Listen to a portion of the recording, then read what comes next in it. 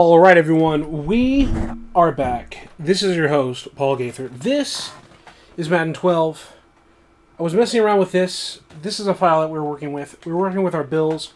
We're working with post Brady winning the Super Bowl. There's a few different file saves that we have, a few different branching directions. I'm not giving up on Madden 14. After all, we want to deal with NCAA 14 as well.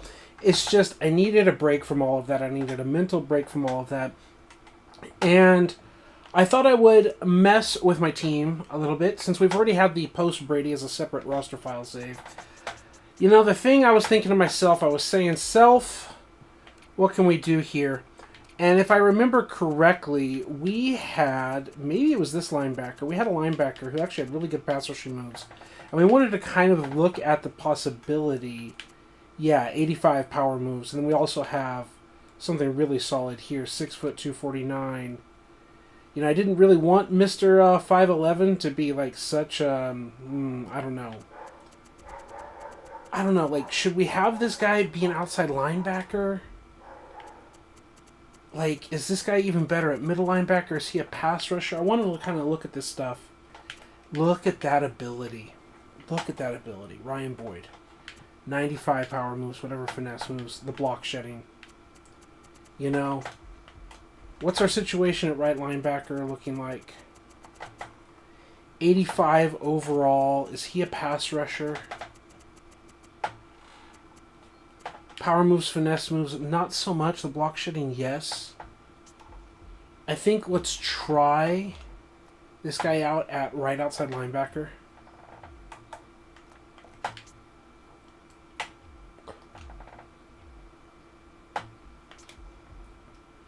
Let's try our guy here out at middle linebacker.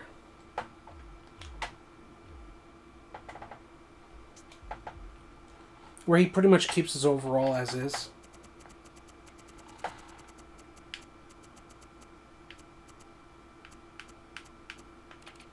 I see decent skills here.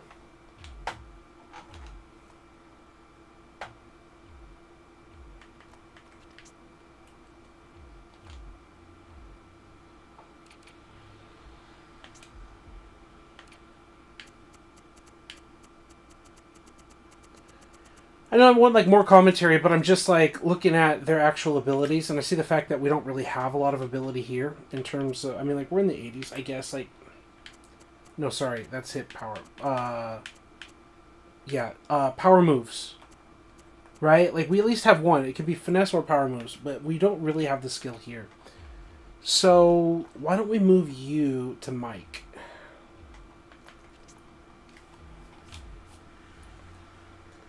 Now we've got these two guys who were outside linebackers for us. Or sorry, middle linebackers, now playing outside linebacker. They have solid block shedding, and they have a solid pass rushing skill. And we've got the guy that doesn't have a lot of pass rushing skill, playing middle linebacker. And then we have, you know, not a lot of loss here at that position as well, right? Because one of the things I was thinking about, like, moving a guy to defensive end and moving Darius to defensive tackle and looking at a possibility of some kind of, like, 4-3 defense, right? That's, like, a thing that I was thinking about.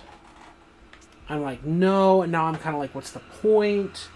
And is he going to put up numbers? And then we're going to see here career stats. Like, he had a sack season, whatever. Like, what are the sim stats looking like here? Career stats. Like, he just hasn't been producing at his position. How good or bad is he? He's got the power moves, and he's got decent finesse moves and all of that. So one of the other questions is, what about you at right outside linebacker? I move the other guy to left. Does it even matter? It doesn't really matter. I'm just trying to get value. Trying to get simulation numbers up. Trying to get my defense improved.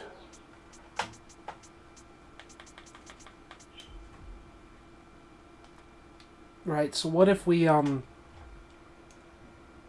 simulate this game, simulate the preseason. We've already simulated the regular season. We already won the Super Bowl and everything like that with Tom Brady. I just want to see if making the linebacker move can make a difference, can make it better. So we're going to start Tom. One of the things that I thought would be kind of fun is actually getting the game to play. Are we going to import a draft class? No, we're not.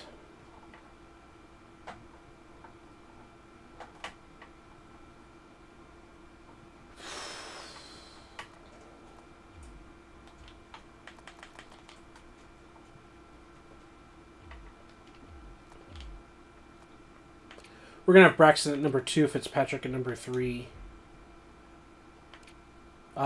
Terry is there, so let's have Terry be here. And my starter not be there.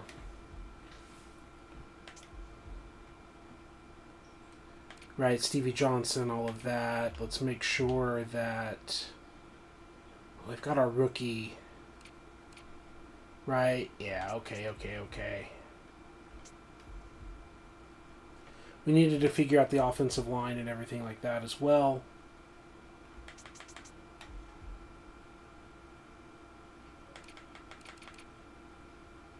Right, we were looking at this situation here, 2 years pro, both 85 overall. Murray and Anderson. I think when they reorganize, do they put one at a different position? Right guard is right guard, center is center. Ah, that's what they do. That's what they do. That's how they mess it up. Jason! Paul says you're back. Yep. Did I see Tom Brady? Yes, Jason, you saw Tom Brady because if you missed the last time we streamed this game, he was in the free agent pool. And if you missed it before, Jason, then you also missed that like 2 years prior or whatever. Peyton Manning was in the free agent pool. And if you missed the other video, you saw that Drew Brees was in the free agent pool, and that's why I had videos with Manning on the Texans and then Brees on the Texans, which he actually signed to in the game. Like, free agent actually did sign Drew Brees, and then I traded Tom Brady to the Texans just for fun and made the thumbnail like that, but we ended up keeping him. 3-star quarterbacks all left their teams, all hit the free agent pool, and all were available. It's kind of ridiculous. It is what it is. Tom went to Tampa Bay, right? So why doesn't he go to the Bills? And if you remember, Jason, if you missed it, we simulated. That's why the file save at the beginning of this video, we had one called Post Brady, where he won the Super Bowl and retired. And we're just kind of rewinding back before that season. And we're just going to try a different route. Zach Braxton here regressed to like a 77 overall because I made him my 3rd string instead of my 2nd string. There's a few different things that happened here, Jason. So we're just kind of messing with things to see if we can get a better result in terms of the player's progression and depth chart and a few other issues like that. So if this is our starting left tackle, this is our backup who's actually... Now see this guy? Yeah, they're healthy. And then we say right tackle here. And then we're going to have Murray actually starting at the right tackle position. So these are going to be our backups. Okay. And that's what I meant here.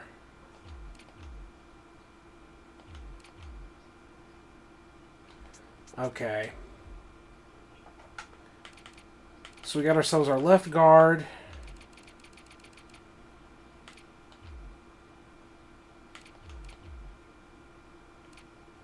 Now we've got a right guard. That's a 79 overall. No, he's hurt. Okay, great. Lee, though. But Lee is not the starter, right? Lee is not a starter.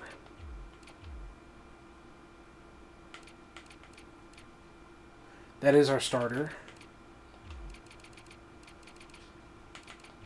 And then we're here. Okay. Alright, so we've got the guards. We've got the tackles. We're good. Good.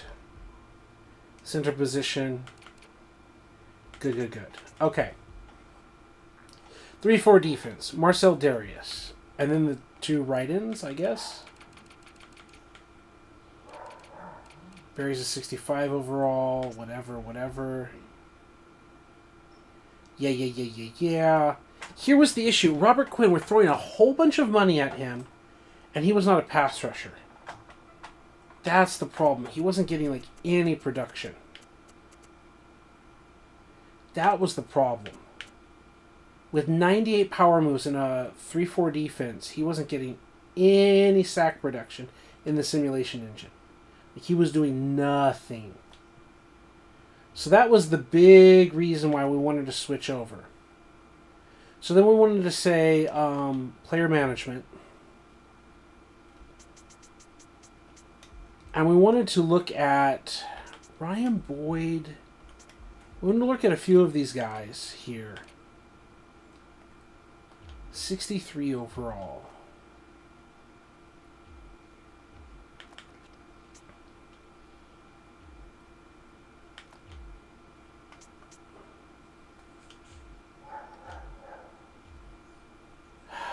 Yeah. Now he's left.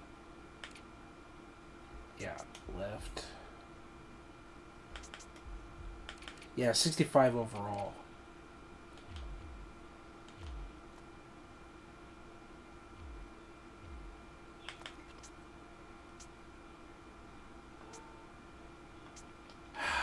Discard changes. The big thing I'm looking at is I want to move Marcel Darius inside to defensive tackle, and I want to move my pass rushing left outside linebacker to like left end or something. But what are we going to do with the other linebacker position? We only have like a 60-something overall. I don't know. Maybe we just have pass rushers on the outside. Maybe it's just it. Maybe we just stick with this idea of these players in these positions, and we just say 4-3 defense. Because I want to say 4-3 defense. Right?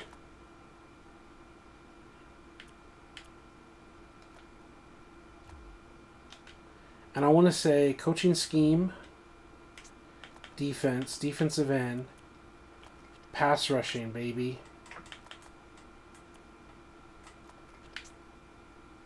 And let's just pass rush from the outside linebacker position. Right? Like, I don't think that makes any difference. I think that has to do with drafting. But why not?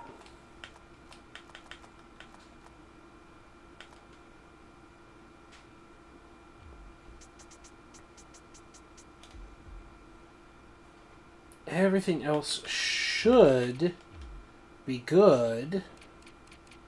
So what's the problem here? Yeah, we usually have this as a problem. That's one of the problems. Brooks ended up being the starter. Right? Yeah, that's fine. Hammond.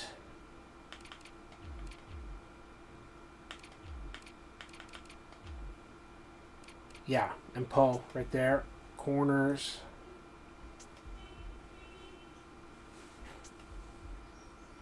See, that's a problem.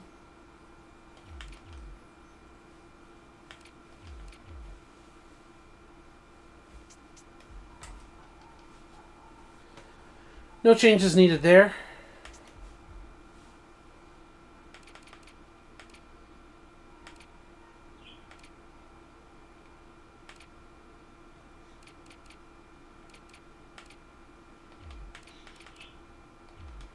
I think we're fine with all of that. Yeah.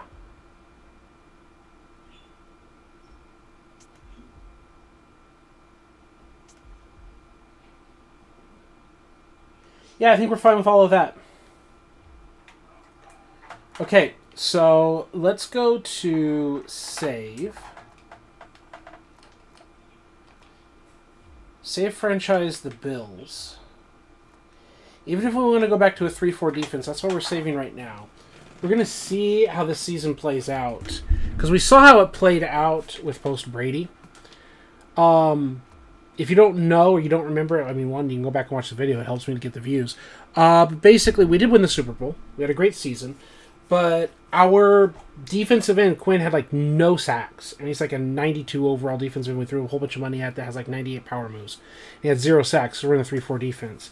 And our official right outside linebacker doesn't have like a lot of great moves, so that's why we made some movement around the linebacker position, trying to get some sacks. That's not the only thing that we're looking for. We're looking to get wins, but that's a big deal. So let's go in here. Let's go to team schedule. And simulate this game.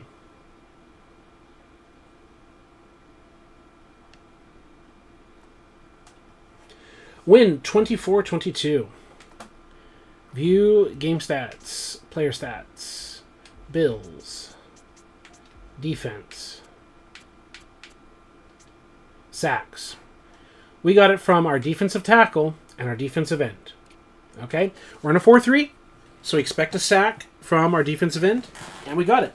If you get one a game, that's 16. It's not the record, 22 and a half, all that, but hey, it's a step in the right direction. If you get 2 sacks a game, you're talking about 32 in the season. That's a ridiculous number. But when you consider what we have, okay, it is what it is. All right, passing. What happened?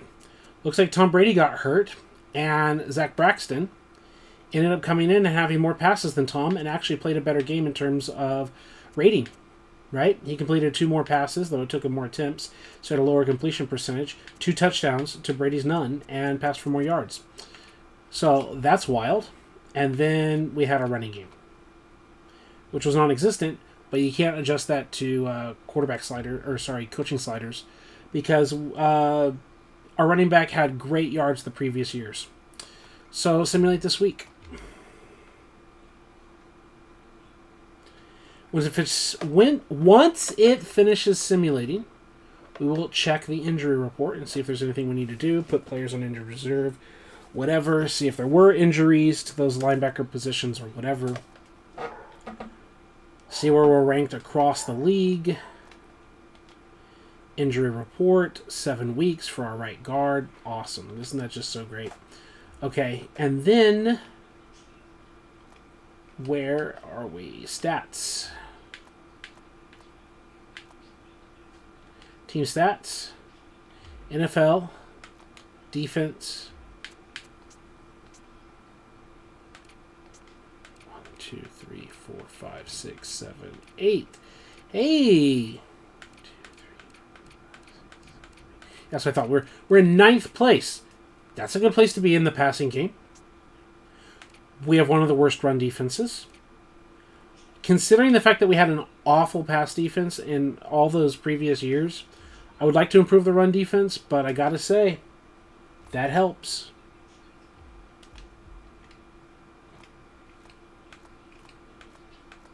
Team schedule. Another victory. Simulate the rest of the week. 27-20, and we'll check out the statistics in just a little bit.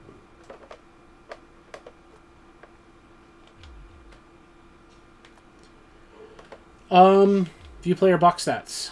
Tom Brady, not a good game. 11 of 25. 1 touchdown. Not really making an impact out there. Running game, 5.3 yards per carry.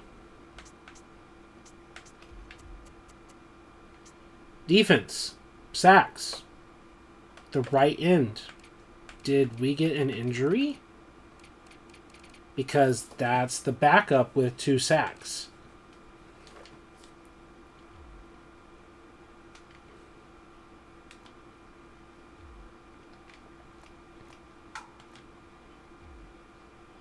We didn't get an injury. Our backup got 2 sacks. So our backup leads the team in sacks. Okay.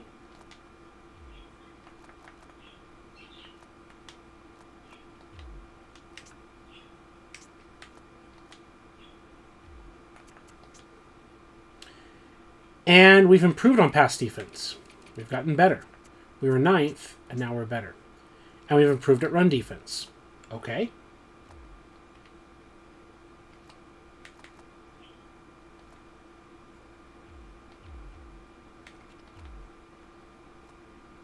And another W. View the stats. Tom Brady again missed time. And Braxton came in and had a perfect game. At least in terms of quarterback rating. 6 of 7. 2 touchdowns. He's again outplaying Tom Brady when he comes into the game. And our running game was trash. Just absolutely trash. Even though we have a quality running back. Okay. And sacks are not the end-all be-all, but for some reason, Sean, again, is getting sacks? What is happening with the depth chart? Why is Sean getting sacks, the right end?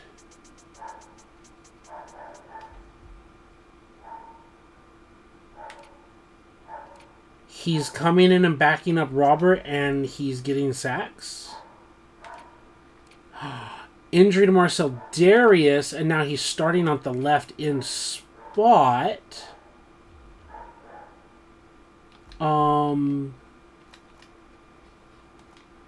Marcel Darius just got hurt this week. For 3 weeks.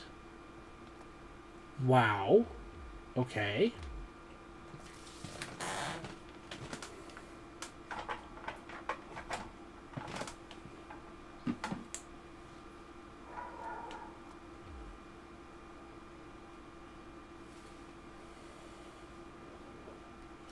And now we're going to play the Jets again.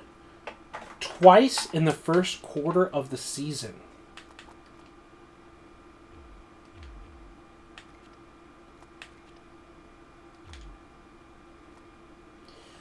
$50-47. Where's the defense? Yo, we get the W. We score 50 points. Awesome, awesome, awesome. 47? 47? 20 of 36, 2 touchdowns.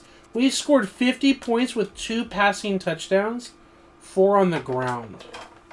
I wonder if these were like goal line punch-it-ins. You know, they could easily have been 8.5 and 16.6 yards per carry. The running game showed up out of nowhere. The defense clearly didn't exist. Robert Quinn got 2 sacks, going up to 3 on the year through 4 games. So he went from not getting production to he's the only one that produced. Wow.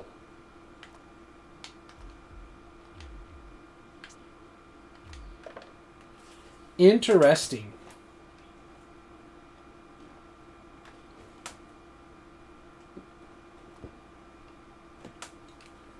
All right, we've got New England. Tom Brady of the Buffalo Bills hosting the New England Patriots. And another victory, 24-20. Simulate this week. Yes, we'll take a look at the box score in just a little bit.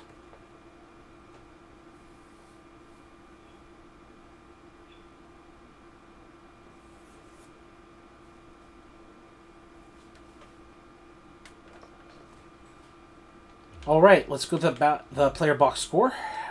23 of 27. Now he's hitting a stride. Now Tommy's looking like touchdown Tommy. 2 scores. 200-something yards passing. Not like excellent. Running game. Some ups and some downs. Terry is doing a good job here.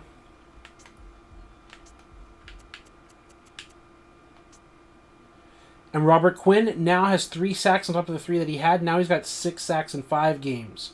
So now he's above the curve. Nice.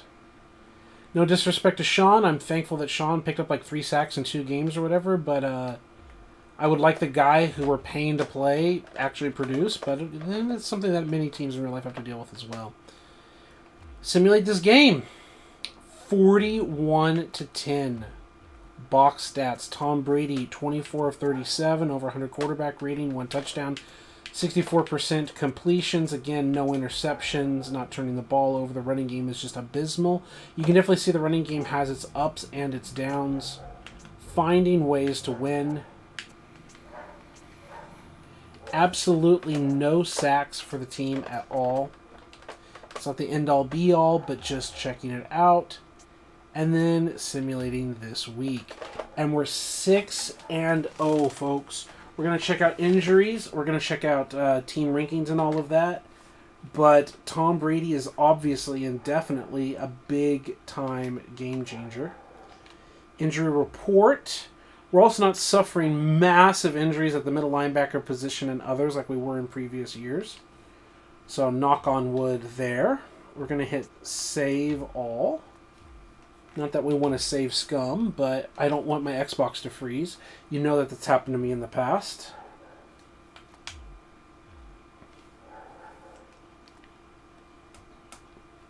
And let's go to team schedule. And let's go to simulate this game. And there's our loss. A 1-point loss. View box stats.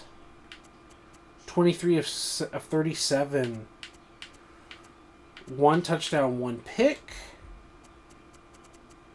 Running game is abysmal, so without Tom Brady just carrying everything. And at most we had half a sack. Who else had the other half? How does one player have half a sack? Where's the other half, Madden? Where's the other half? You just simulated a number. Okay, fine. We get handed our first loss in a 1-point battle versus the Panthers, who are 4-2. So they have 2 losses and we have 1 loss. So we're separated by a single game. I know we're AFC, NFC, it doesn't matter. But that's interesting. And then, with 2 weeks in between, we go on the road to the Patriots. And we handle a second loss. Oh, it's funny that I kind of had the little save scum thing and now we've hit 2 losses.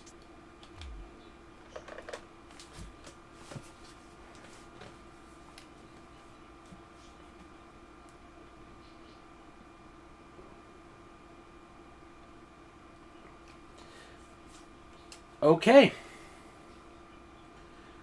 So there we are. Let's go to player box stats. Passing. Oh, I'm totally lost there. 20 of 36. 2 touchdowns and an interception, huh? You know, I want to look at coaching scheme offense. Or like 50-50. Maybe we pass a bit more. Yeah, we have our split carries. Tom Brady, you're a pocket passer. I don't know if that makes any difference because he's not running. The running back, whatever. The fullback, whatever.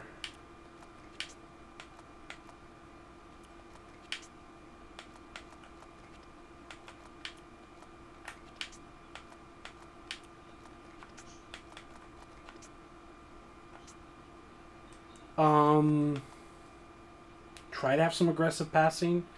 I don't know. Try to be more of a passing team. I don't know if that'll help us or hurt us.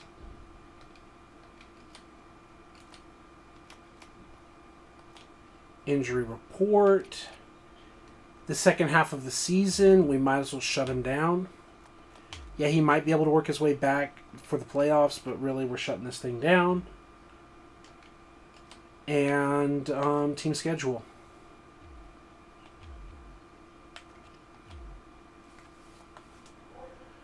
Wow.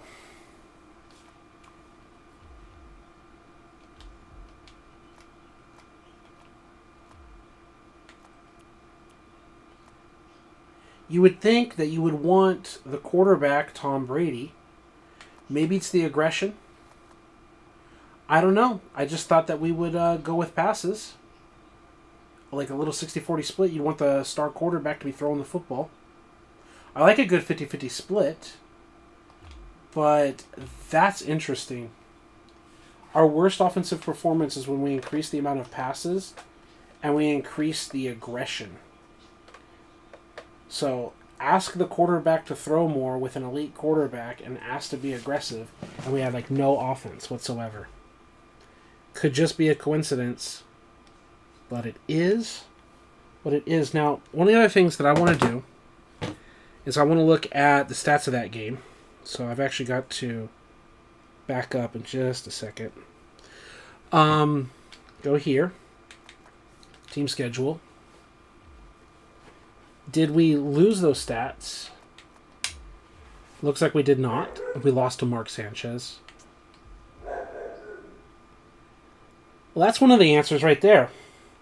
Tom Brady got 6 passes. And he was actually having a good game. And then we had to go to our backup quarterback. And then we had to go to our backup quarterback. And Ryan Fitzpatrick proved why he's now our third string quarterback. Oh my God. Like, seriously. Oh my God. Wow, that was atrocious.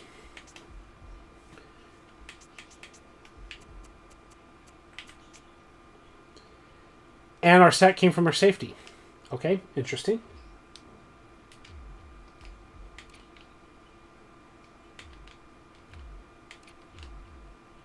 Simulate to this game. Yes.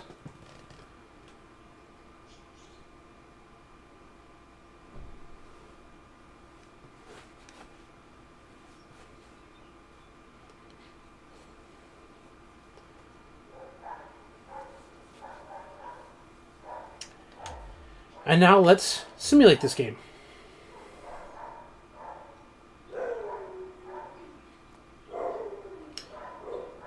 And you notice, since we've gone more passes, like, our offense has just been trash.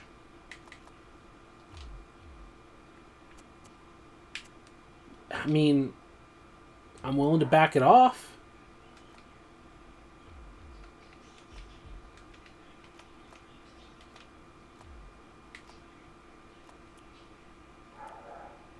I don't get it.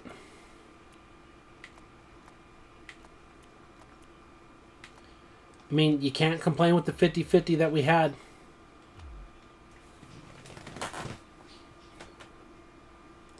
"49 passes. I mean, that was a lot.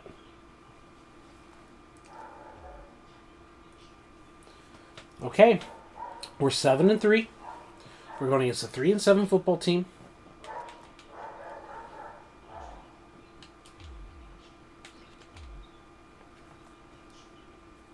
And another loss to Michael Vick. Wow. Okay.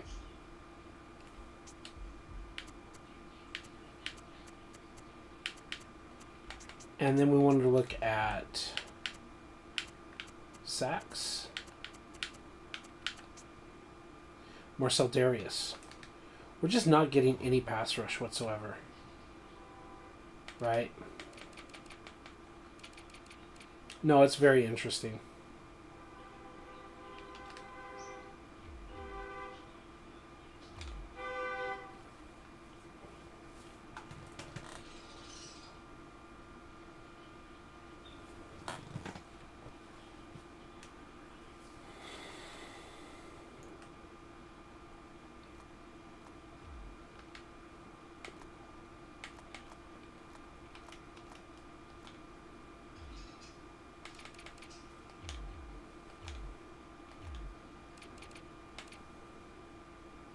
Nine weeks pretty much means out for the rest of the year.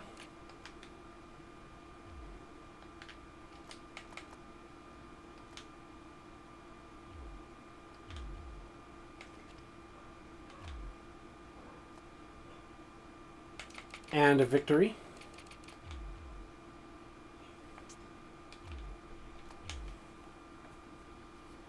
Yeah, our offense is really reduced. I mean, obviously there was the 41-point game and the 50-point game. Got some 33-point games. Now we're like getting 17 points in a loss, 17 points in a win, 16 points in a win. Like, our offensive production has really, really fallen off. Only put up 7 points there. That's wild, folks. We're in double digits, 22, 33, 24, all of that. And now, like, 7 points. Like, we're nothing.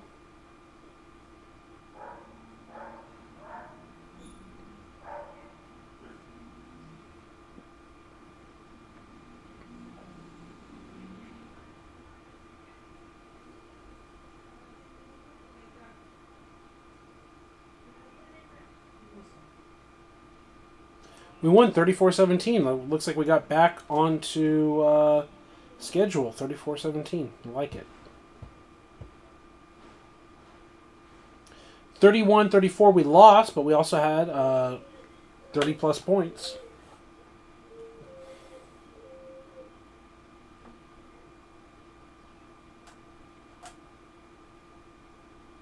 And we got the playoffs.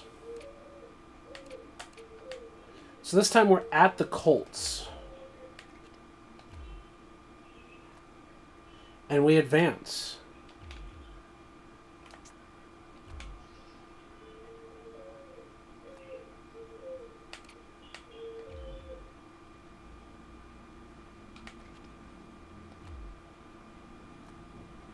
And we lose to the Browns this time around.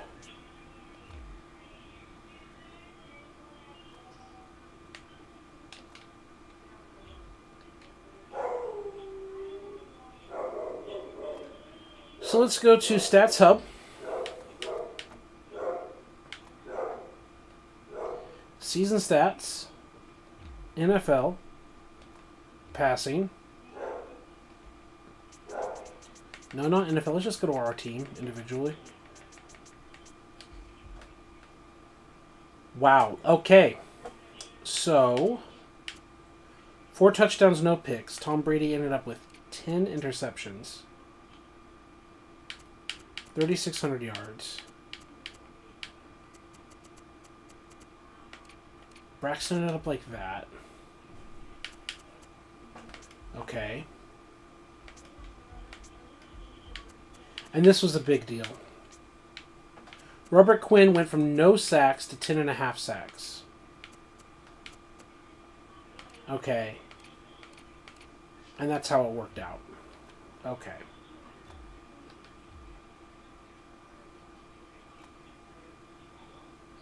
Are you sure you want to quit? Yes. Now, why and what's the point? Because we already simulated a 3-4 defense, and we called it post-Brady.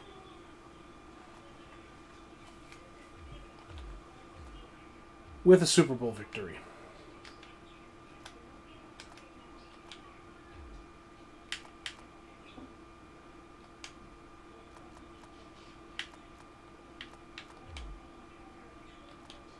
Now, Tom Brady retired,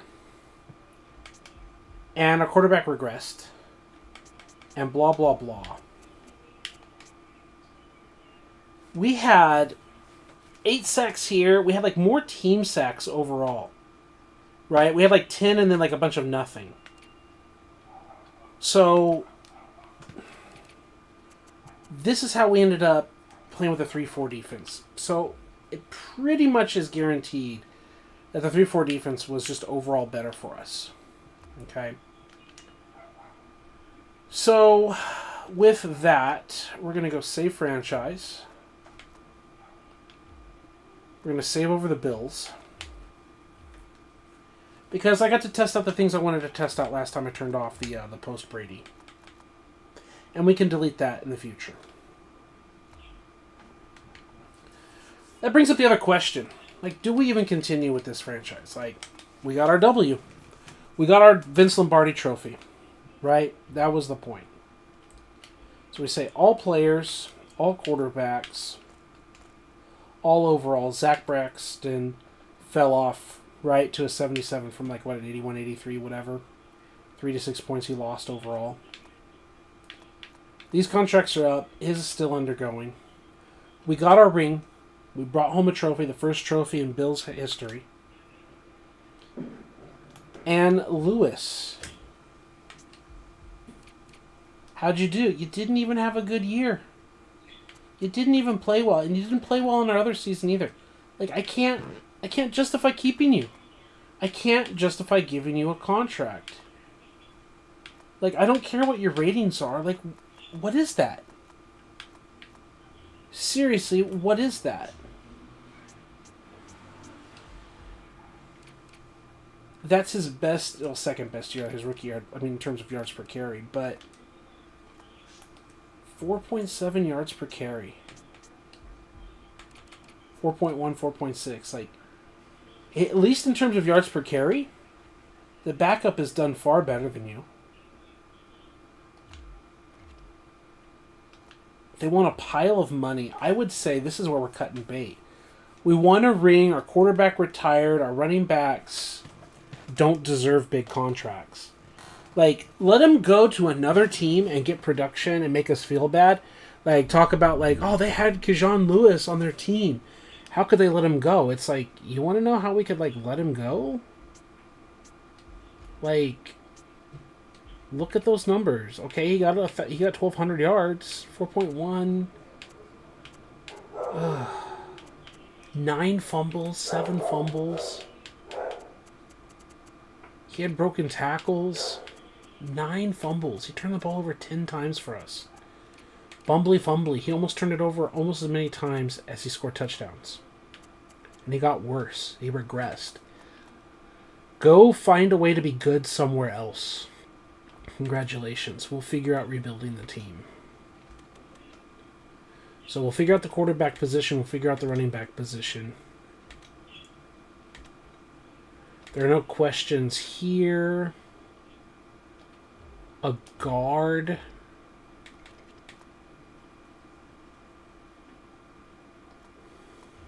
I know that we can draft a great guard. I don't think we, as a team, worry about it. That's not a bank-breaking offer. Wood is gone now.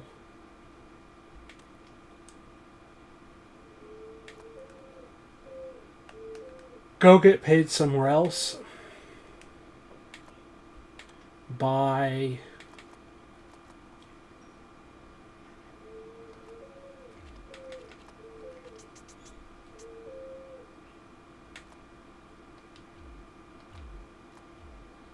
Like, I can't keep you on this team, bro. You need to restructure your deal. You've fallen off and you need to restructure it. How we pay out the money. Like, we'll pay it out, but that's it, man.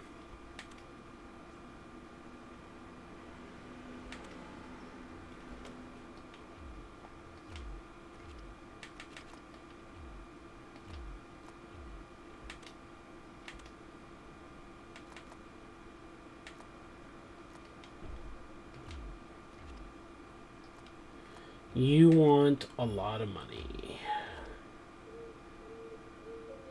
So, salary, 3, 4, and then 5 mil.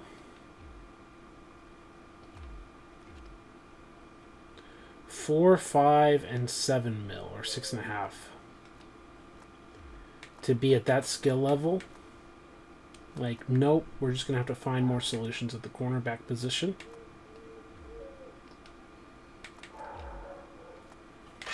You're gone. You've aged out.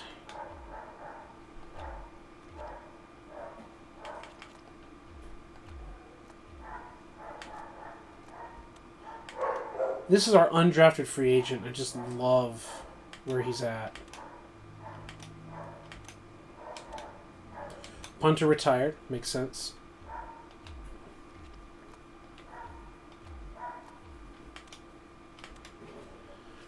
Okay, so another scoot look across the board, cutting quarterbacks, halfbacks, letting the center age out, letting some defensive linemen walk, letting our corners go to other teams and get paid too much to be too average,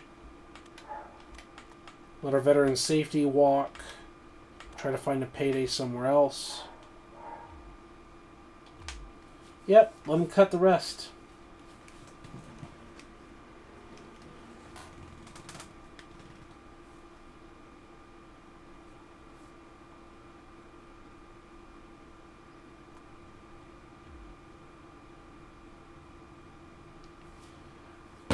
All right.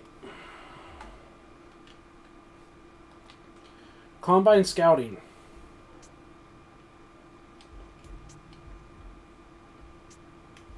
Punter. Eastern Washington is the punter. I think that's going to be draft class 22 that we've already picked up. But let's try it out. 22. No, Michigan State. So Eastern Washington. That was the previous one. Eastern Washington 511. Might as well add the display capture here. There's Eastern Washington. There's class 16. There's class 16. Let's zoom, zoom, zoom out here.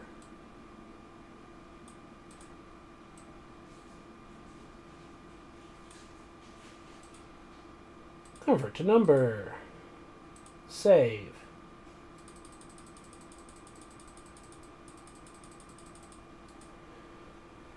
Alright, so there are things that we need to do. We need to drag this down. Come on, there we go. Delete and save. Why does this have a potential? There's no one that's actually there. And delete. And delete.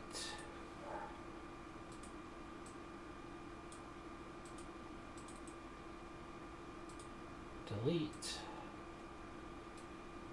I do not know why suddenly they added that to the charts. Okay, that's interesting. Okay, here, same thing, left tackles.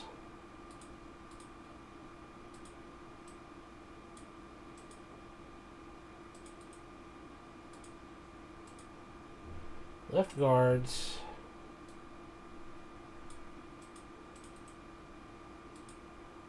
Centers. Right guards. Right tackles make the entire offense. Left end.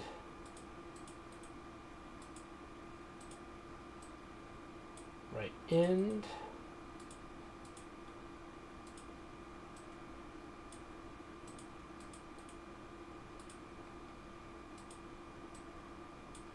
Left outside linebacker. Mics.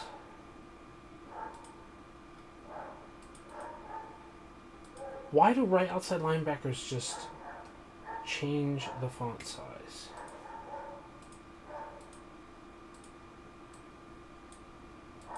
Why is it that just ROL, like, why does that change the font size? Not font size, but cell height.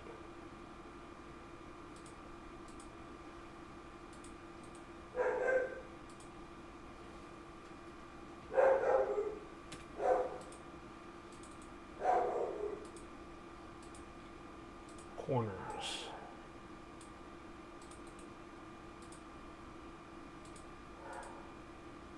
Free safeties. Strong safeties.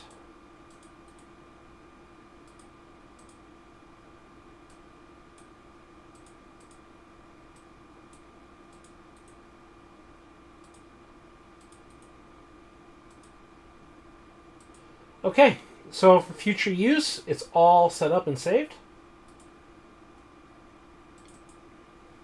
Filter, add filters, save again. And there we go. So now we're all saved without special sorting. And looking good there. Okay. That's our class. So what is it we even want to look at? So first, future quarterbacks. We get our future guy, potentially.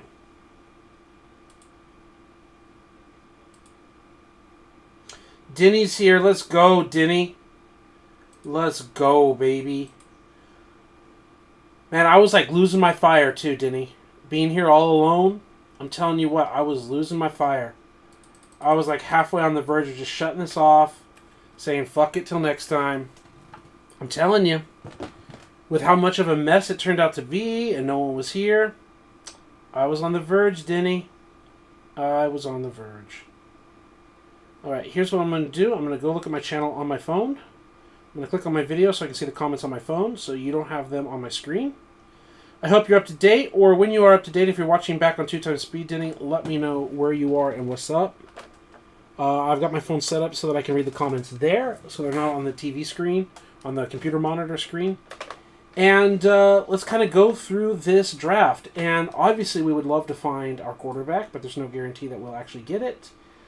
And everyone here is a good pick, apparently. There are no B players. What a weird class, folks. I mean, the B players are here. All the quarterbacks are A's. All the running backs are A's. All the receivers are A's.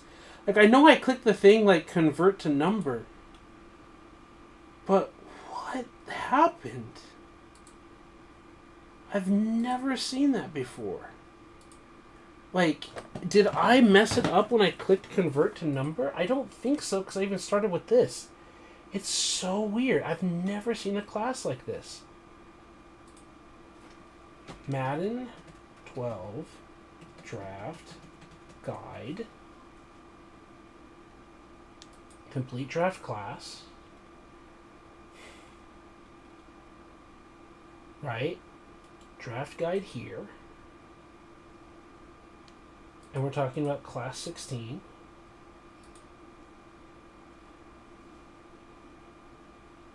Yeah, something got up bad.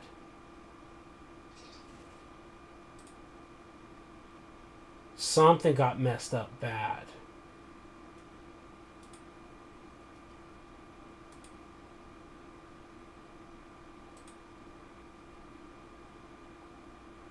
I haven't caught up from the beginning yet. Just saw you were on. Getting ready to put my boy to bed. I'll be AFK for a few. I'll be back. Catch up then. All right, man. Do your thing. Now we're going to have to go here. Downloads.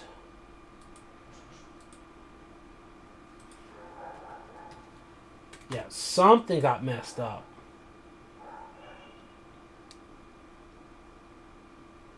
I'm going to go to class 16. And hit hide or control Z. Hide. Hide. Hide. Hide.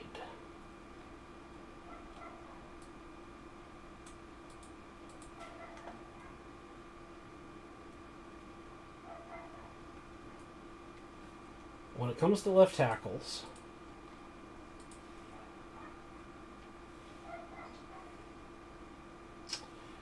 damn it, yo, come on.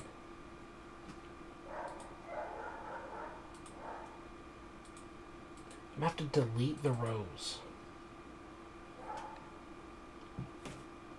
Damn it, yo.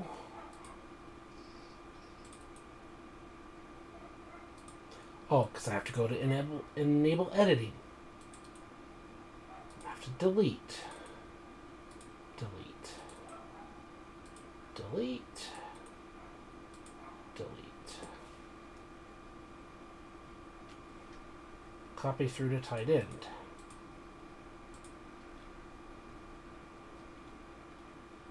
There you go.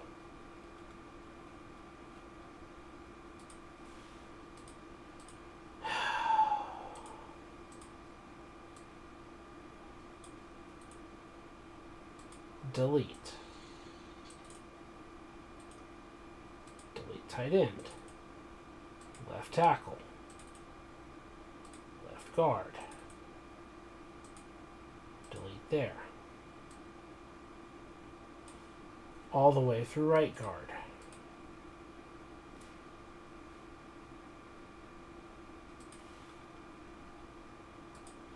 I think the rest are going to be fine. There's like AAB.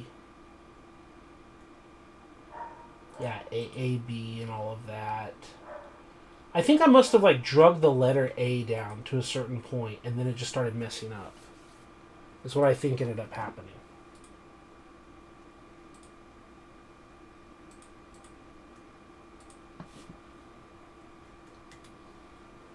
So let's get rid of that. Now let's save. I think that's what ended up happening, is I accidentally drug like an A all the way down, and then it just copied and pasted all the A's. Alright, much better. Much more accurate. Okay. Quarterbacks, there's 2 A's. Neither of them are top picks. Okay. Yeah, it's fine. It's fine. Let's actually take a look at what positions are we even going to pay attention to. Let's go to player management. Obviously, quarterback we're going to care about. Obviously, running back we would want to draft for. Fullback we don't care about drafting for. We're not going to waste our time. Just make sure we save where it is right now. Great. Let's delete fullbacks. Wide receiver we wouldn't draft for. We wouldn't even pay attention to. Tight end. 3 years, 1 year, 2 years. Like, we're not scouting tight ends at all. Not even backups, not even accidental positions. We're not wasting our time. Shouldn't be wasting our time with left tackle. We invested time and money and draft picks, and while we may not be in love with the position, we are invested financially into this guy and seeing who he is and what's going on. So not a position we're specifically looking to upgrade at yet.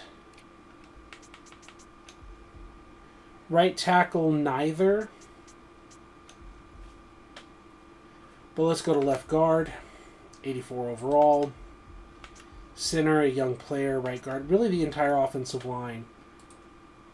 We're not truly looking to steal anyone at any of these positions. So if we just happen to draft a decent player, I've deleted the spoilers for myself. Left end, right end. I mean, we're paying a guy a bunch of money. He's got to prove it. We're not really looking to draft replacements. Remember, we're sticking with the 3-4 defense. So again, if we do draft depth on the defensive line, we're not specifically targeting these kinds of players to cheat with, right? Outside linebacker, we've got locked up. We've got mics and players and positions locked up. We've got outside linebacker positions locked up. I do think that we want to make the switch more formally.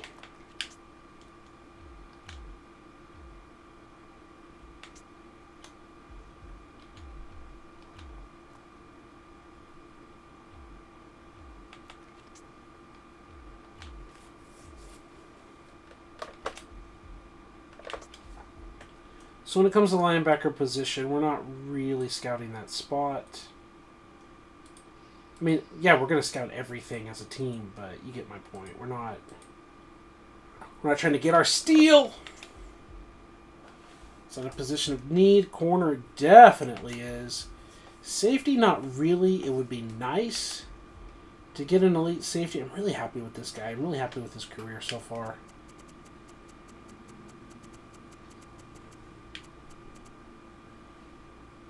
Like, he's got the hit power. The tackling is so-so. He's got the block shedding in the box. He's got the pursuit. Right? He's got the zone coverage in terms of, I know play recognition is an issue. That's probably what's, like, dragging him down. Really like him and his story. Yeah, Kennedy was the guy that we traded the second round pick for, that I was really happy with as well. So while a future star strong safety would be nice, I am very happy with our young man here.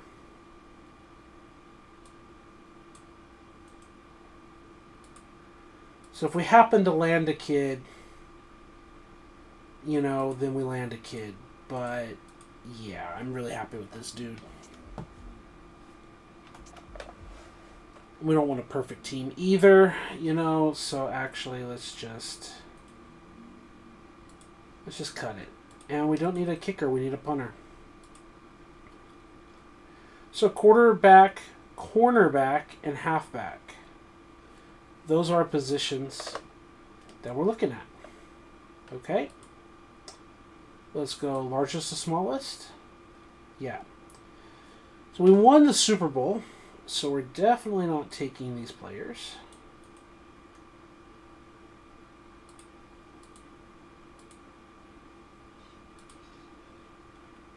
So these are the positions.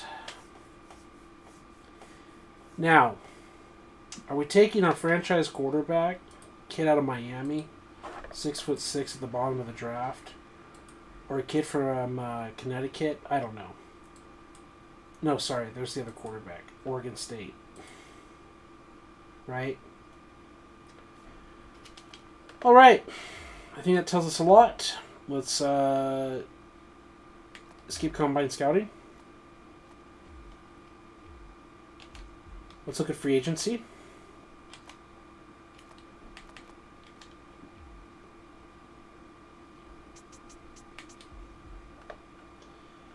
And we say our halfback is on the market and we don't want to pay him. So we're going to need to replace the halfback, even though we had no reason that we would need to. His production was just not worth the money. And I just don't see big-time stars that we care about. Roethlisberger's on free agency. There you go, Denny.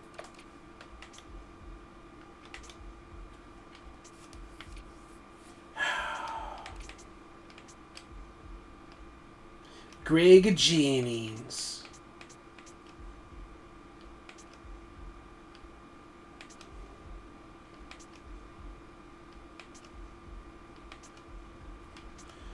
Miko.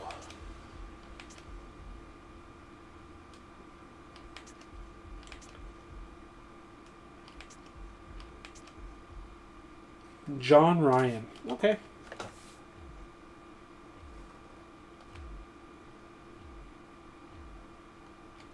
Start the bidding.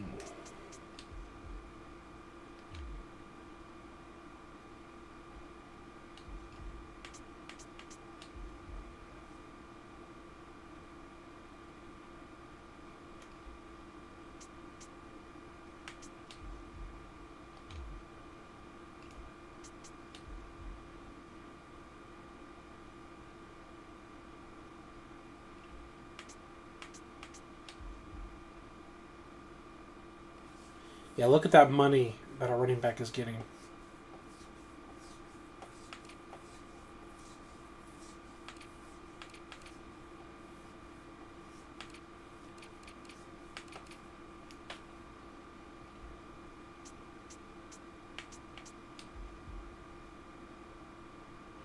Looks like we're going to walk away with that one. New England is fighting to take our former running back. Good luck in New England. Curtis, my favorite Martin, then went to the Jets. So, congratulations. Jared Allen going to the Steelers, huh?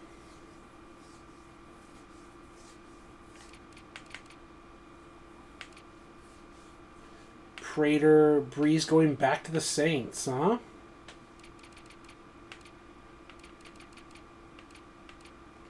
Suggs with New England. Brandon Spikes with the Steelers. Greg Jennings. Ryan Clady, left tackle, going to Dallas.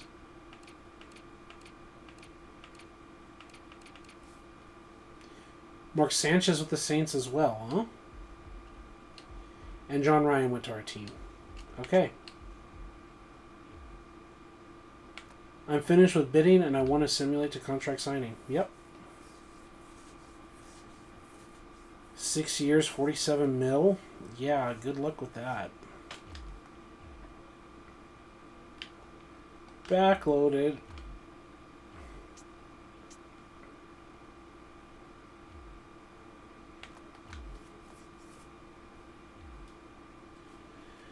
Pro days.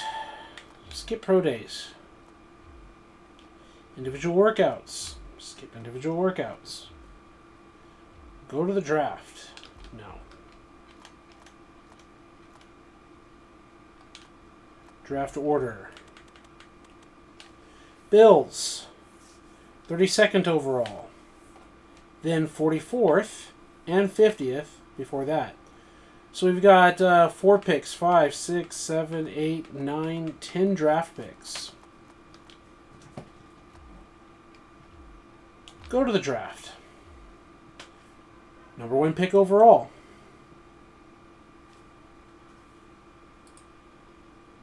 Which again, we can go here.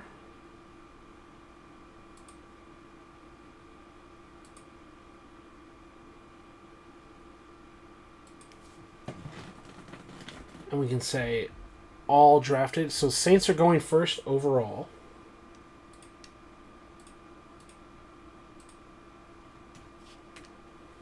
And drafted.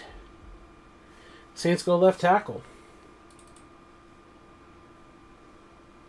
So we're going to open up what they have. 16. Enable editing. Titans on the clock. Let's go add a filter.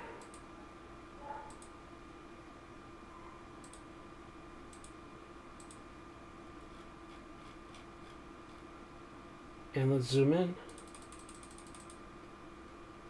1, 2, 3, 4, 5. 1, 2, 3, 4, 5. All the top 5, again, all the top 10 are considered very good players. Oh my god, the Titans are on the clock. Sorry, the Colts. The Titans selected. And it's this crap again. Oh my god. Because the players are not sorted, they don't have the labels of what their position is. We have to go like that. Okay, fine. Top 5. First pick by the Saints. Right? Or which one went? The kid from Texas or from Penn State? I didn't pay attention. All drafted. The kid from Texas. So yeah, 81 overall B. Free safety. Out of Illinois is the Illini, huh? So someone who wasn't in the top 5 got picked in the number 2 spot. Then a wide receiver for the Colts was drafted. So Colts, I would assume this is the wide receiver. 84 overall B. Patriots trade down. Yeah, out of TCU.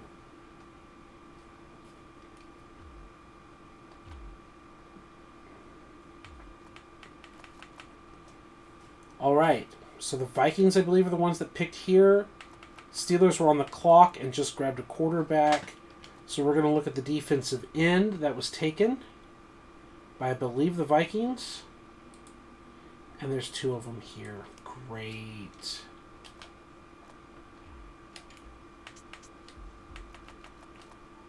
Out of Texas A&M. Okay. And then Steelers went quarterback. Steelers get quarterback. The kid out of Kentucky.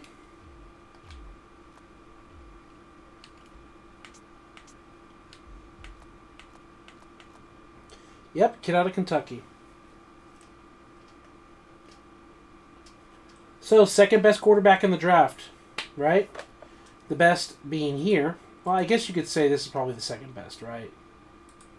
Third best quarterback in the draft, but the top 5 quarterback. The best of this, like, top 5 first round, like, projected guys, at least they made a good decision, didn't pick someone else. This was projected to be in a first round and was a bust. Utah wide receiver. That's 5'11". Yep. 79 overall A. Browns on the clock. The other defensive end, North Carolina. No. I do not see a defensive end out of North Carolina here on the board. Patriots who traded down, trade down again. Safety out of Buffalo. Okay.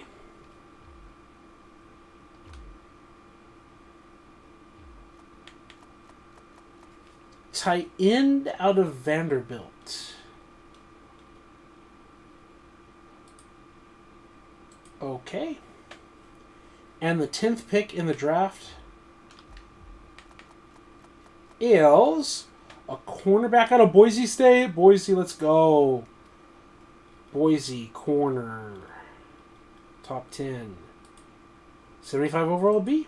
All right. There you go. Simulate to your pick.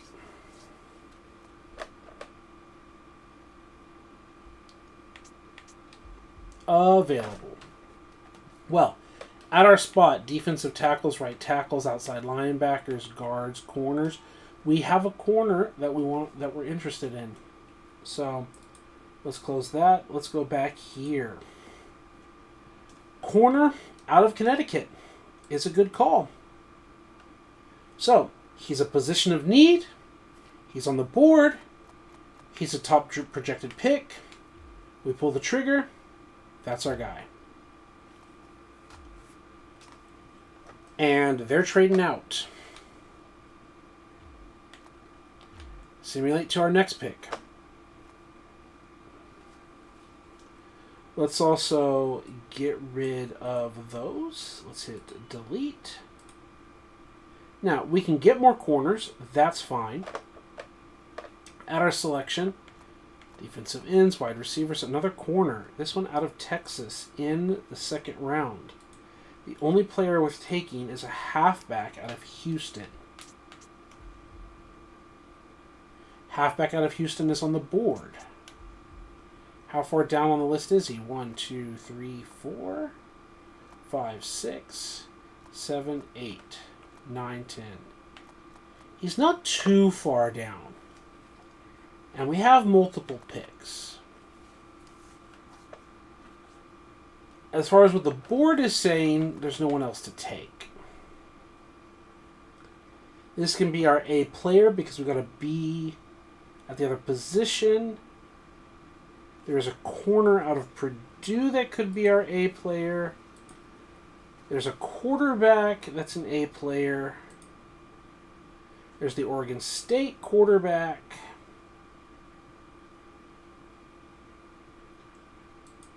I think we skip that position. Do we look to make that Oregon State player move? I mean, that is the cheating move, right? I don't think I've got the heart to make that cheating move unless he falls to us. He's the top quarterback left on the board. But he's a long way down, not predicted to be drafted anytime soon. And that's the whole point of, like, the cheatiness.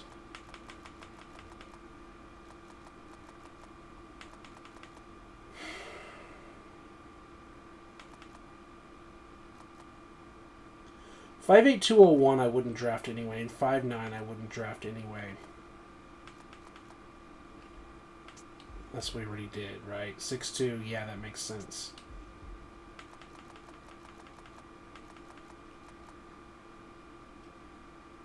The Houston running back.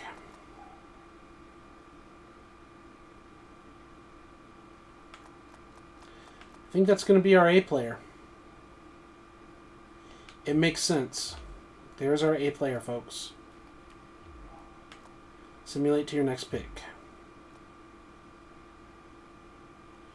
18th. 18th. I think we trade out.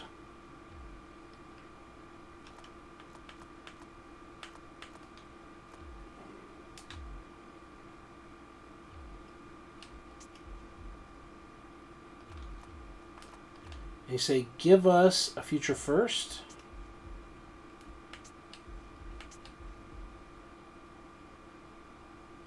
Denver. Denver, will you give us a future first? Yes. Okay.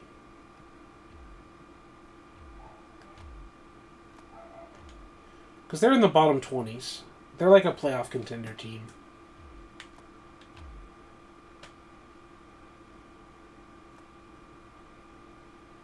And now at 32. Is the quarterback still on the board? They are. And he's still not someone that we're even... It's not falling in our lap. I mean, they are, but they're not falling in our lap.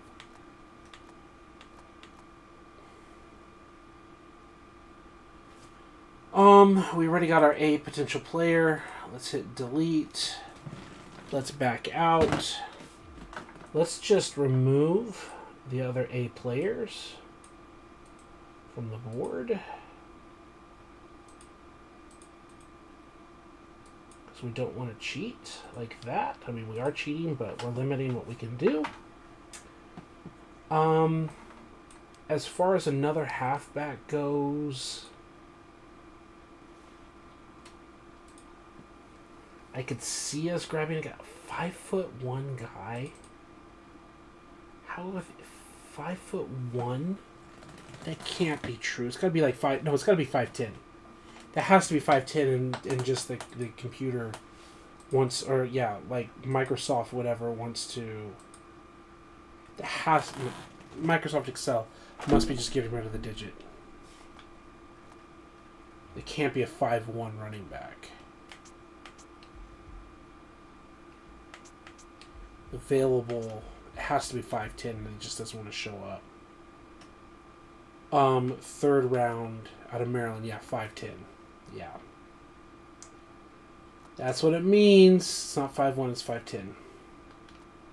So I figured it seemed impossible, but whatever.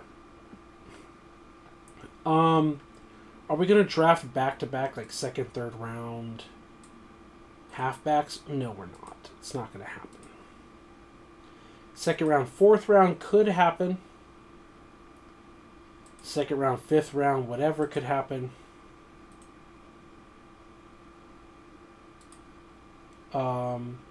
Yeah.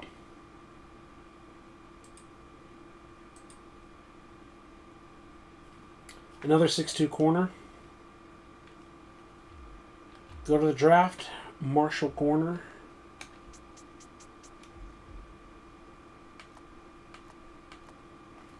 The lowest one.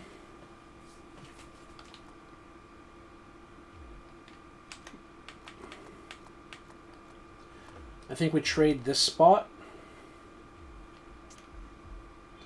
The bottom of the second, basically considered a third, for a future second.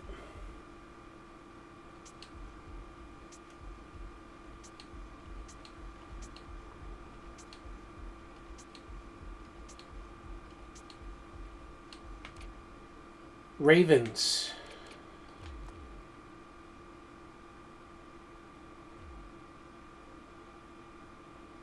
Yeah, Ravens, give me a future second.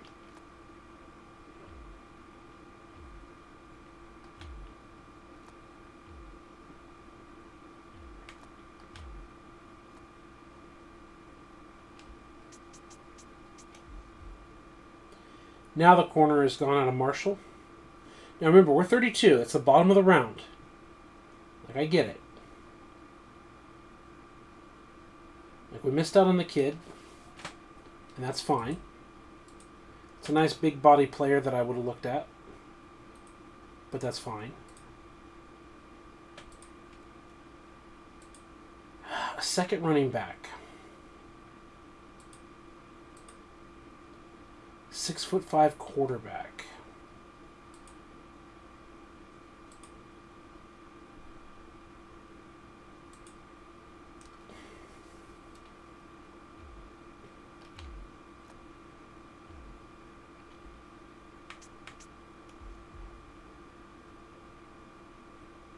Washington State.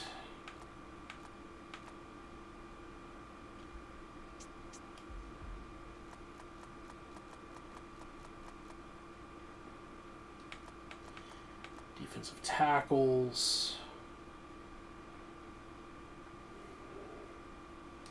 Halfback. I'm not saying he's the bust, but that could be the bust position that we go for. We made a pick in the second round. We're making a pick in the third. We're just going to go back-to-back halfback. I don't think we would.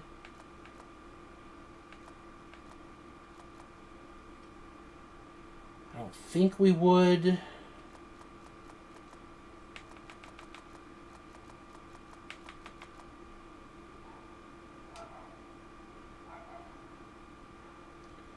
Still want to make a pick in the third round. 6'2", 245. I think we would rather go with this halfback here.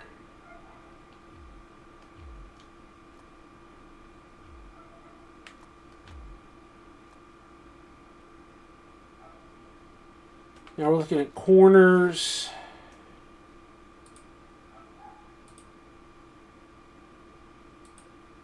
Quarterback, to get the quarterback out of Tennessee. Is he on the board? He is. 32 is basically like a 5th round pick.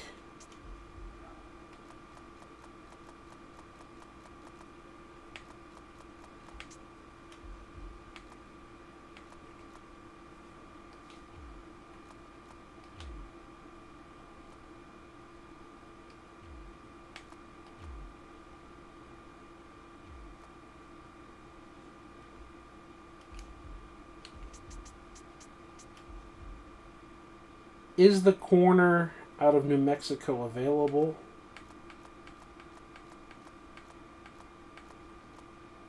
Six one 198. Yes. Do we take him? We already took our A player at the running back position.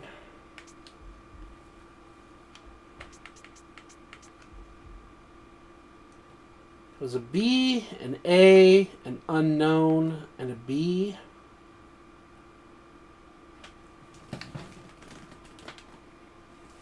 So we got 2 Bs. I guess this time we just open it up and sort by class 16, hit potential, hit the filter. We're just talking about raw numbers. 2 through 28 means we weren't even guaranteed an A. So we're going to take the final number count, 92. So there's 92 rows. Subtract the first 28. Means there's 2 Bs that we could pick easily. Especially the fact that if we get 2 Bs and an A when we weren't even guaranteed to get an A. That means I think we're done. Go to the draft. Top of the 5th. Get a corner.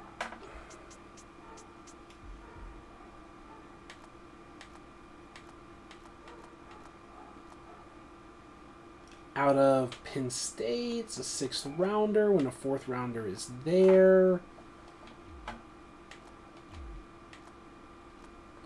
These guys are falling for a reason. Let's get the bigger guy, 191, out of Texas A&M.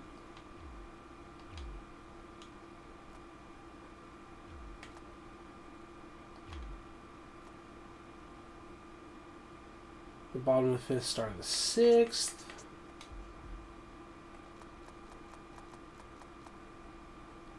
Defensive tackles. Again, we do like depth.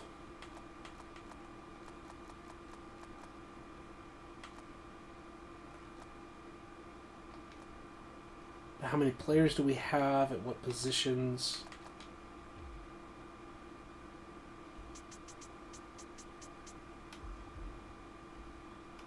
Yeah, defensive tackle.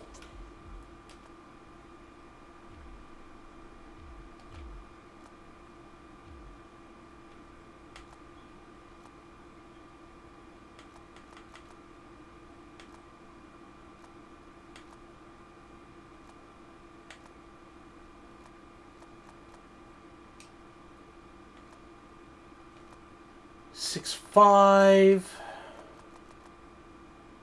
303.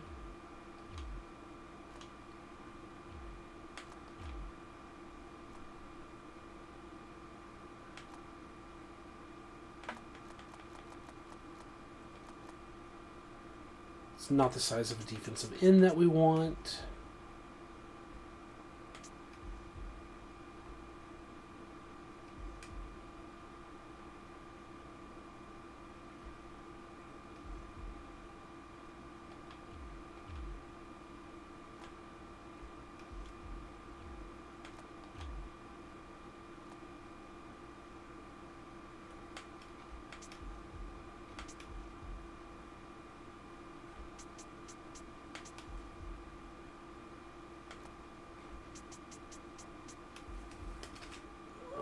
Okay, what are we looking at here?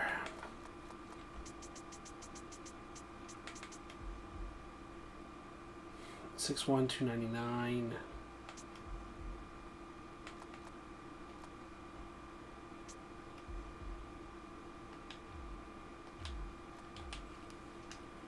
Okay.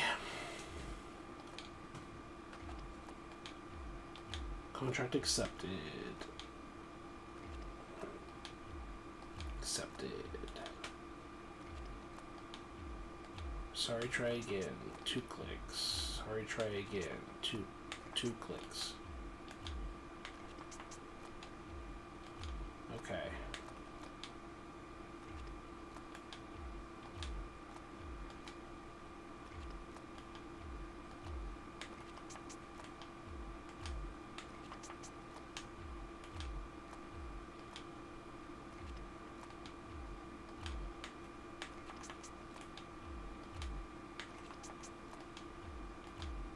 Wow, come on.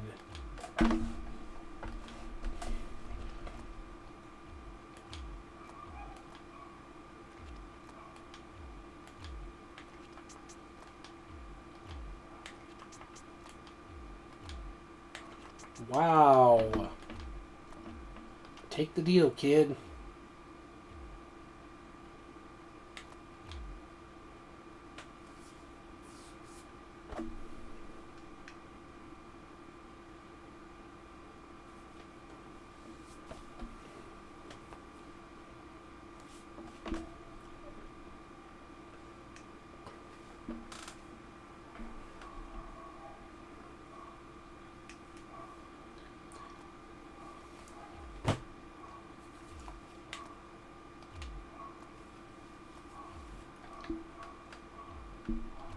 Advance to preseason.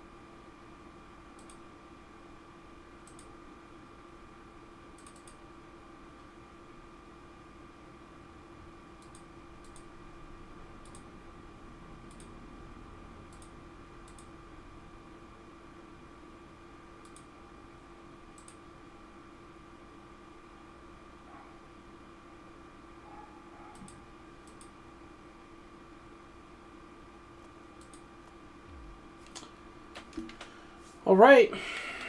Player management. What's our roster look like? Quarterback position. Undrafted free agents. Most likely gotta go.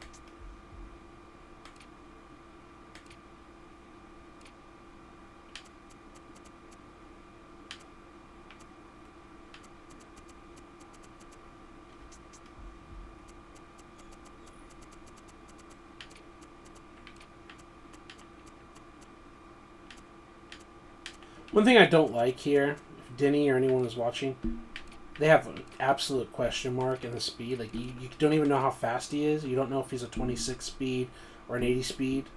Like, you're not even going to tell me, like, a range. Like, 40 to 60, 80 to 90. You're not even going to tell me what kind of athlete he is, like, at all. You're just going to make me completely shoot in the dark. Is that what it is? Okay.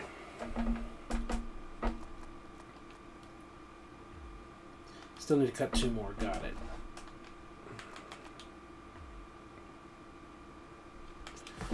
What are we looking at? We don't know what we have at the quarterback position. Might as well keep both of them. Running back position, might as well keep them. Don't know which fullback to cut. Well, really, honestly, we know. We're not going to keep either of them.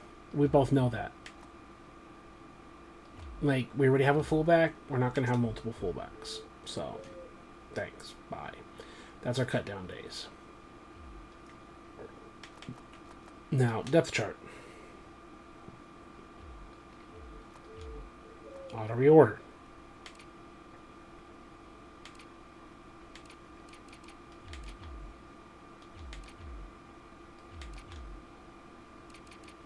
That's easy.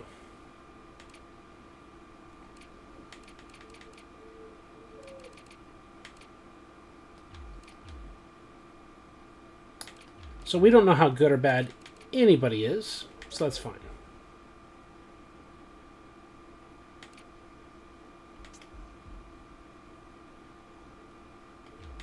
And Stevie Johnson is not even going to play.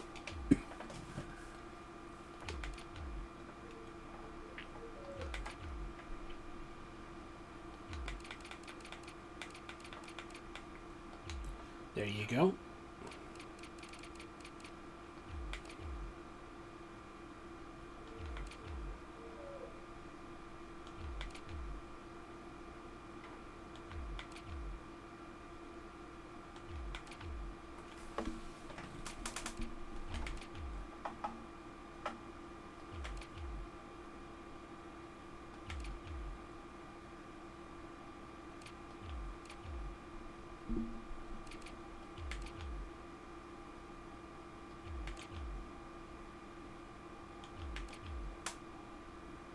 Okay.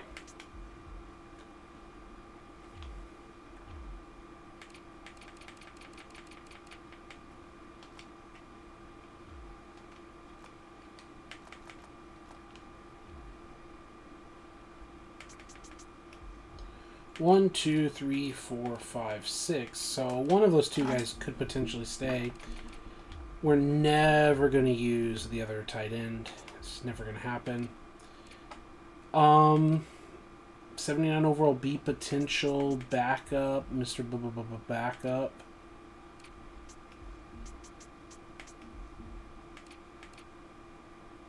And then who else is going to stay?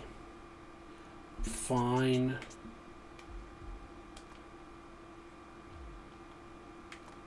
So depth chart, let's go left and right tackles. Our super starter will not.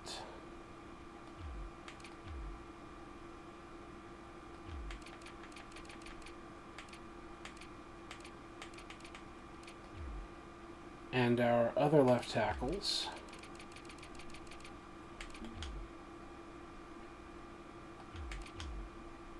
will be there. And even though you're the backup, we want to see what we have at this position.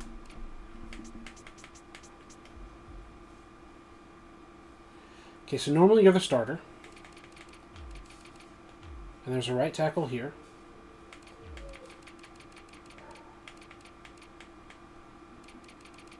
And there are no more right tackles. Got it. So there's our starter, there's our backup, and then the other backups. Now, you're not going to play at all.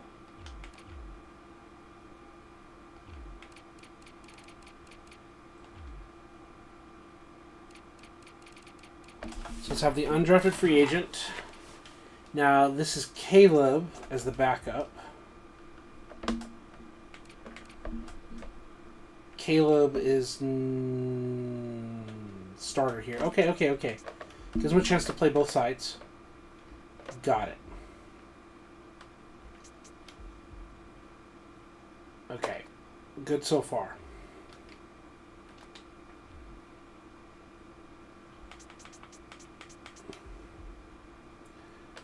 Okay. 4, 5, 6 players. Great. 6 players is great.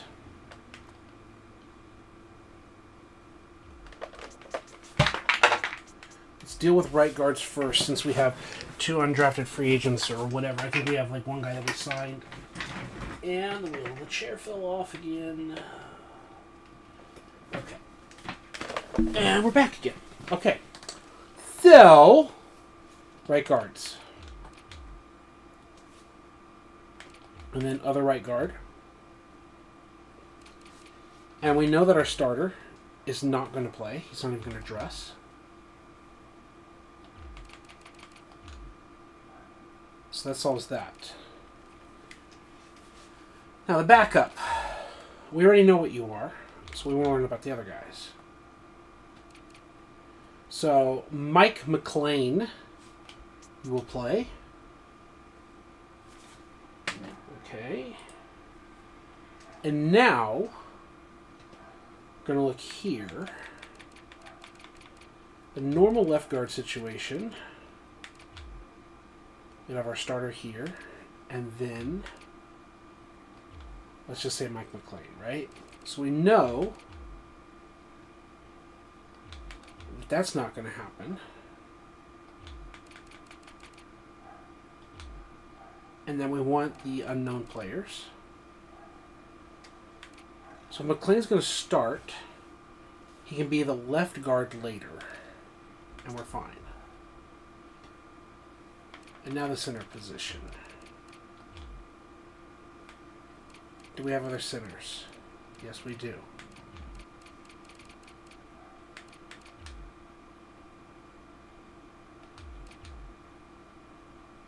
And then we know our starting center is not going to play. So, McLean, you're going to get an opportunity to play right guard, left guard, and center in this game. Now it's time to look at the defensive line.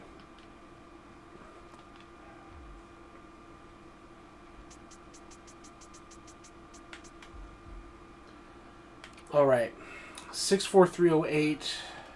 That's a good size. That's a good size.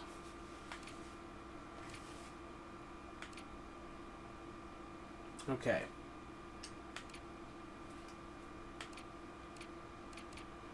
So, 6 defensive ends and a 3-4 defense is like 3-3 basically.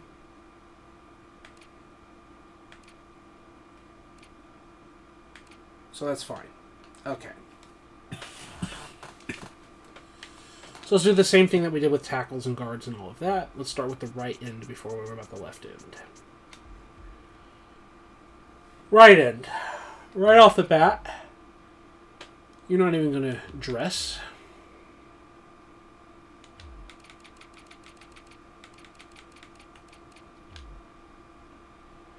Okay. We should also put you on the trade block.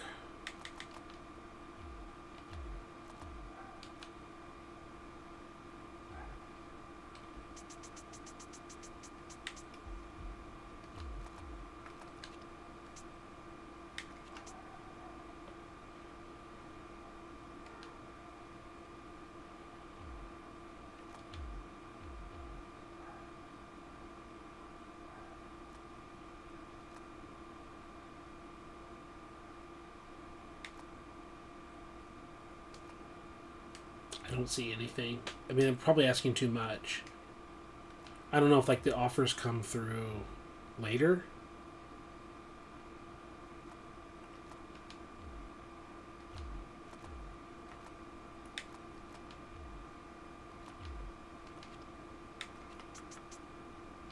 Like, let's say we wanted that. Are we going to get, like, offers, like, piled up?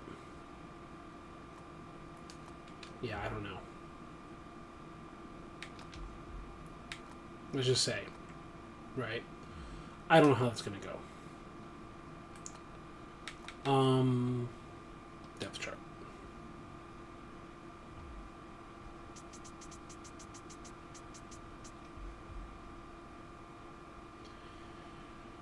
But we were here. So now we have all the other defensive ends that are right ends. Except for the starter that's not going to suit up. Got it. So, Sean, you've played before. We know who you are. So, you're actually going to be our third stringer. So, Telvin and CJ. And you know what? We're also going to put that left end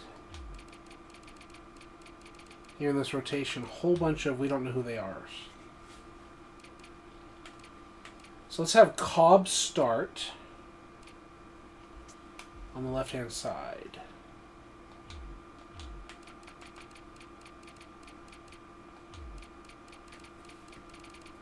You're not going to dress anyway.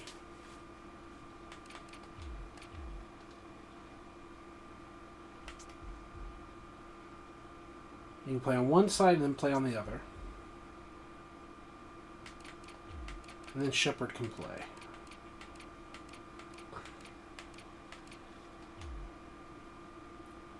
So that sounds good to me.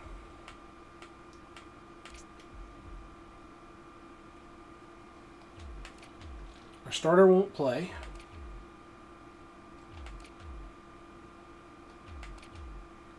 Or at least he shouldn't.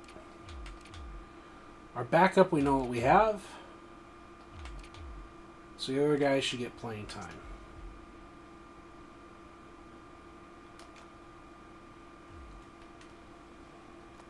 Player management.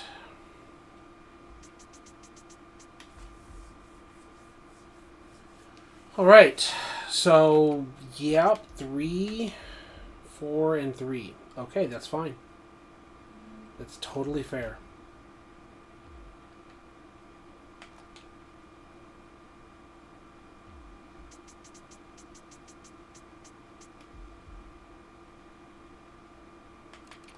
So there should be 3 left outside linebackers. When the starter comes out and gets replaced by the who knows guy, the backup is the starter. It should be 3 right outside linebackers.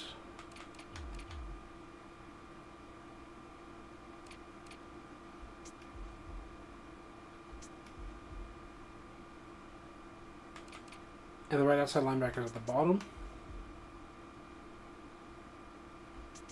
Correct? Yeah. James.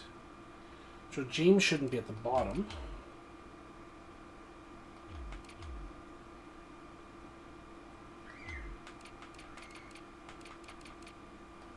We should have some unknowns. And we know what you bring to the table.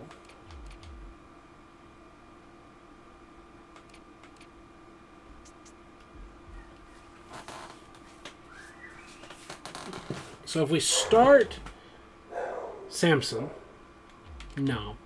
Let's start the backups and then put the rotational guys in later in the game. Right?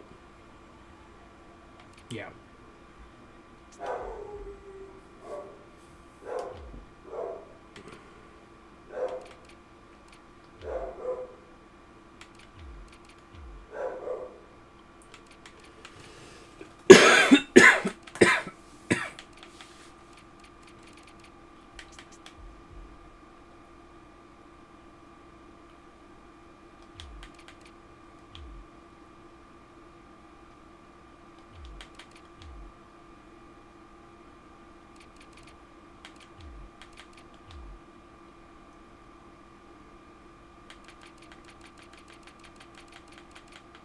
There are 2 more corners. Got it.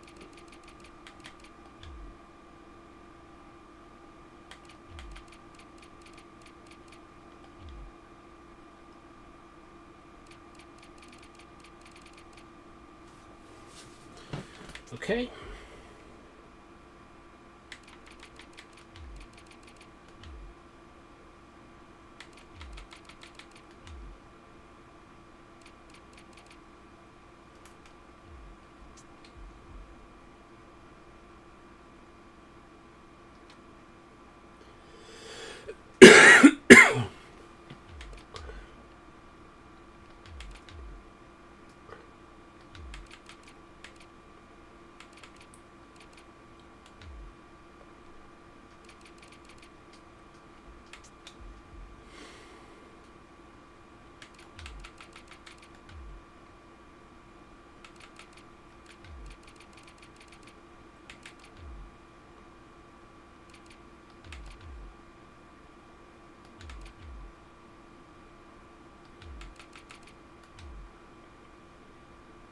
Sounds fine to me.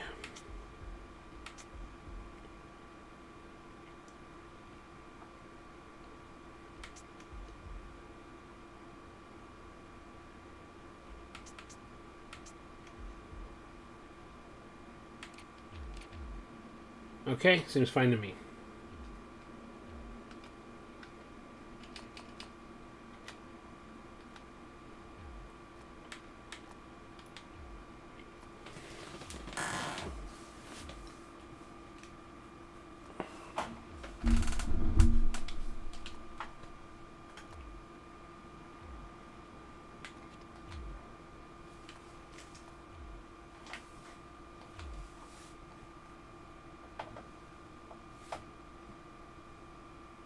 Winning and losing doesn't matter. We just want to figure out what kind of players we have as undrafted free agents.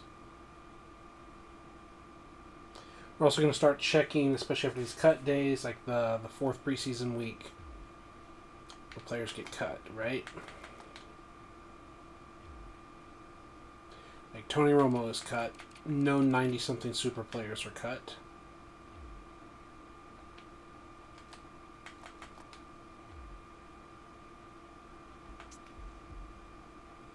Like Tony Romo's not going to take the 77's job. Like they're too close together to take someone's job. And he's not going to be the backup for us. Cut days. We need to get rid of 3 players. That's going to be easy because we're going to know speed ratings of players and if they don't even belong in the league. Like there's our kid from Tennessee and there's 2 other guys, and you don't have to be cut at 46 speed at the quarterback position. But do we know anything else, like 80 something throw power or anything? No, then none of them are any good at play action. We don't know anything about the quarterback situation yet. We don't know anything. Halfbacks. This should be the undrafted free agent who has 79 speed. That's one of 3 cuts we can get rid of. Safety position. So, this is the guy that was actually like really made by the game here. 69 speed, really not doing it for me. That's a big difference at the safety position where you've got to be able to flow and run. Seems like an auto remove for me. And he has no hit power either. This guy's 87 hit power.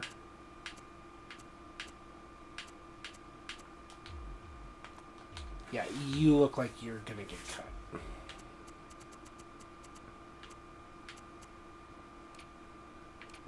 Now, you got 80 hit power. That's pretty nice. And 68 speed.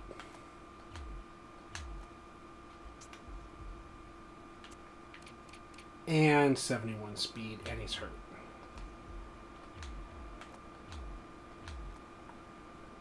And 75 speed, bye. 5, right? And 67 speed.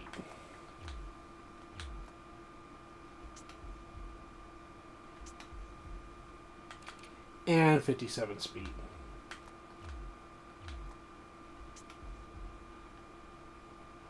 Speed at defensive tackle doesn't matter, but 44 and 30 are really bad. 60 strength, though, is the number one reason you're gone. And, yeah. Rookie. Okay, the guy that we signed to a contract and the other guy, they're going to be basically playing it out. 73 speed, versus 50 speed makes a difference. 90 strength, though, makes a difference. He has, no athleticism. At only 90 strength and 50 speed means you're probably gone regardless. But we can hang on. And we can at least hold you for the moment.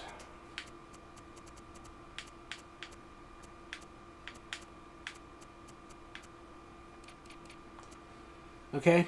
Don't like it. Really don't like this, but whatever. Defensive ends with slow speed and a 3-4 is not killer, but you gotta have strength too. And it's just not gonna make it for me. You're slow and you're weak. You're slow, but you got some strength. It's not special strength. Really isn't.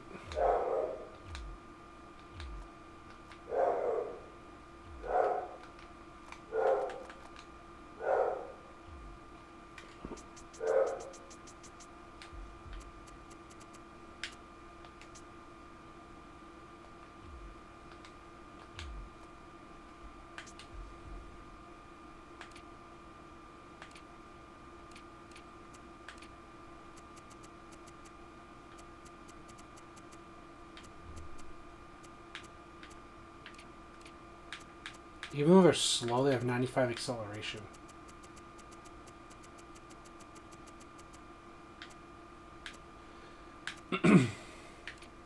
At least he has some pass rushing moves. Some pass rushing moves.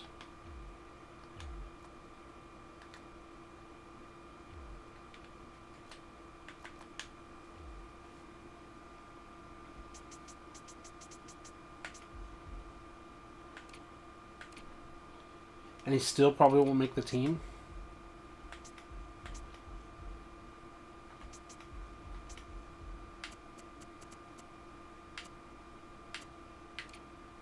Hey, 90 strength.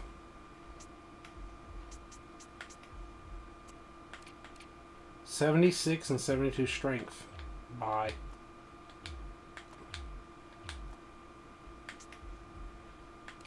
$61 strength. Goodbye.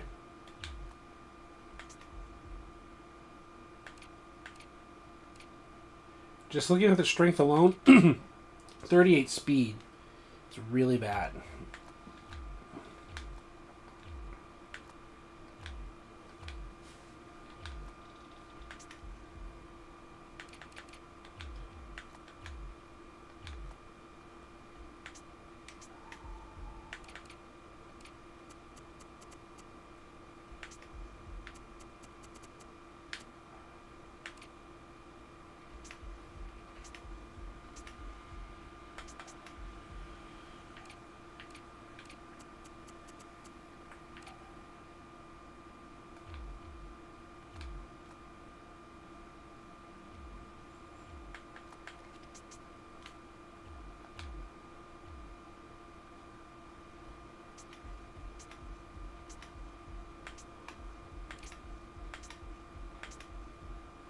We need to sign a center.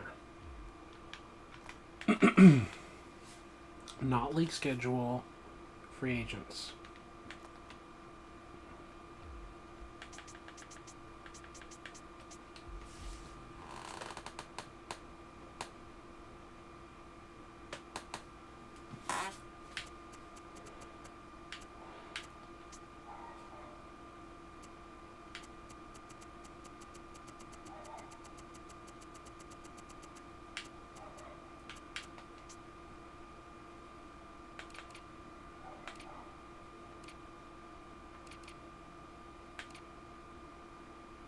Are you kidding me?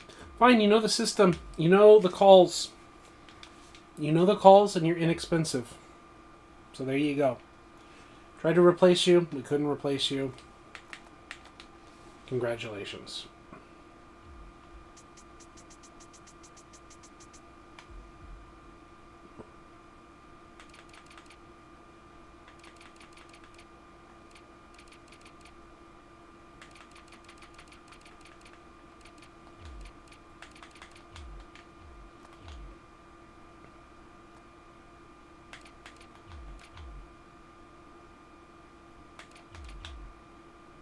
Oops. Whatever. Like, at this point, who cares? We're not really learning much of anything else anymore. Just nothing weird and funky, right? Not like a left tackle playing starting center.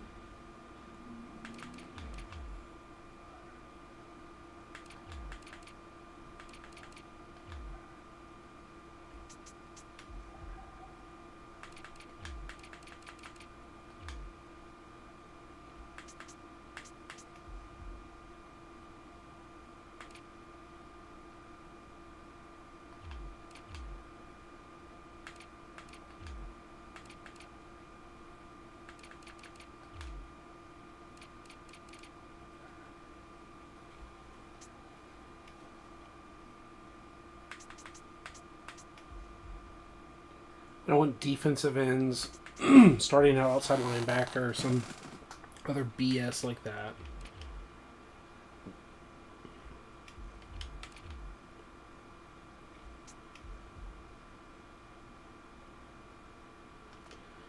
Okay. Oh yeah, I gotta check the secondary too. You always gotta check this stuff. You always gotta check this stuff, folks. Like, oh, they're gonna have the corner playing the safety position.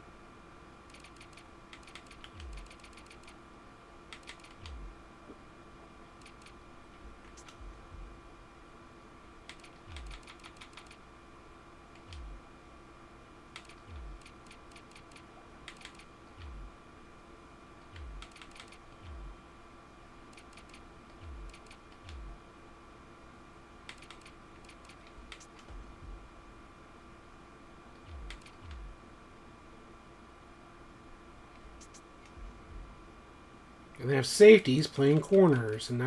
I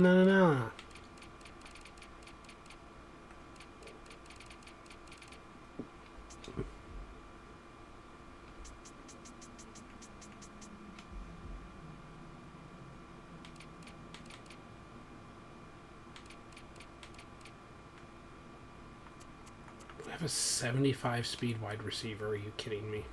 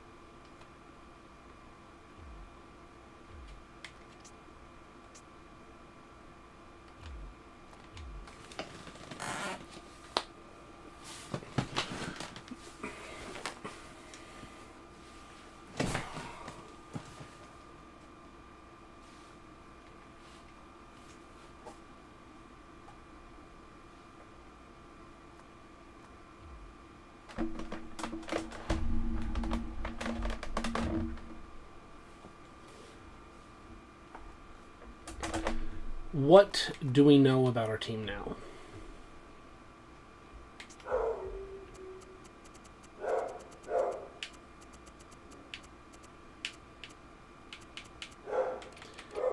.58 and 67 throwing power. Great. I don't know what my throwing power would be rated at, but I'm thinking it would be closer to 58 than that guy is. You know, or like, I don't know. I don't know.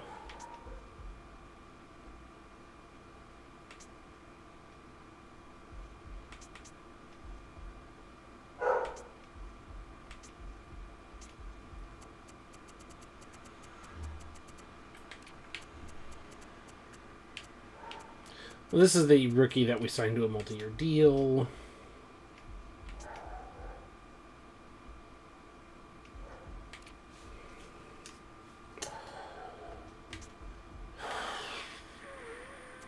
This is the undrafted free agent with 90 strength.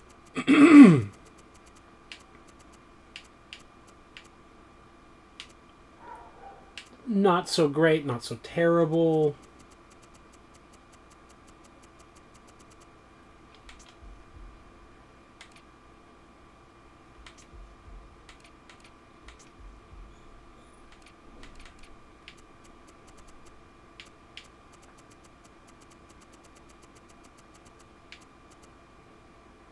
We still don't know enough information about him.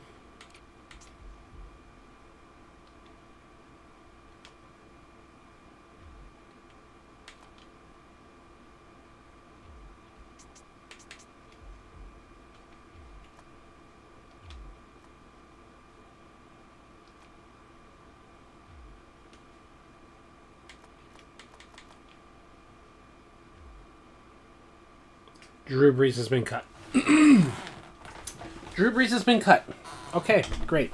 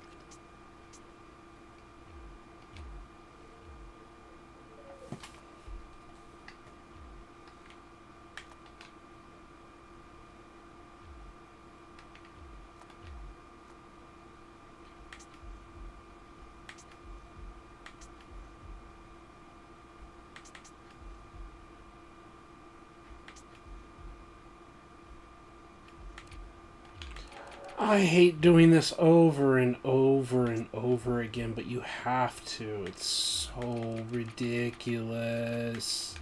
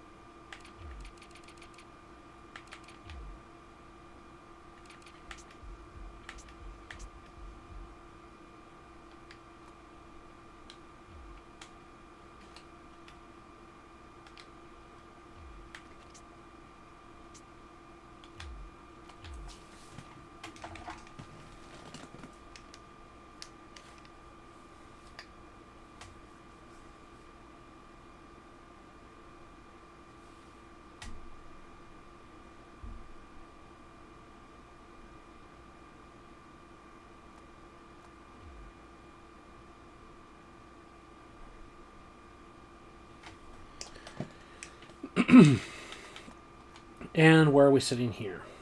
Not just injuries, but other positions as well. And speaking of injuries, we shine Drew Brees, and he's hurt.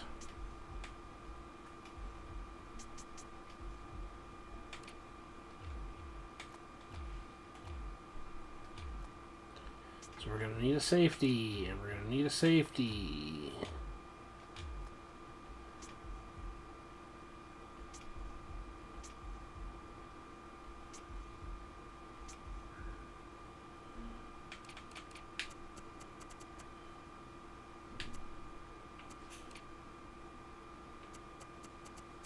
So the guy we drafted, and again, we didn't do, like, scouting, is worse than the undrafted free agent. Right? B, potential player with 90 strength. And while this guy is faster, we see the situation. So we're going to say re-sign the player to the 1-year deal.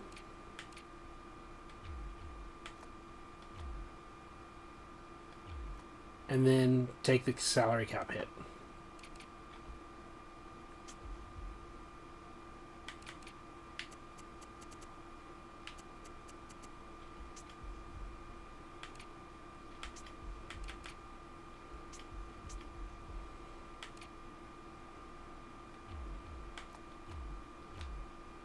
We're going to need a right tackle.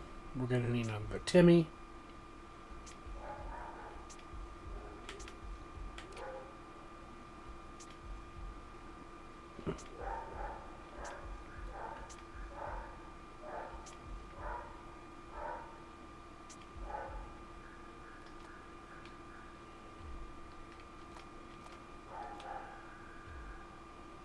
Seven weeks for Drew Brees.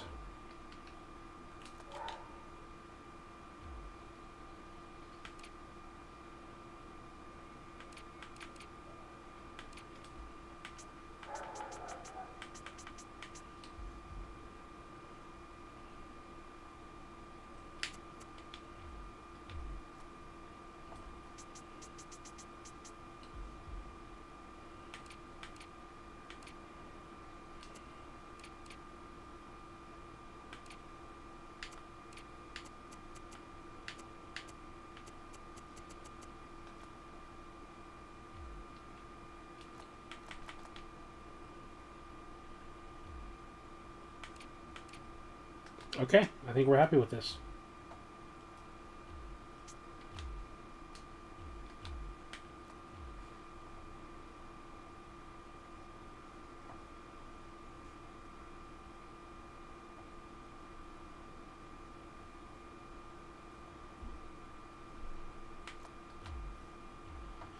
Denny says, okay, I'm back. Haven't caught up yet, though. Well, there's not much you missed out on.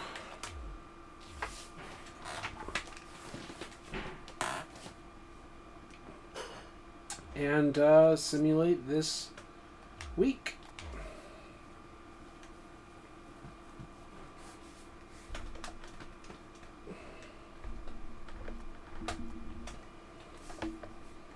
Doesn't have enough free safeties. That's right. That's right. I forgot. I mean, if you want to rewind, you can. I mean, we've just been doing stuff. Like, if you don't want to rewind, especially Denny, what can I do to tell you? Player management. Drew Brees was cut. This seems to be a thing. He's out for 7 weeks. So he's not like a long-term solution. We're going to win the Super Bowl now with Drew Brees, win back-to-back Super Bowls. But we picked him up. So that's the thing. Halfback, we had a 95 overall, and he wasn't producing for us. So I said, go get paid somewhere else. And we've got now a potential rookie draft pick, second round. We went first round corner, second round here. This is our A player. The corner was a B potential player. And I want to say I did not intentionally draft this guy to be an A. I don't know. Like, I thought I just picked a guy. Maybe this guy was not on the cheat sheet list because he was 67 overall. But I don't remember him being on the cheat sheet list, and I just grabbed running back off the board. I didn't intentionally try to grab a second A potential player. Not much to talk about at wide receiver or tight end. The offensive line. Like, there's nothing super sexy or special there. I think we do need to make the change at the right tackle position.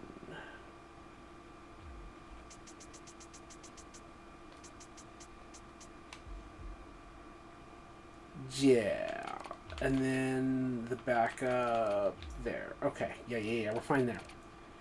Yeah, no, I feel nice at the halfback position, too. We're going to start a backup left tackle who's at 83 overall. He's worse at left tackle than he is at right tackle. He's on fire, so we're going to just see how all of that works out. And we still have Marcel Darius, and we're going to try to figure out what's up with Quinn. We haven't looked at the trade block. I put Quinn on the trade block, and I didn't get a notification of offers. It says Atlanta. See, I just randomly said, like, oh, I want a 5th round pick. You can't just, like, say, Quinn, what are you offering?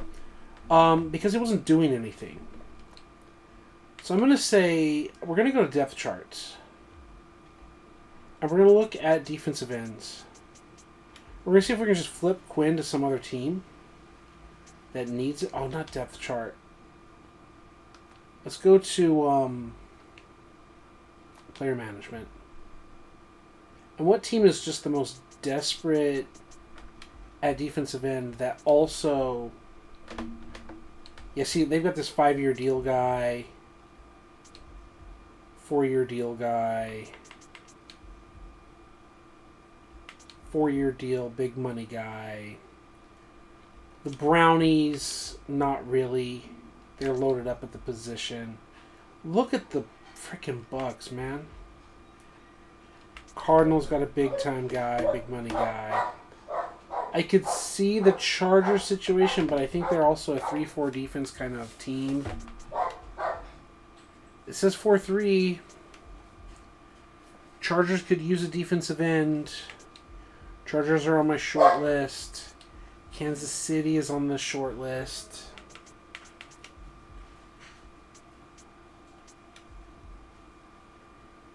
Kansas City and the Chargers.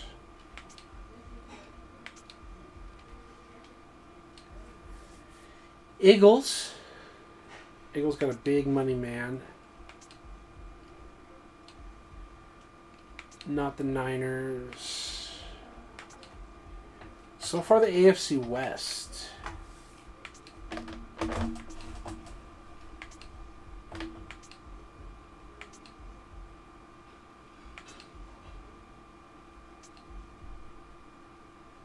So far, he says, I don't care about having too many A's. That doesn't guarantee Super Bowls.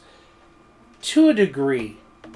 If you just cheat and you grab like all the best A's, obviously. Yeah, 67 overall A running back is not why we're going to win the Super Bowl. I totally agree. But I'm also just trying to balance out the fact that like there are only so many A's in the draft class.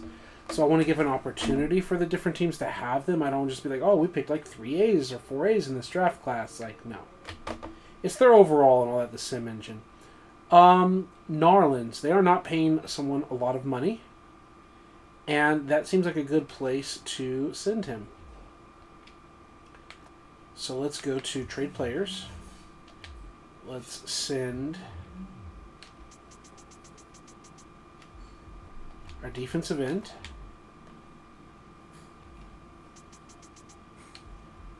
To them Who Dat Nation.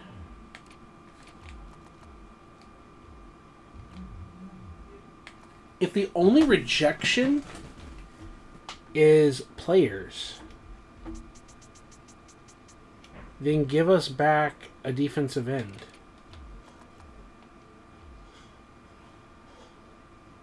Until all week 4 games have been played. Okay. Why?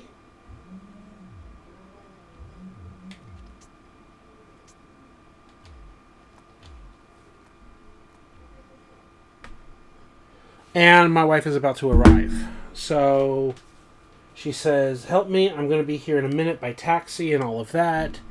And I've got to do this. So you know what? I'm going to go pick up my wife from downstairs, help her with her things, and then I'll be back. But I do read here, it says similar to the Eagles to play the Cowboys every year.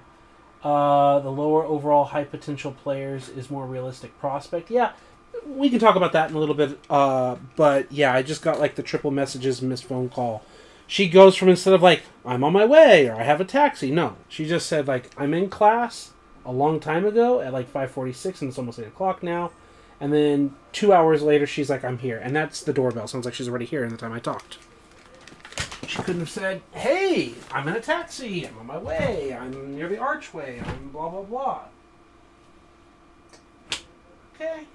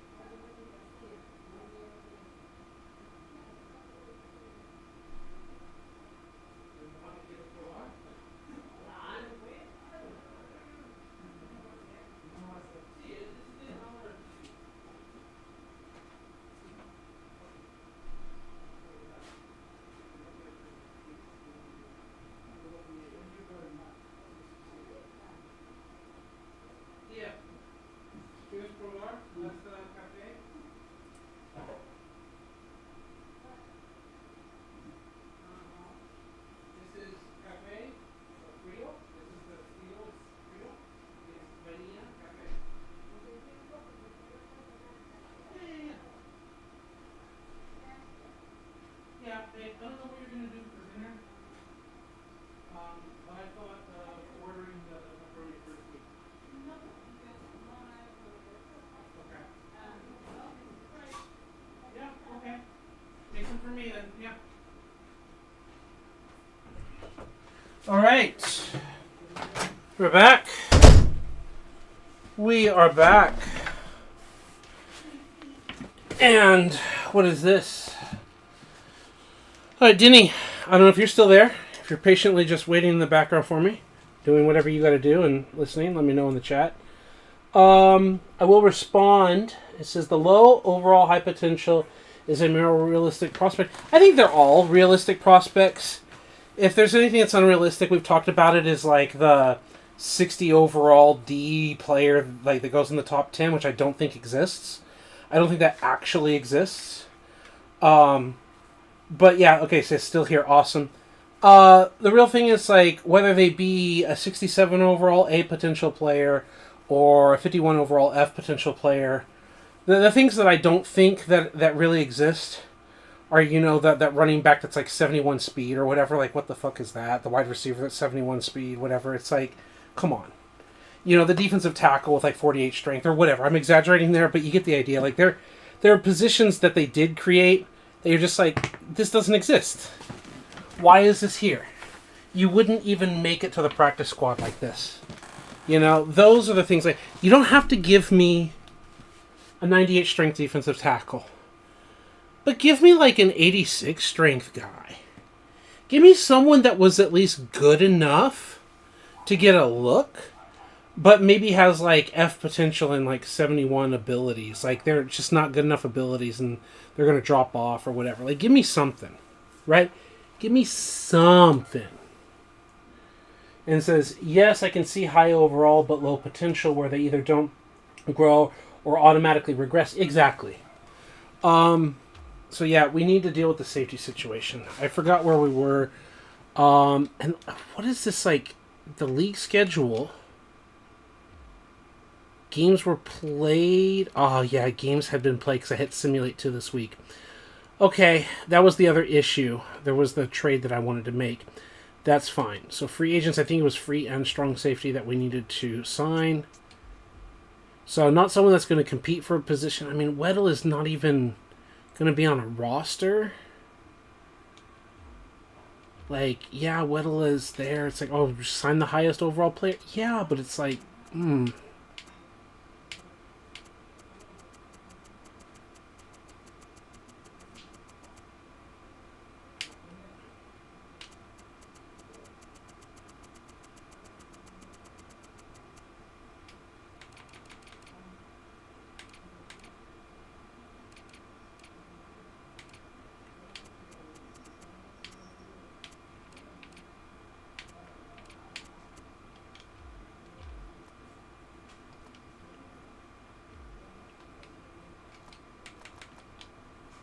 what other positions do we need to fill?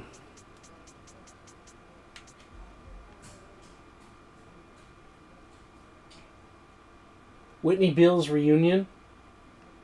I don't get it right now. Was that a player that we had before or something? Or like return? I don't remember. Weddle might replace Hammond here, right? 93, 94. Okay.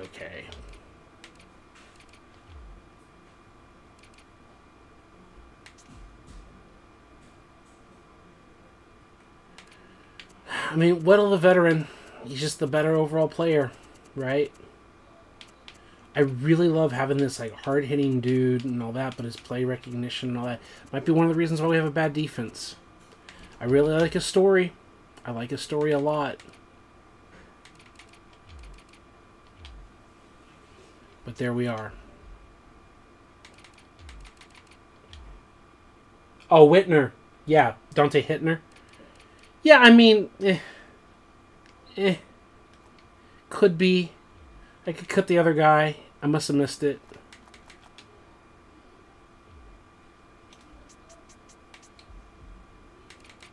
Yeah, I must have missed it. I think one of the things that I was skipping is because my other guy was already a 71 overall. But I think you're right about that. I think that's the right call, Denny. Thank you for seeing that. My original thing is I was just skipping it over because I already have a 71 overall, like, strong safety that I wanted to keep using. I really like his stories, an undrafted free agent and all that stuff.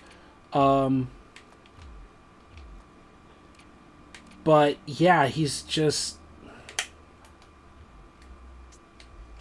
like career stats. Right, like, I don't know, was he injured? I don't know what no, it was the other guy, the free safety. That's what happened. So it's like, he just wasn't producing. He wasn't getting interceptions. He only forced one fumble with his high hit power, right? Like, he's the definition of a backup. He's like a great undrafted free agent that the game produced with as a B overall. And I think he was climbing up even higher. But then he fell off because he wasn't starting. Yeah, it is what it is. It be what it be. Depth chart.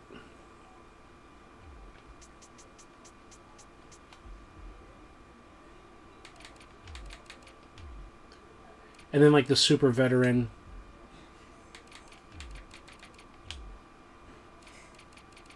Yeah.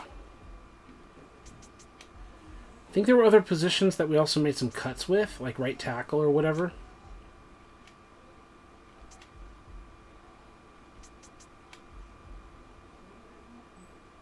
No, we solved the tackle position. Yeah. Yeah, I agree. I think Whittle is a very good position there. A famous player. He's more free safety-ish. We basically now have two free safeties. Right. In fact, our other free safety was playing strong safety. Yeah, I think about free safety and strong safety is so weird. I mean, I know, especially like you as a Steelers fan, you understand that Troy Polamalu could play anywhere on the field. I mean, stars can play anywhere on the field, you know. But it's like he'll be on the right side of the defense, left side of the defense. Like, he doesn't care. He's like allowed to roam and all of that. Troy Polamalu is like a freak, but also like he's an outlier that we can't really talk about when we talk about the position naturally. Like, when you just have an elite player like that, you like it's a player that you design your scheme and your calls around. You let him play in the box and roam, and you let him just command other guys so that he's allowed to do his incredible talents.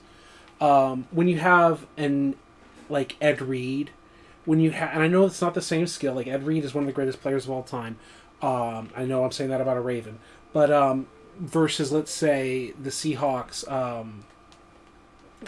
He played for the Ravens as well, which is why I'm bringing him up. Earl Thomas, there it is. Earl Thomas and Ed Reed, they're not the same player, but that idea of you can have a guy in the middle of the field that can roam sideline to sideline. Very few players can be in the middle of the field and attack both sidelines at any given moment. And both of them were that. Now, Ed Reed's a better player. He could do more than that. But the idea is when you have that kind of guy, you let him play the middle of the field. When you've got a Troy Polamalu and a box safety that can just roam and do whatever, you let him do it. When you don't have that superstar guy, you just have good players, you don't really focus on specifically free safety and specifically strong safety. Does that make sense? In our Boise State franchise, Dynasty, in our many situations, both safeties need to be able to play both jobs. It's basically strong safety, weak safety instead of free safety. Like a high and a low. You need to have safeties that can roll over the top in either position and roll down in the box. The free safety should be a weak safety. He needs to be able to play the run just as much as the strong safety. You're not just going to switch sides.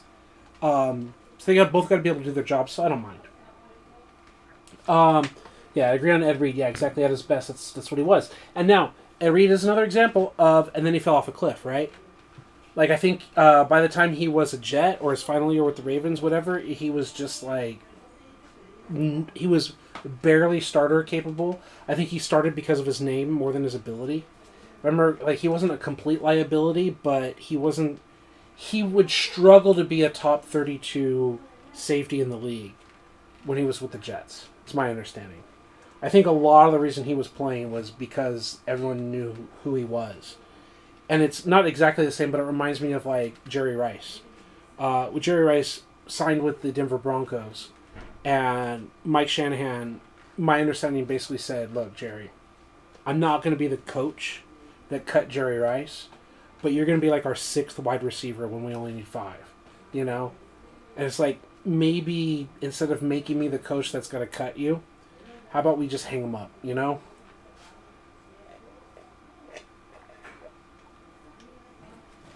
I think that's a lot of the situation with Ed Reed. And while it wasn't as bad, he wasn't saying you'll be the 3rd safety. He really wasn't starter caliber, you know, at that very end. I think he played for the Texans too, didn't he? One or the other. I think he played for both. But it was just like, you were washed. And I love Ed Reed, but when you're washed, you're washed. Let's finish this preseason. Yes. I also saw your comment earlier. You talked about trading him to the Eagles so they get to play the Cowboys every year. I'll look at that and listen to it as well. And we're not going to import the draft classes. And we are going to look at injuries. With Drew Brees, he's out for 7 weeks, and I think this is one of the weeks that he's going to be down to 6 weeks. Yeah, it is. And we got an injury here at 6 weeks. Can you survive the first 6 weeks of the season without your quarterback? And then go the other 10? Can he be the difference maker? And how is he going to come back? Right, that's the other question. So, let's go to trade players. Trade away. Let's trade away Mr. 0 sacks, $27 million nobody. Now, you mentioned the Cowboys, and there's always the memes and the lulz. And they've got this 5-year guy, and I know you said the Eagles. Yeah, you know, but it's this 14 mil contract guy that's just not panning out, right? So, if we trade here, and we say, because we threw a bunch of money at this guy. This isn't some guy that we picked up off the cuts. They're willing to give up a first for Quinn. I think that's too much.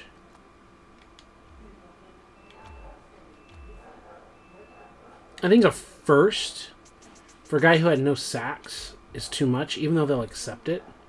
He's 28. They're going to have to deal with the contract.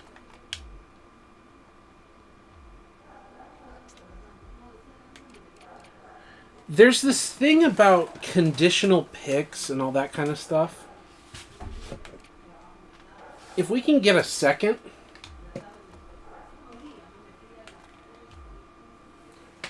what do you think? You said give them back a second? I mean, we can get a first. The game will accept it. The game will straight up accept it. I don't feel that's a realistic trade, Denny. A guy who had no sacks. Not even one sack, if I remember correctly. Right? Like, let's look at the stats again. But I'm pretty sure with the Brady season, he was a 0 sack dude. So he has, like, air quotes, no value. But you can argue, like, oh, in the 3-4 defense, he wasn't really being used correctly, and blah, blah, blah, blah, blah. Yeah, 0 sacks. 2 years with Buffalo. Right? Like, hardly any tackles, just a shadow of his former self. He came off an 11-sack season. He's got a massive, ugly contract, but we're going to take the cap hit or whatever. We've already actually negotiated so that we're eating the cap hit right now this year. You're going to have to see if you can get any production out of him. He's got 2 years where he hasn't sacked a quarterback at all. Getting a second's realistic. Quinn is not a 34, and yeah, exactly.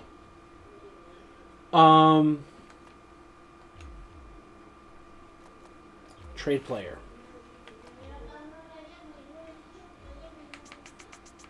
And if he goes out in the Eagles and he picks up a whole bunch of sacks for them and becomes a great player for them, it's like, hey, congratulations, great job. But give me a second. Do you think there's any, like, conditional / ends up being, like, future third? Do you think that's too much? Do you think I'm getting too much? Do you think that's fair? Like, yeah, I'm just kind of sitting here, Denny, and I know I've got, like, a 10-second delay.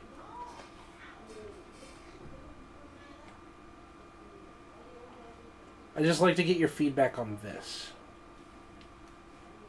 Like, they'll do it. The video game thinks it's fine. 2 years of no sacks. So I'll wait for your feedback, even if it's something as simple as like a thumbs up emoticon or a whoa face or anything. Future third or fourth. They'll take a third, I'll say it. If you say future third or fourth, I'll take it. Congratulations, Eagles. You got your guy. And now we're stuck here, and obviously we're going to release this dude. We don't care. We just had to make a deal. And Sean Younger, you're fine here at 310. Right? So I'm fine with it. We're fine with it. I'm fine with it. Depth chart, make sure we adjust accordingly.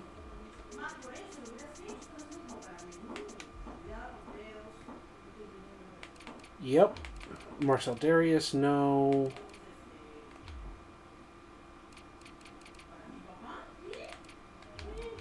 Defensive tackles coming in. No. Israel at 93 strength.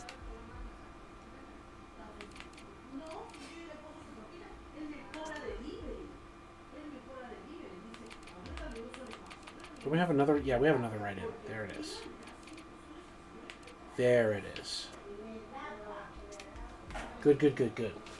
Makes sense. Say Quinn is complaining about the system and the fit or whatever. Yeah, I'm just saying, like, after 2 years, we renegotiated the contract. We're still going to eat sugar, honey, and iced tea off that deal. We paid him to do nothing functionally. And it's just, I think both the team and the player are both like, hey, this is not working out. Let's get some value. And as you said with the Eagles and what you saw with their depth chart, is I think they're going to be very happy with that acquisition. And we're just doing that third round, as we're going to call it a conditional pick, if you will. That's the problem. Oh, no. I was looking at left end. Yeah, he's starting. Okay.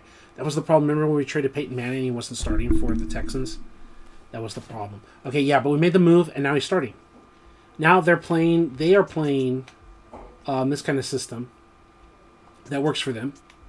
And for his own sake, I hope he has a good season and then causes them to renegotiate / give him an offer.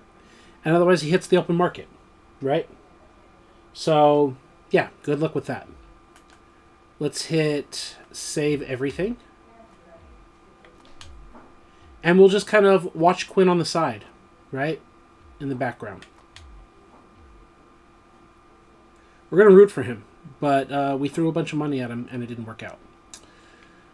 So, team schedule.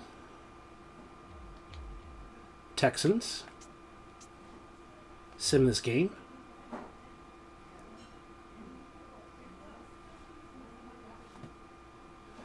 (16-14) victory. Sim this week.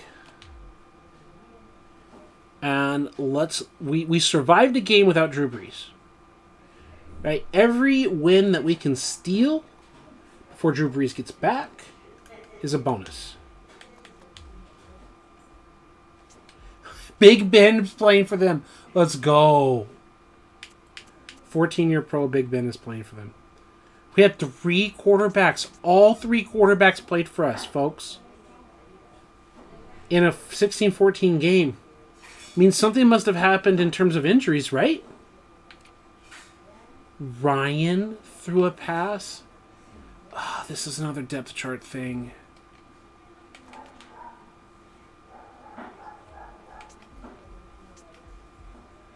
Because of this means that Braxton and all of that, which means we need to go in. We literally had our punter throw passes.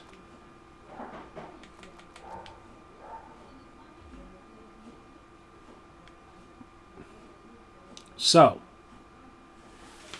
what number did Tony Romo wear?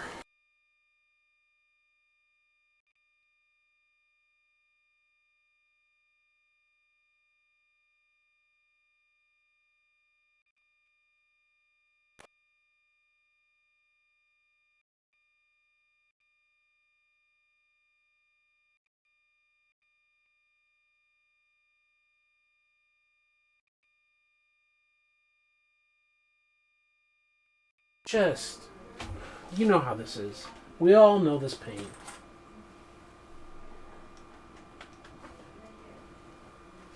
Drew Brees, NCAA, images. 15. He wore 15. So you know what? But he's wearing 9 in the NFL, so he wouldn't do that. I was going to say change him and let Tony Romo have 9. Tony Romo. He wore 17. That's interesting. So, let's do that. We were so desperate at the quarterback position.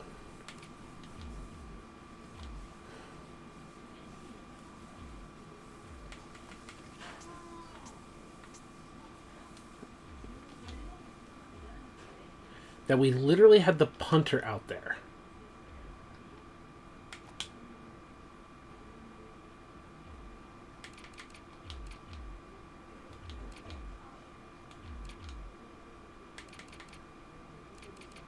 So I'm going to pretend, for the sake of argument, that because Drew Brees was cut, so we signed him as our quarterback for a 1-year run. He got hurt in the 3rd preseason game.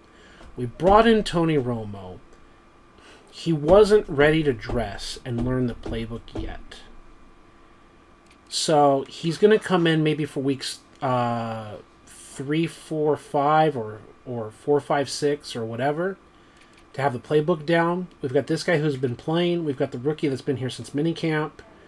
You got to give Romo some time to learn the playbook. I think that's a fair situation. Only time in my life I'd root for Tony Romo, as long as he's, I really like Tony Romo as a game caller. It feels like Tony Romo on TV. You either love him or hate him. I don't love Tony Romo, but I really like him. I feel that John Gruden was fun to listen to on Monday Night Football, regardless of the John Gruden problems with the emails and all that. I'm just saying, I really like John Madden talking. I really liked John Gruden talking, and I really like Tony Romo talking. I prefer that kind of person who's passionate about the game, who's excited about making the calls and explaining what they see, than the boring Phil Simms of the world. Amor, you may. It's not for you. All of it? Mm-hmm. Oh, thank you so much, Medina.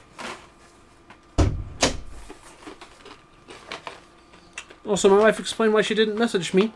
She was busy chatting on the phone and distracted, and I understand that. And she was excited. And she's like, oh no, I have to message my husband. I was like, yeah. It makes sense now. So there's these chips that are made locally here in Peru. My understanding is potatoes are originally from Peru. Not just South America, but specifically Peru. I'm sure there's other parts of South America they're from, or they can be found. But it's the Sacred Valley in Cusco. We're in Lima, the coastal city, so not here.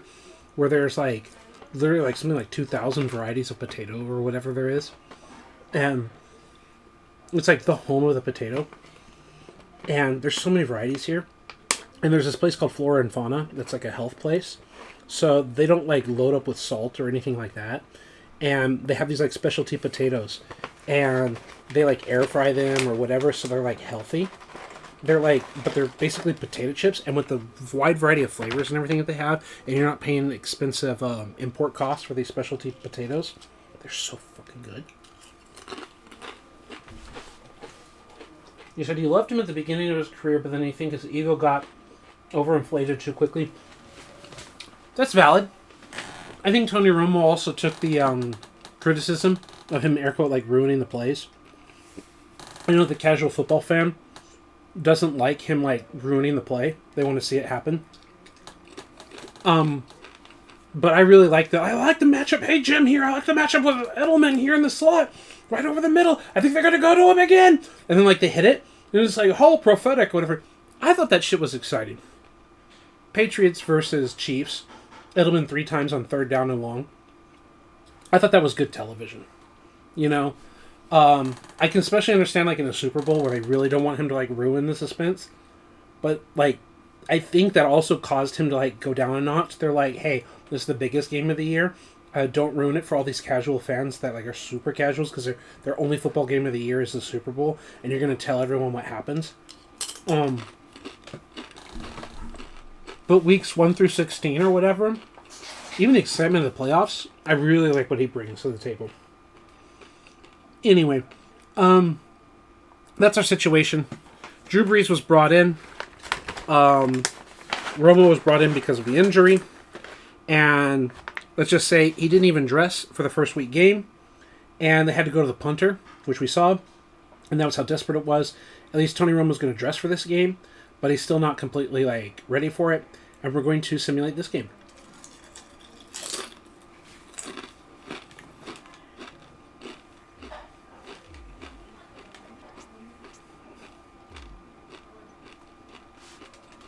$29-24. And our quarterback played the whole game. And we have no reason to go to Tony Romo in week number 3 or 4. When you have a 3-touchdown, 2-interception game, you got that win. The 2 interceptions suck. We've got our carries. Okay. Defensively speaking, sacks came from the left outside linebacker. Not even our star left outside linebacker. This is our star, right? Isn't Boyd like our star, like our 90-something overall guy, whatever? Do we have injuries? What's going on with the left outside linebacker? And then the right outside linebackers got sacks. So we had 5 team sacks in this game, which is like really good. Let's simulate this week. Let's check out the depth chart. A rotational left outside linebacker picked up 3 sacks for us, while our star that has like 90-something like pass rushing moves didn't get any.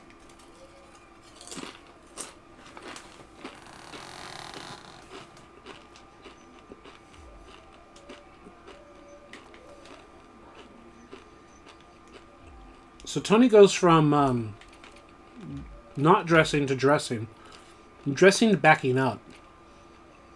If there's an injury or whatever, he can come out and play. But Drew is still hurt.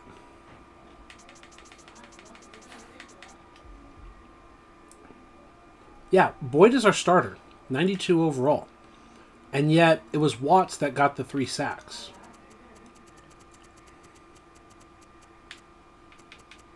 Power moves, 94, 86, 85 block shedding off that left side. This is the guy that got 3 sacks. Like, what? What?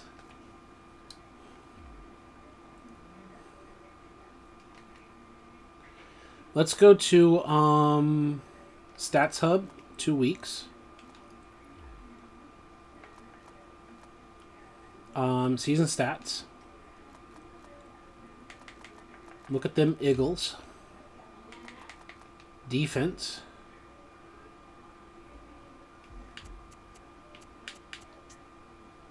And Robert Quinn's got 3 sacks. 2 years without a sack. 3 sacks in 2 games. Right? Like, that's a trade that's paid off. Immediate production. Happy for him. Team schedule. As a general manager and all that, there's nothing else that we can really do. We're just managing injuries and just watching the team. That's really our role. So, simulate week 3. And we come away with another victory. 26-7 to 3, folks. Is this the difference of having Eric Weddle at strong safety instead of the 71 overall? Is that possibly the situation? Our 71 overall, Tony Romo had to come in. Had to come in for 25 attempts at least, on top of whatever else. No touchdowns, no interceptions. Our starter obviously got hurt after his at least 17 snaps. Had a touchdown. So, good thing we had a backup out there. Right? Pulled off the W. 3.6 yards per carry. Still not good.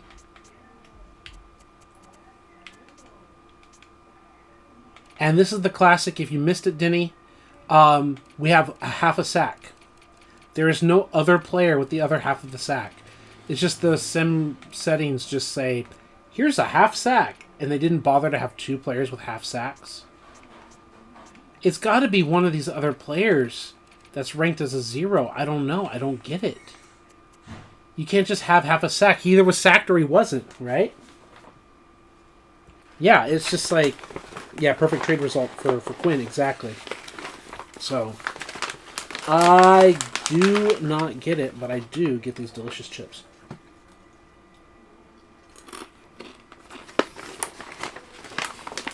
It's mostly just the crumbs.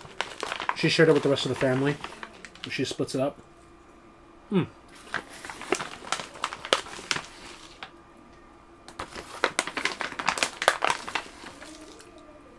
And that is going to be it for the bag. There we go. Okay. They're making a roast chalfa. That's going to be delicious. We're 3 games in. Simulate this week. We'll check on Quinn every 2 weeks or every 3 weeks or something like that. But he's got to be happy. 2 years in a row. You want to bet like he got at least 1 sack in week 1? We can even take a look at it. When did he break that dry spell? In a victory against the Rams. His former team. What if he got all 3 sacks against the Rams? View player box stats. Eagles. Defense. Sacks. He got 1 against his former team. He went in there and he broke the dry spell. And that means he must have gotten 2 sacks in the next game to get to his 3. And has he continued his sack streak against the Titans?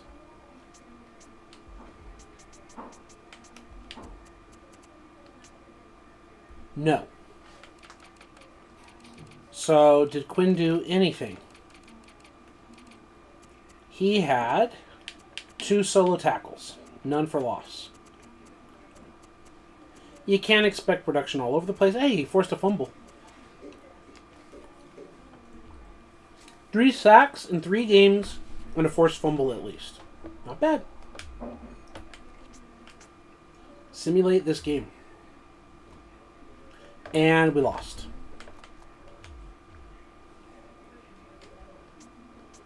So, Braxton came back in after Tony Romo came in. Tony Romo did not wow us when he came in. 12 of 22, 54%, just interceptions.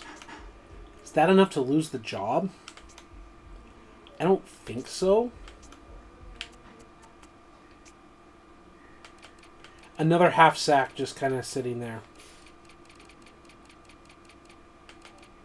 Right? I don't know if it's the same player or whatever, but like just another generic half sack that's just sitting there.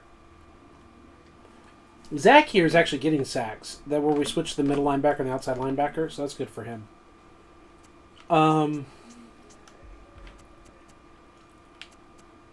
0 and 2. Are you calling for a quarterback change to Tony Romo? Tony Romo didn't dressed, played backup quarterback. That's 4 weeks. That's a month with the team. If you consider the last week of preseason as well, that's 5 weeks with the team. We lost and threw interceptions. But he didn't have a good performance. This guy's had a decent performance. He's had a bad game. I don't think you pull the plug. Jason's here. Welcome back, Jason. You kind of popped in at the beginning and now you're back. By the way, you inspired me to start Madden 12 franchise on my own with the Browns. Hey, Jason, I love the fact that I'm inspiring multiple people. Have you seen, Jason, the fact that Dinechise has done 2 different Madden 2002 videos? Like, Dinechise is a great channel. Check him out if you don't. And I used to do, Madden 2002 for like a year and a half, almost 2 years or so on my channel. And communicated with him. And he's actually done 2 different videos dedicated to Madden 2002. When I inspire people to do stuff, I love to hear it, Jason. So I really appreciate it. You said Dinechise is one of your heroes? Exactly, man. So the fact that a little channel like mine inspired him. And also, for Dinechise, he made a video about, I think, 2K or whatever. And I gave, but 2K5, and I gave him advice on how to throw the football. How to drop back. Like, let the computer auto-drop back. Don't, drop back as a human. And the different pass trajectories. And reading the coverages and all that stuff. And he actually commented on my video there as well. And when he actually plays the game, he's made improvements with my help. Like, I can literally point to something and say, one of my favorite YouTubers as well, Dinechise, I have positively influenced. And, Jason, I'm glad I'm positively influencing you. I'm glad I'm positively influencing several people. You say you need that help too. Look, Jason, before I went to all these live videos, I've got a lot of stuff that's not just like computer versus computer stuff. Look at my old stuff, man.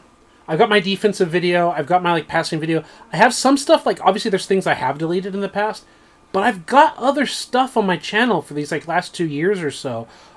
Skim through it, go to all my content, skip over the other franchise stuff or whatever. Maybe I'll make a playlist on my channel of extra stuff. But I try to help people out. I try to give advice. I think there's All Pro Football 2K8 stuff I deleted because it had 12 views or whatever.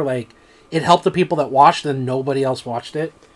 And it was just okay, what am I doing? And that's also, Jason, a big reason why I'm going live. It's a lot easier. I'm at 43 views already. And it's literally happening right now. And they build up after that. Whereas the stuff where I made a video, I think a lot of people, and it's understandable, when people click on a non-live video, when they click on an actual video, people have an expectation of editing, scripting, all of that. And rightfully so. So my videos don't do well like that. But my free speaking, doing something live like this, works really well live. And that's what I'm changing to. Because that's my style.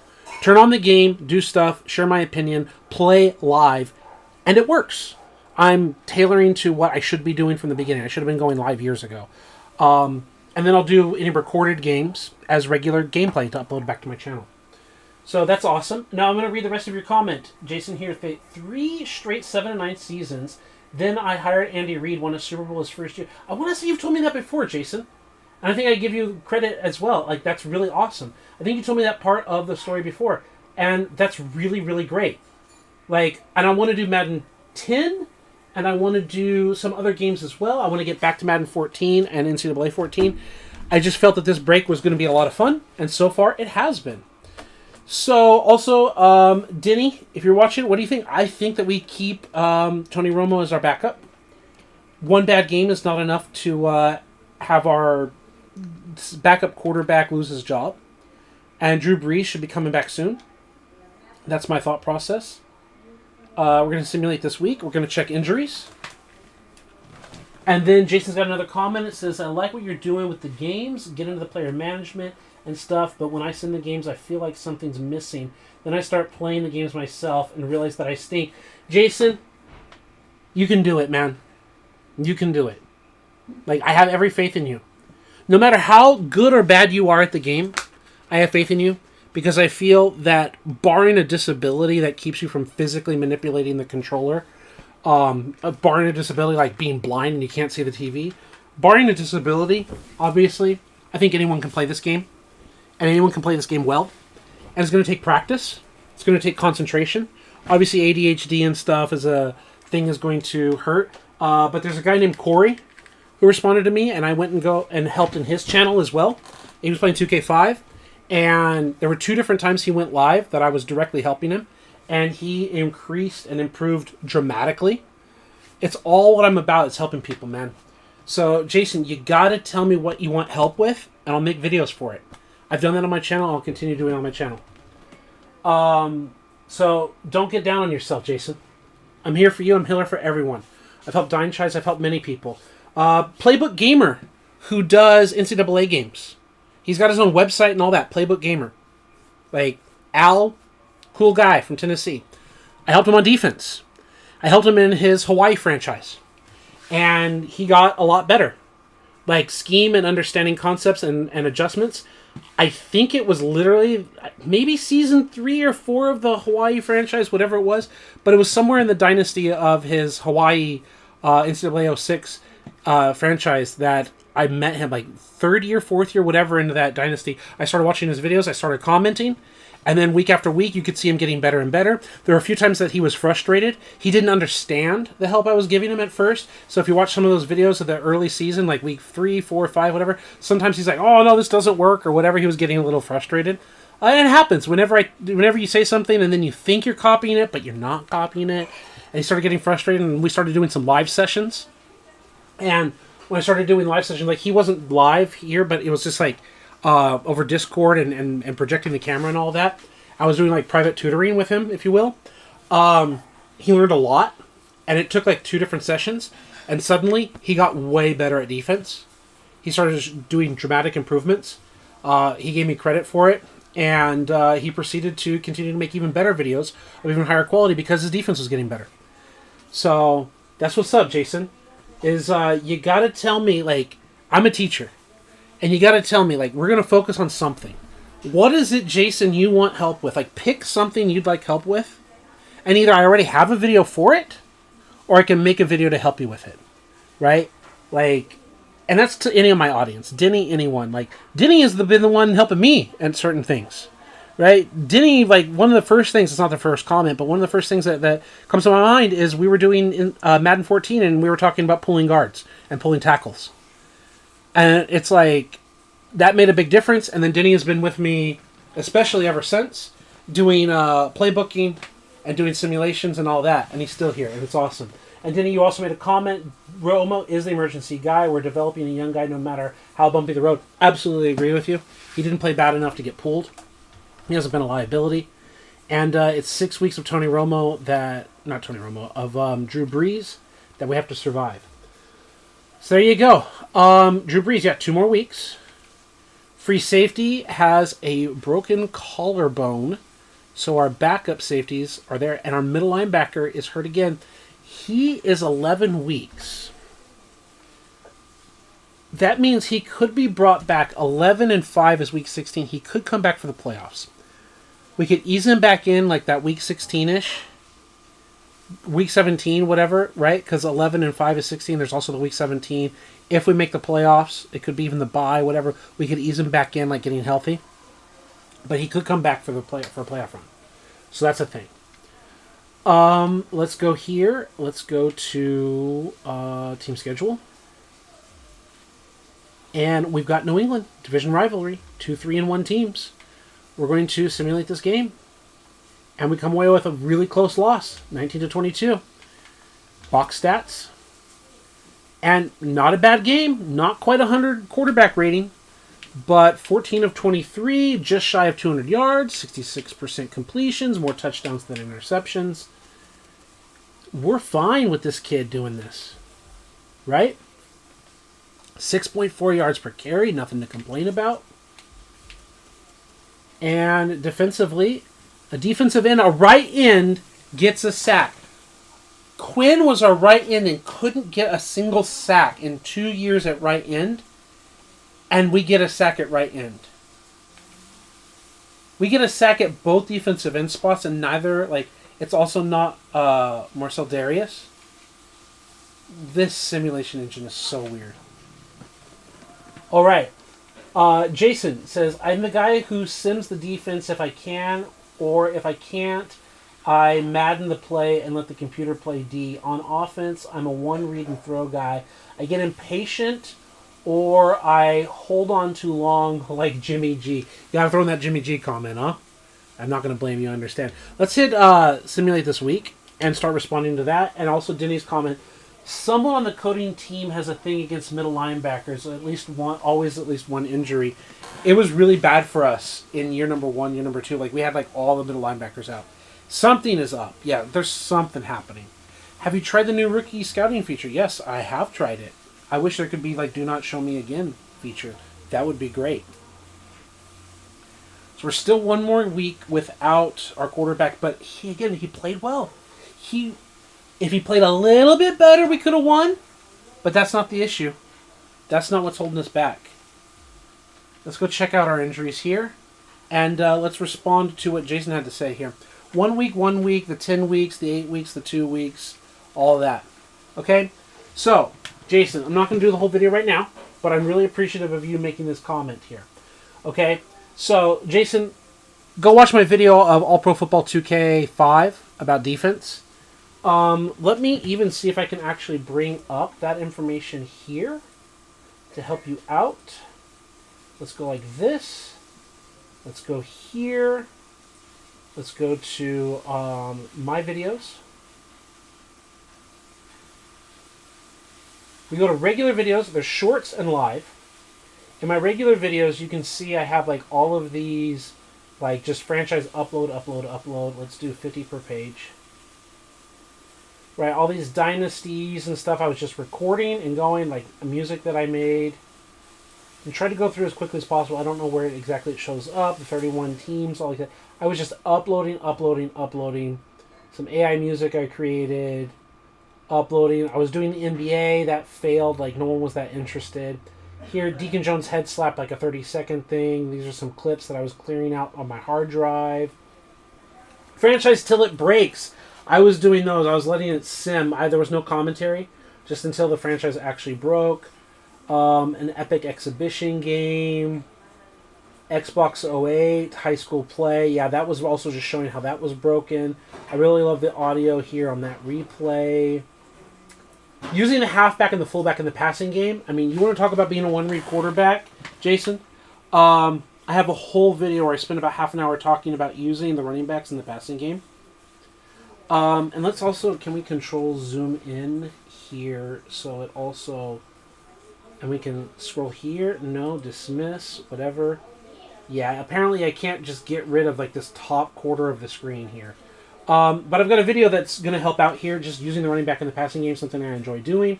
Here it is, ESPN NFL 2K5 defensive tutorial. It's like 2 hours.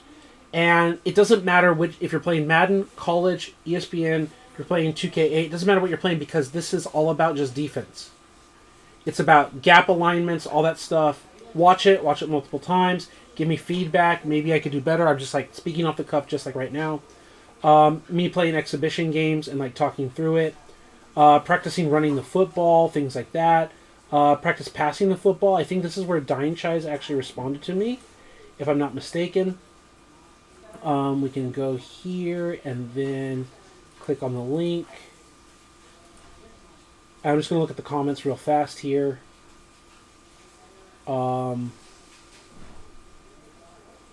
Yeah. So you're telling me this entire time I've been living a lie? I do agree with the playbook being terribly designed. Receivers tend to and he's got this like comment. Like, I was 10 months ago, and I impacted one of my favorite creators. Right? And then, like, why I've uninstalled Madden 16 and 17. Like, let's talk about franchise and all that stuff. New Year's in NCAA, Christmas in Madden last year, and that kind of stuff. So that all exists. That's all very much a thing. And let's go here, here, here. So it's not bothering you. I go back here, read the comments. And it says appreciate it. Check out all the content. Absolutely, Jason. I hope it helps. You practice it and you continue to tell me the things you want to know outside of the defense thing. Because hopefully, talking about defense, that 2 hours, you get practice and practice and practice stuff. And ask questions in the video. Like, click on it, give the engagement of the comments, the things you're using, the things you want to work on. That's going to make a difference. So you no longer have to, what's the word I'm looking for? You don't have to simulate it anymore. Also, watch these live videos with Denny and I and talk about playbooking on defense. Right, we have like a whole bunch of videos where we playbook on defense and what we're looking for. All that stuff should help so you can actually play both sides of the football. And then passing the ball, it's basically everything you learned about defense. Now you're going to have more knowledge on offense. You're going to be able to understand what the defense is trying to do and how to attack it better. Okay, Jason? And leave me comments in the passing video, leave me comments in the running video, leave me comments saying like this is what I'm bad at or I don't understand this play. Because watch these videos of Danny and I like going through playbooks in Madden 14. Watch us go through playbooks in the college game, and you'll hear us constantly talking about the routes and the combinations and the reads and what we're looking for, what the computer does versus what I would do as a human. All that stuff, Jason, is going to compile. You're going to learn a lot there. And again, ask the questions. Apply it. Pick something at a time. And I'm always going to be here to help. You and everyone. Okay? Let's get back to this session here. It's week number 6. And Drew Brees is still out. I don't even know if I want Drew Brees to start the very first week back from the injury. Like, there's like the easing a player back in. Then there's the other idea of like, okay, this is the week like where he is being eased back in. There's that idea. There's a few different ideas here, right? Okay, so let's go to team schedule. Let's go here. Let's simulate this week. And you said, what happened to Tom Brady? Jason, just as a reminder, a different video. Prior to today starting up, we already simulated that season, and we won the Super Bowl with Brady. Wow, we lost again. We lost a 1-point game. We scored. It was much closer. And we won the Super Bowl. And when I started this video, Jason, I was just trying to play a 4-3 defense and see if we could change the outcome. We ended up losing the divisional round to the Browns. I cut that, and I went back to our winning the Super Bowl with Tom Brady. And he retired. Like, he came to the Bills. He won a ring. He retired, and we're moving forward. That's what happened to him. Drew Brees won a ring with the Texans in this franchise like 2 or 3 years prior. I think 2 years prior. And now he's a free agent, and now he's with us. And so, can he win a second Super Bowl in 3 years? Obviously, he also won the Super Bowl with the Saints. Can he win a third ring, but his second in 3 years with us, a team that was Super Bowl caliber with Tom Brady? That's a big question with this Drew Brees situation. So, that's what happened, is he retired after 1 season. He got his ring and then went off. He does not play as long as he does in real life. So, box stats. I mean, there's not much to argue. And then Tony Romo ended up getting play. And he ended up outplaying Braxton. And I still agree with Denny here that letting Braxton prove himself or not is a big deal. 13 of 18. Like, they both had like a high completion percentage. 2 touchdowns and 1 touchdown. And that's our situation, man. Tony's had a bad game and a good game. Like, when he came in, he was so-so. Now when he came in, he played really well. Our running game is not good like it was. We were at 6-something yards per carry. Now we're like a lower yards per carry. And we got a sack by a left outside linebacker. We're just kind of getting sacks or whatever. All right. And let's take a look at injuries. Drew Brees will be back. Okay. And let's take a look at stats.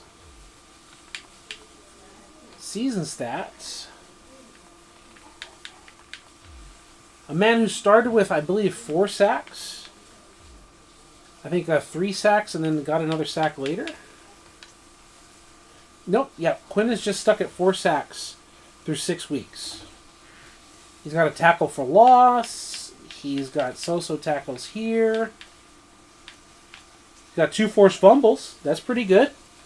Forcing a couple fumbles. 2 fumbles in 6 games. Those are pretty good numbers. Is that elite? No. Is it worth like 27 mil for that? I don't think so. But there we go. So week 7, folks. The doctors say he's cleared for practice. The doctors say he's clear and ready to play. So here we are. No. We're going to have Braxton. She's going to back it up. And Tony Romo's there. And the rookie, Hawkins, I hope he progresses, but he's going to be back here. He's the kid from Tennessee. We may even cut Tony Romo so Hawkins can continue to be part of the team. He won't dress, but he's a rookie draft pick that we also have some hopes for. And Breeze is back, baby.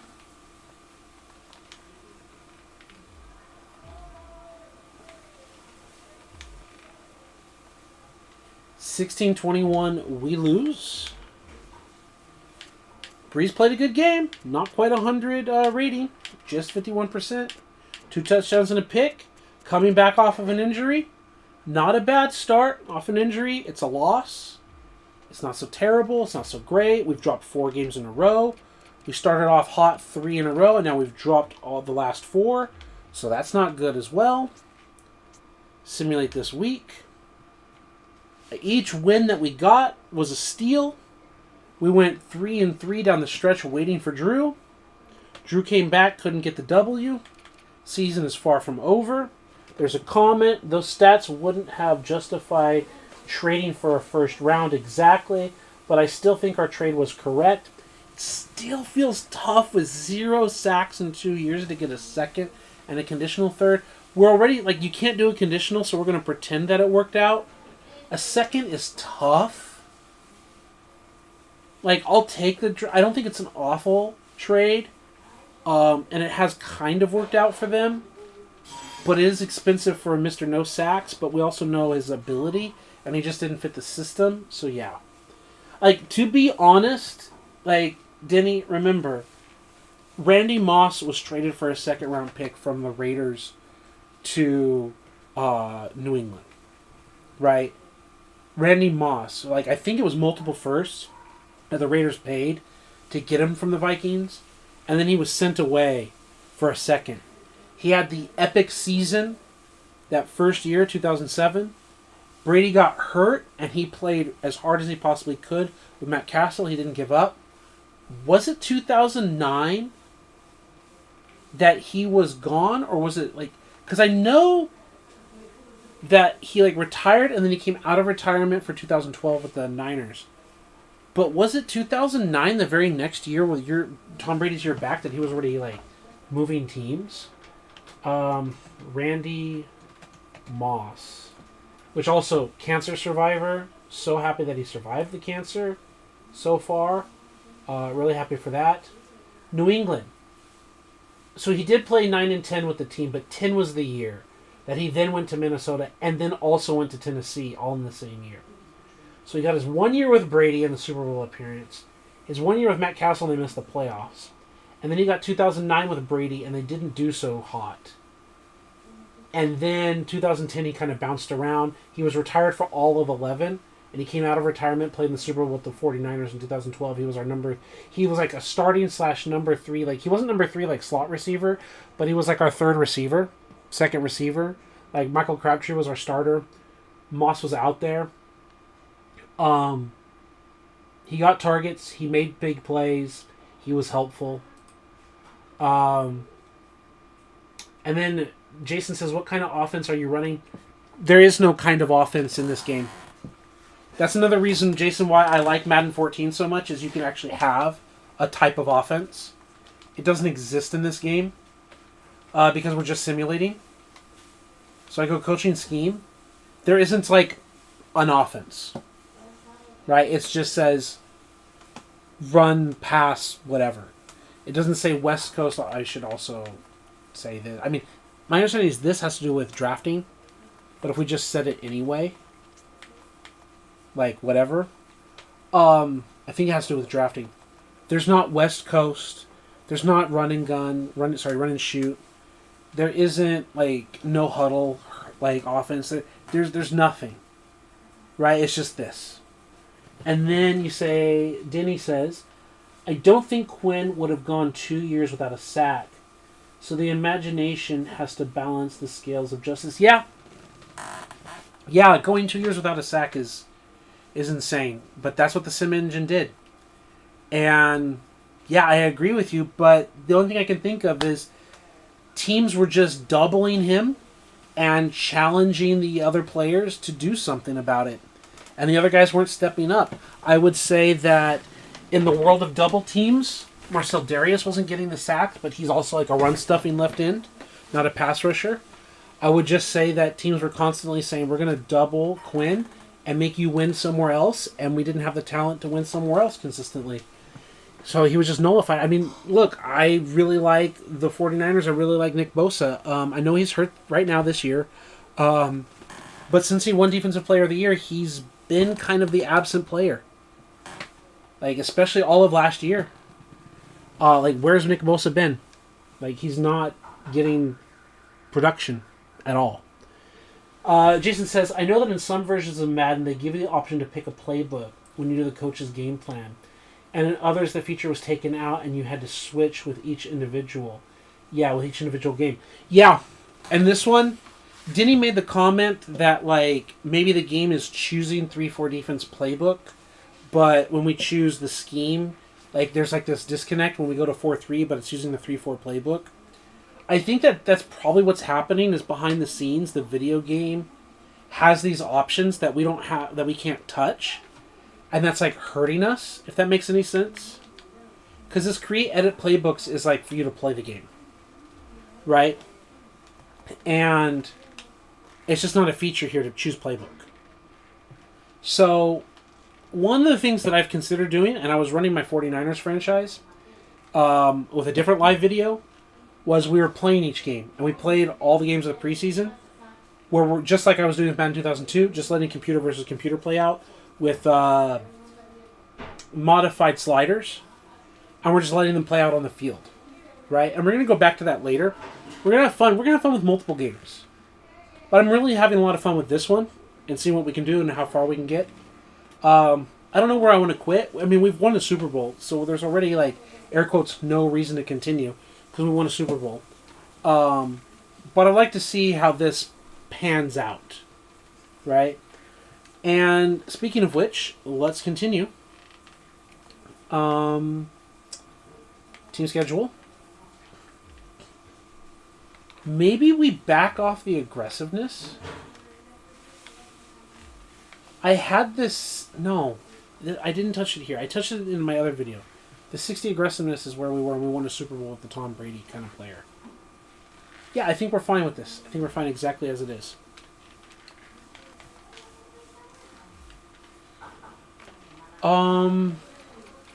Why is that doing that? Oh, league schedule. And Denny says, we could load into the game like we would play, but Super Sim instead, that allows playbook choice. Yeah, Denny, but then we also have to, like, do a whole extra layer of plays per game and how many minutes the quarters and things like that. And that's like a messing with it to what degree, I don't know. And I kind of want this one, this specific one, to be just press sim. I'm totally fine with starting a separate franchise at another time. We don't have infinite time on this earth together, right? But we do have, like, air quote infinite time together, you and I in this channel, to speak hyperbolically, of, like, we'll get through this one, and we could do another one we do a Super Sim style. We can do the 49ers one, where we, like, let the computer play it out on the field. Like, we have a few different variations. One of the fun things about this is, like, we're getting and we're seeing 8, 10, whatever years of drafting and player progression and all of that. So I think each franchise should have its own, like, goal and style that stays consistent. You said, you know my ideas are going to be overcomplicated. It's fine, bro. I don't mind the idea. Like, remember, Dimechise kind of does that with his stuff. So, like, he does his, like, Super Sim, but of 2K5. Right? Like, he lets you see all the drives play out. Right? And I think that's awesome. And I'm not against it. I just think that's going to be another variation that would be fun. And then Jason says, I'm going to scope out your other videos and have a good night. Take care, Jason. By the way, Fire Kyle, absolutely agree with that. The experiment is done. Wait for the end of the year and then let him go. We're done. It's not going to happen. I hope to see your comments in the other videos, Jason. And I hope to hear you applying the ideas and getting better, and tell us how you got better. So good luck, man. We've dropped 4 games in a row. We've dropped 4 games in a row, but Drew Brees is his first game back. We're hosting the Bills. 3-4, 5-2. If we can win this game and go 4-4 and drop them to 5-3, they're still going to be 1 game up, but we're going to have a victory over them, hopefully. No! We lose another one by 1 point. Another 1-point loss. And another okay game by our quarterback. Almost 300 yards, almost 60%. 3 touchdowns and an interception, and it still wasn't good enough to win. And our running game is just not good. I mean, it sucks that we're losing, but we're not a bad football team. Right? It is what it is. We've dropped 5 in a row. There's a bye week to get our shit together. Right? Coach Harbaugh has a Super Bowl ring. We've dropped 5 in a row. The owner is coming down. Woody. Who's the owner of the... Woody is the Jets owner. That's what I thought of that. Bills owner, NFL. I forget. Terry Pegula. Has that been his... always the owner?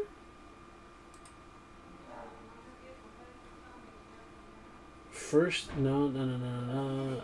Okay, I really don't know that. Wow.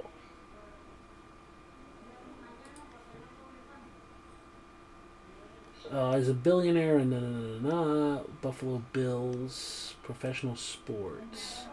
February 2011, purchased the hockey team, and the Bills of the NFL from previous owners in 2011.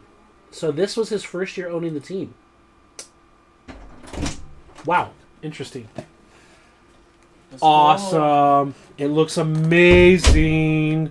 My wife and our mom made a roast chalfa, like Chinese, like rice. Like you go to a Chinese food restaurant, and it's like basically Peruvian and Chinese food like combination.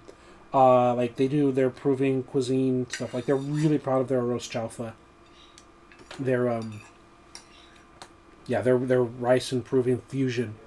It's basically like this fried rice. It's not just white rice. It's like fried, so it's all browned and everything.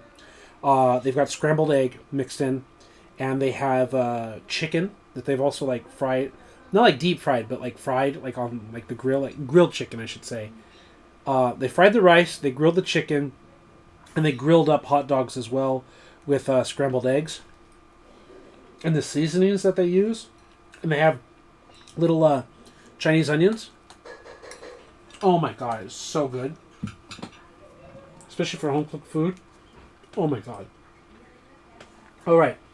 So, Denny says, in coaching strategy, move the ratio towards the pass, or running game isn't handling this business. Our running game isn't handling this business. I'll tell you this, Denny. Something you did miss, if you want to call it missing it. Start of this video, we rewound, and went back to the beginning of the Tom Brady year. And I said, let's go 60% pass and 40% run. And we sucked. We were putting up like 30 to 40 points almost every game. And when we went 60% pass, 40% run, we were like putting up like 7 and 14 and 13 points. And it was like time to go back to a 50-50 split. And also, I want to say we were at like the same 60% 60-40 split of aggressiveness.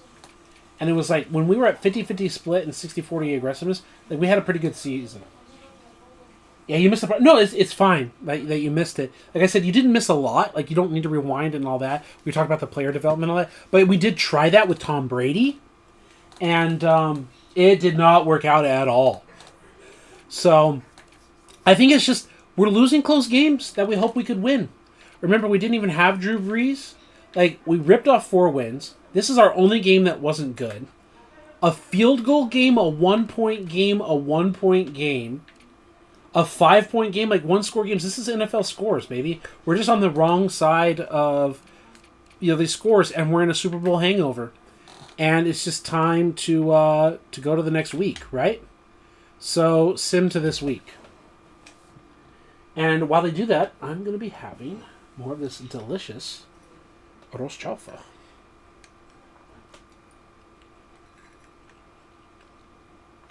And it's like freshly hot on the plate.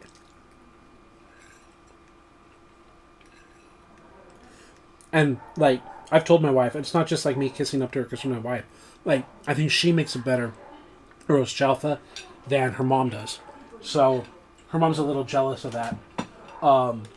And they work together. Let's put it that way. So that she gets involved in it, but my wife still has a big say in how it's made. Because my wife's mom is a really great cook, but my wife makes a better roast chalfa. And so she knows, and she influences the decisions there. Have you tried the scouting feature? I have. We're losing, but we're competitive. Exactly. I mean, remember, we're playing the role of general manager, right? We're drafting. We're signing free agents. We're making sure our depth chart and everything. We're doing what we can as a general manager. We have no impact on the game day decisions. We're not human controlling the players. It's like John Lynch up in the box. There's only so much you can do. And it be what it be. Them's the breaks, right? So, 8 weeks are in the books. 9 weeks really, including a bye week. How's Quinn doing?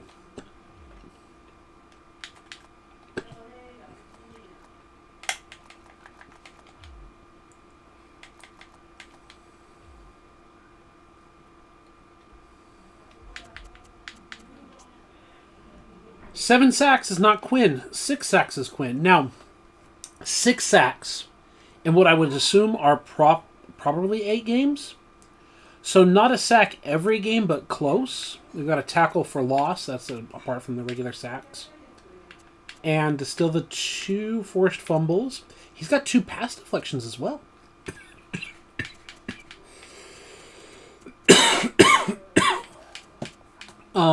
Tackles for loss, so he's not really making an impact in the run game. We don't know where he's making the other tackles, but they're not considered for loss on runs. 22 solo tackles, which is, again, good. I mean, it's not swarm gang tackling, but when he's on an island, it seems to make tackles. And for the total of the team, he's up there. Linebackers are making the tackles, so the defensive line is doing their job. But it seems like when the ball is run his way, it seems like he's contributing. Right? He's doing better than the other defensive end. A lot better. When they run to the defensive right, when they run to the left, he seems to be making a good impact. And we're talking about the right outside linebacker as well, right? So the right outside linebacker has got 40 tackles. The middle linebacker's got 48. That's also part of your job on the defensive line is to get the linebackers free. So they're mixing it up. If you end up on the season with like 100 plus tackles as a linebacker, you're doing pretty well.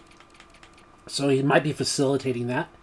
Might be overall a good decision here. I'm going to let the next game and week go through, and as I do that, I'm going to go get water.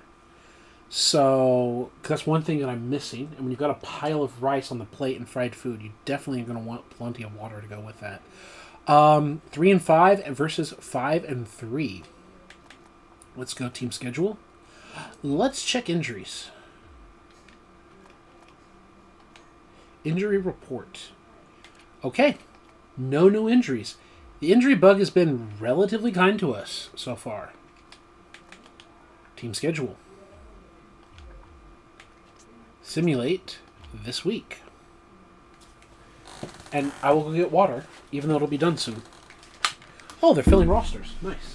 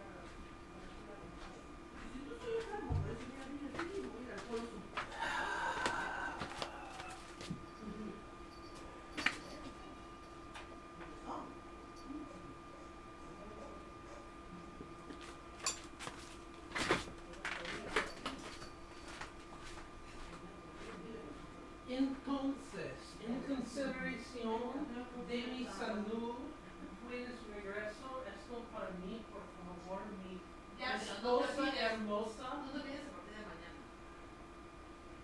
A ver, yo no lo veo.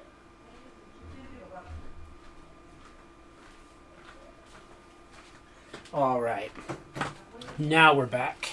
We got the victory. Let's go. I don't know if I lost didn't because it went from zero. It went from one concurrent viewer to 0 concurrent viewers. So I don't know if I lost you by accident or it's just the algorithm or the whatever saying that you're gone. But we got the W, folks. We got the W. I love it.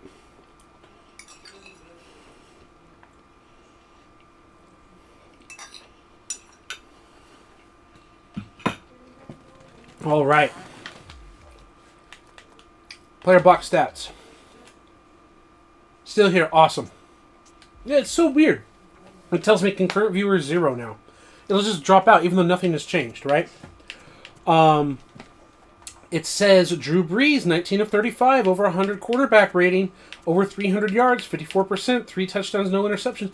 Hell of a game. Man is easing back and on fire after the, right? After the slower start, the 1-point loss, the bye week, lit a fire under their ass in the bye week. Gotta love it. Got to love it. It says downloading some ROMs for Autosera. I don't know what that is. So I had a mini screen mode. Maybe does it? Maybe that does it. Yeah, it could be. Going mini screen. I don't know. Like it's what it says, you know. And it's like sometimes I'm watching too, like so I can read the chat. And so also it'll tell me that I have 2 viewers when I'm one of my own viewers. But when Jason was here, you know, I wasn't doing that, and it said 2. So yeah, I don't know. Just sometimes I get bounces out, or sometimes our signal drops out, or whatever. But yeah, here we go. We're looking at what Bills Colts were both 4 and 5, and I backed out for a reason, and it was to look at injury reports. Oh my goodness! Right guard is out for the year. This was brutal. I literally made a comment. It's like the video game can hear me. It's like there's a microphone that said, oh, we've avoided the injury bug. And just a onslaught, a slaughter of injuries. Our starter and the backup. Well, not backup, but like the second of the 2 starters. The guy that we traded the 2nd round pick for. Right? From the Lions.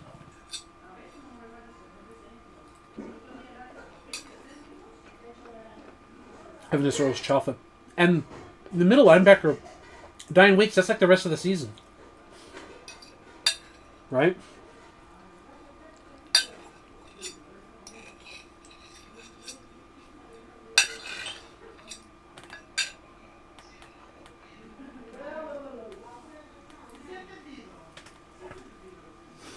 And then your comment, Madden has injury snipers. Yes. Yes. Halfback, 2 middle linebackers, right outside linebacker, who's our previous middle linebacker.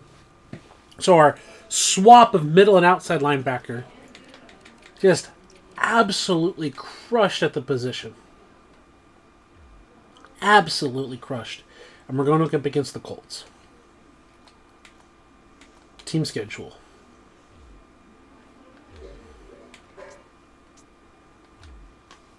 Sim the week.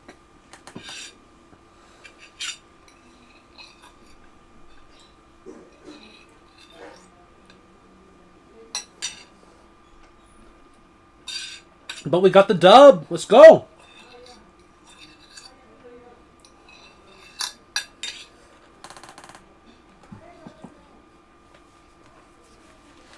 We're sitting at a 500 season.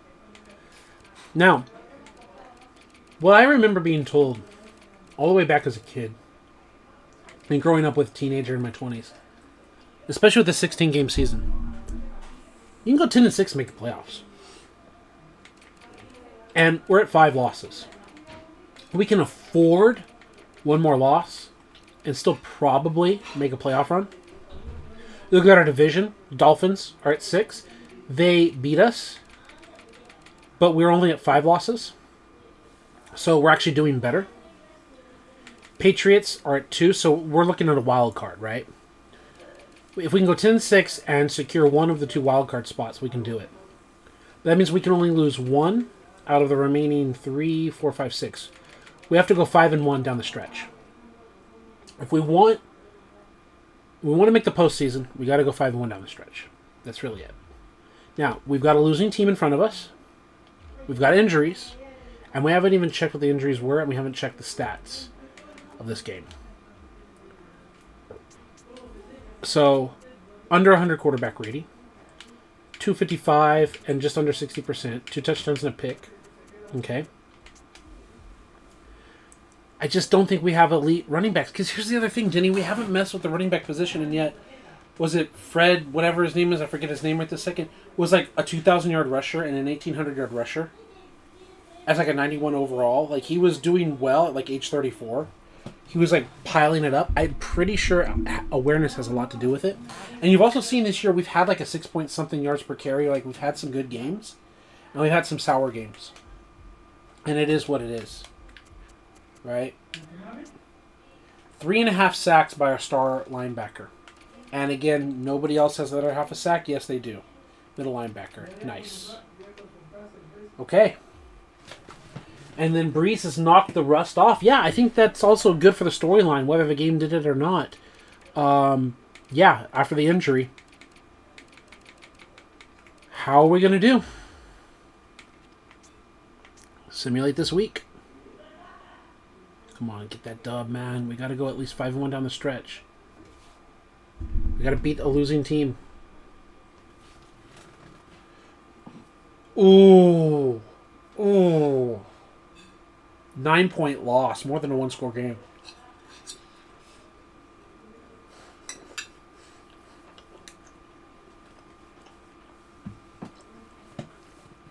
You can't lose these games, man. We're going to miss the playoffs like that. Drew Brees missed at least 5 passing attempts.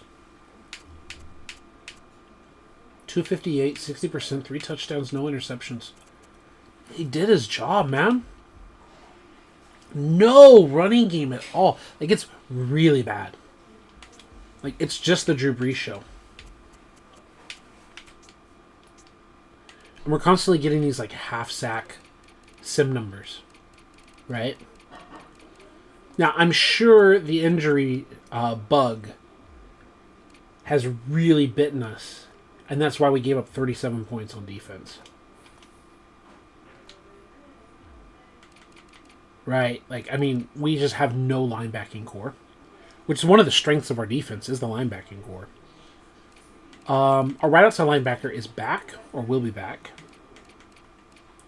And one of our running backs, a rookie, not a starter, rookie is hurt. Yeah, we're out of safety, and we're out 2 linebackers. Yeah, Brees was balling. Exactly. It's a lack of defense. I mean, 4 touchdowns in the game. And we just didn't have enough defense. Defense has been our problem. Defense is something we need to seriously address in these drafts. We need to invest in A potential players. Like, more of them on defense. Like, we need to spend time doing that. But we're not going to have Drew Brees for multiple seasons either. At them Jets.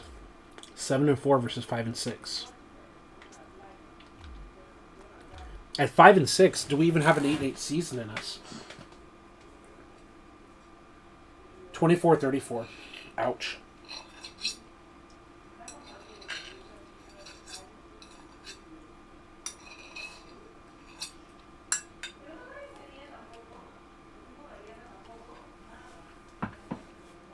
Okay. So, here we are. 24-34, 10-point game. We also talked about Drew Brees balling. Remember, we haven't adjusted the coaching slider of passing, aggressiveness, whatever.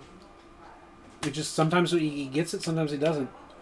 Almost 300 yards, over 50%, another 3 touchdown game with 1 pick. He's literally on fire. He still remains on fire. And our running game is just getting worse and worse. We're just atrocious at the run. And it's not for lack of trying. We just cannot run the damn football.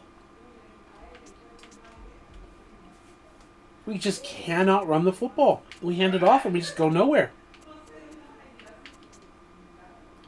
1.5 sacks from the outside linebacker who's back. And there's no one else with that other half sack. All right. And with 4 games to go, the last quarter of the season, stats, season, them Eagles on defense. Quinn went from 20 tackles to almost 40. Right? And like basically I think about double the games. Like he's hitting that. He might be on pace for close to 60 tackles over these last final games, right? 13 sacks. Wow. He was at like 4, right? Now he's at double digits. It's actually his best year so far. He was 11 sacks with his best season previous to this. Wow. Where is... It always says Eagles, Eagles, Eagles, Eagles, Eagles. The video game had his best season at 11 sacks. He was a rookie when this game started. He got progressively better generally except for this. I don't see tackles for loss here. I see forced fumbles 2-1-1-1-2. Okay. An 11 sack season, and then we gave him a big contract where he did nothing. The season's not even over, and he's got 13 sacks. So, yeah. Good for him. Good for the Eagles. Good for us. I'm sure that they're happy using a second-round draft pick that they haven't even made yet. I'm sure they're happy of spending next year's draft pick on a 13-sack player.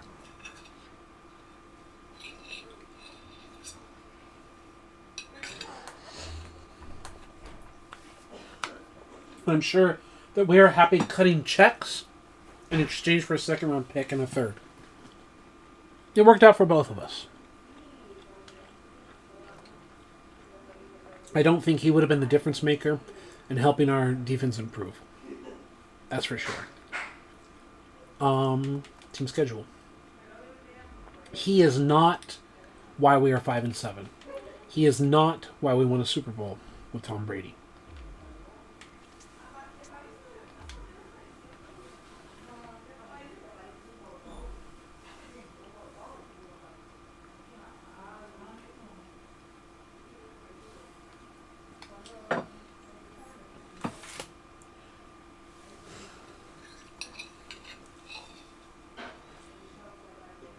Let's go.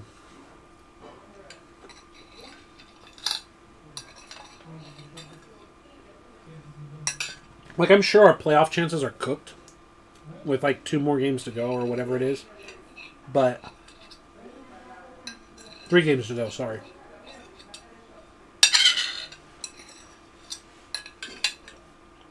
I think we're cooked, but we play to win. 29-6. Drew Brees almost 100 quarterback rating. 343 passing. 66%. Another 3-touchdown game with 2 picks, but another 3-touchdown game. Drew Brees knows we're probably not making the playoffs. He signed that deal, but he's not going out without a fight. He's showing, I still got something in this, something in my holster. And just, there was no running game to support him all year. Just no running game to support him. We've got 2 losing teams in front of us. Look at the injury report. Injuries and the running game just didn't pan out. Right, the defense got hurt. No, not player management.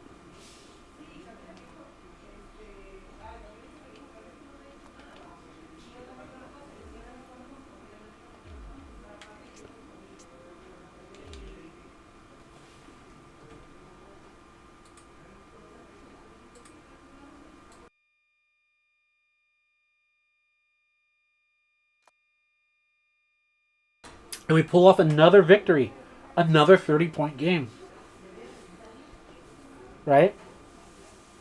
I know 29 wasn't the 30-point game last week, but we got back to another 30-point game.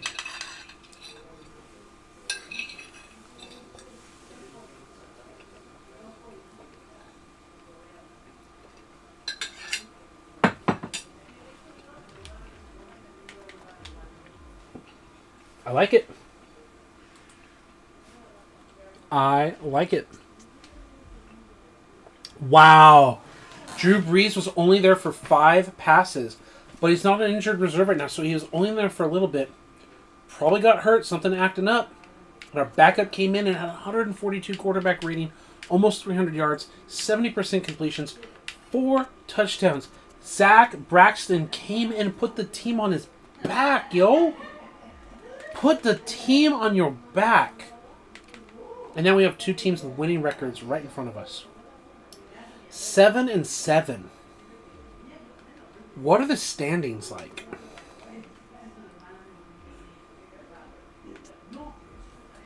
AFC. So, the East at 10-4. And the Patriots are going to take that second spot. Like, is there a scenario where the Patriots drop 2? They go to 9-7. We win 2. We go to 7-9, or go to 9-7 as well. And is that still good enough? Because there's all these 7-7 teams with us in there, right? From seed number 6, which is all you need, there is a multi-team tie. 1, 2, 3, 4, 5. Right? So there's 2 playoff spots, not 3. There's 2 playoff spots for the wild card. The North is sending the Ravens so far, and I don't see them Steelers go Super Bowl in the mix. They're 6-8, so they're not really in the mix. Kansas City in the West. See the Bengals. Yeah, the Patriots and the Bengals. The North and the East look like they are the ones sending potentially. And again, there's just one game out with the Jets, so one of them could switch who wins the division as well. The Jets and Patriots in the East, and the Bengals and the Ravens. It's a 2-game separation with 2 games to go. So the North and the East are not settled for a winner. While there's a leader, there's not something guaranteed. Right? I don't know how the tiebreakers are working. If they do end up having, like, losing out and winning out. The South looks like they're going to send the Titans. Wow, the South is going to send a 7-7 so far team. And who's the competition in the South? So, the West also isn't decided with 2 games to go, but 1 game separating them and 3 teams in the mix. This is a wild ride, folks. The East, like, I don't think you can ride us out completely, especially when there's, like, that multi-team tie for that 6th seed. The South is 1 game or 2 games for a winner. I don't know what the tiebreakers are with the Jags, but could the Titans lose out, the Jags went out and win the division? Obviously, the Colts would have to lose out as well or whatever. Like, that division is not completely locked up. Yeah, like, 2 games here, 10-6 here, 10-6 here.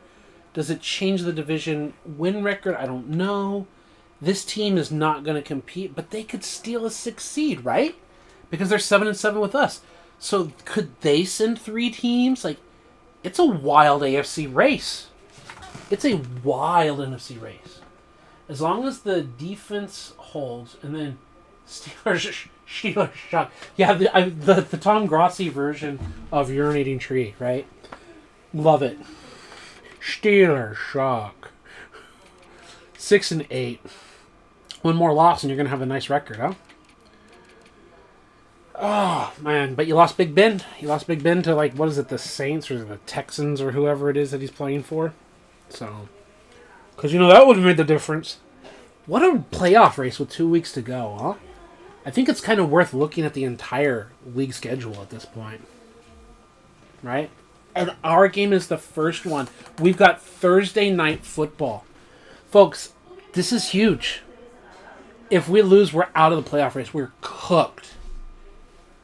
And the Lions, they've got to care. This is the situation where I'm kind of tempted to press play and let it play out. But that's not what we're doing. We got the W. We stay alive with that 8th victory, folks. The Broncos and Bengals with playoff hopes on the line for both teams. Bengals get the W. Let's go. Steelers Saints. Simulate this game. Steelers get the W. Steelers go 7-8. Steelers 8-8 season. Vikings Dolphins doesn't really make a difference. Vikings drop it though. We didn't look at the NFC playoff picture, but who cares? NFC game again. No one cares. Eagles got that W. We're gonna look at Robert Quinn. Defense. Quinn got another sack. He's at 14 on the year, folks. No tackle for loss, but 4 other tackles added to it. No other stats like forced fumbles or anything.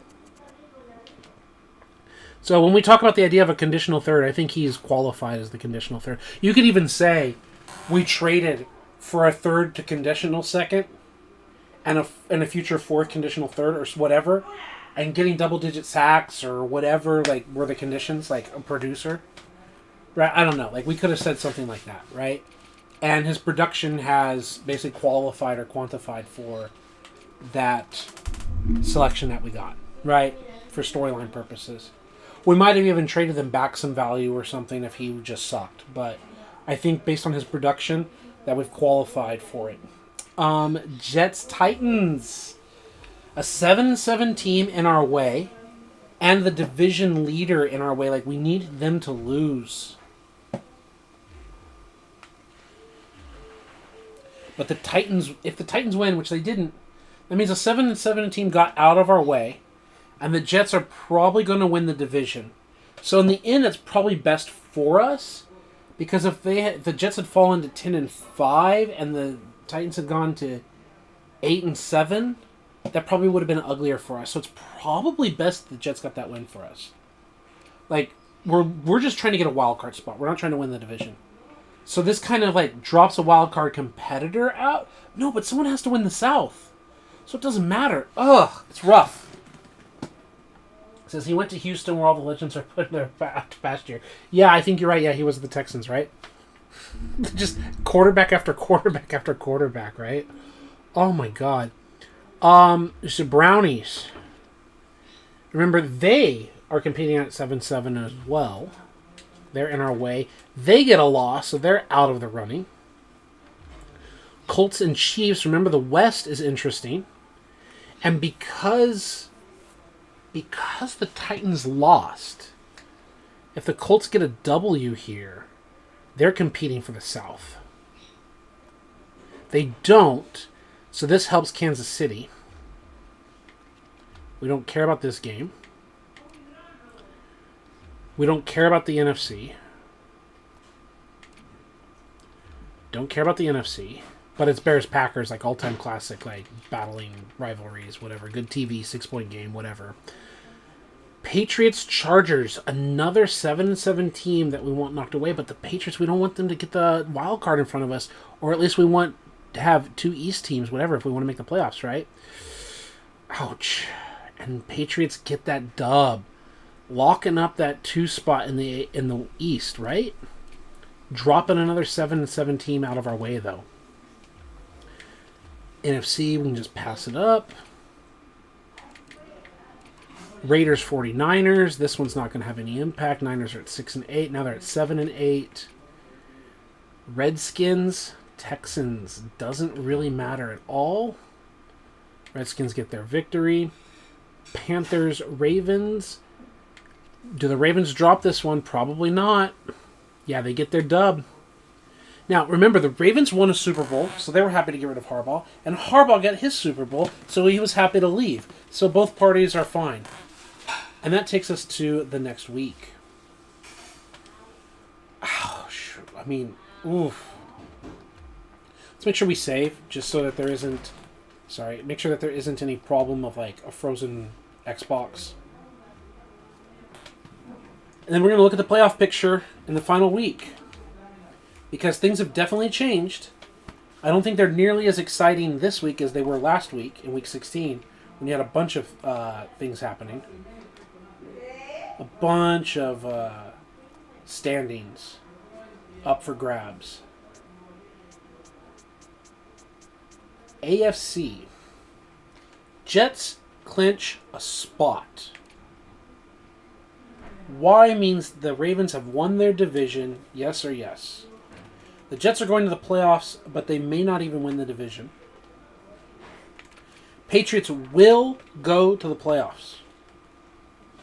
Rest your starters, please. Rest your starters and help us also get to the playoffs. Please, New England. We know it's never going to happen. Please, New England, rest your starters. Now, you're going to try to win the division. I get it. You want to win the division, maybe get the 1 or 2 bye. I don't know. Especially at number 3, you're going to try to hopefully get, because number 1 and number 2 get the bye. You're not going to rest your starters. I know it. Kansas City has won their division. Okay? Not only going to the playoffs, but they've won their division, so they're definitely there. Interesting. So, 9-6 is ahead of us. Let's go to all AFC again. Bengals look like they're a strong 5 seed. We're leading the 6 seed right now. We've got a bunch of teams on our tail. And if those teams go 8-8 and we go 8-8, I don't know if we have enough tiebreaker to make it.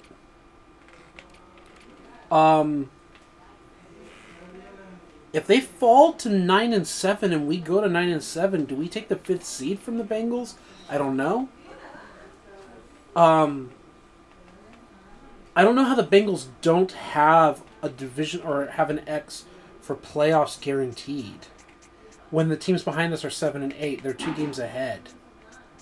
Right? How are they 2 games ahead? And because the Browns, but there's only 1 game to play, so the Browns, none of those teams are going to take the spot from the Bengals.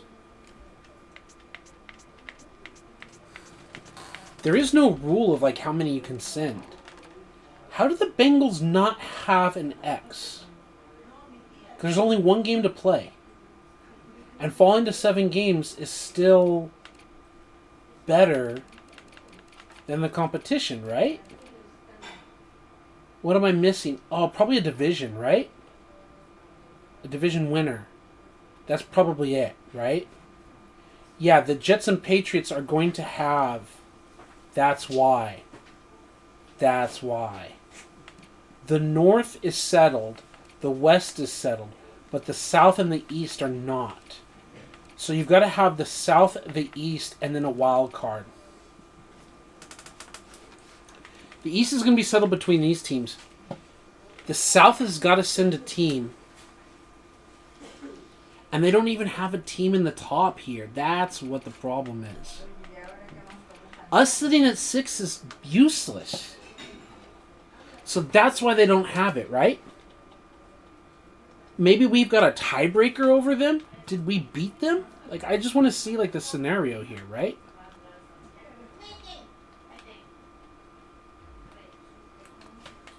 Team schedule. Us.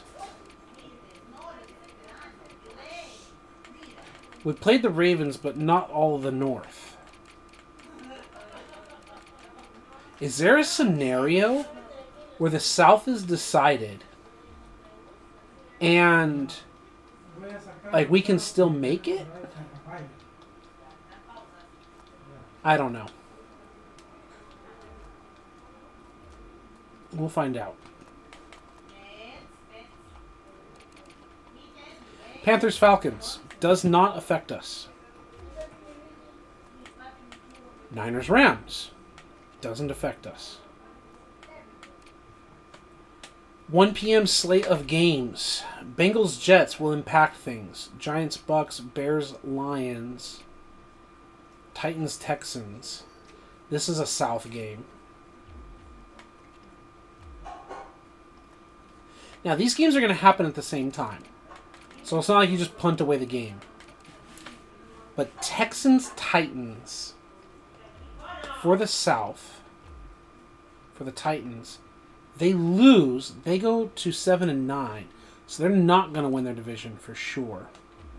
Bears Lions, Giants Bucks.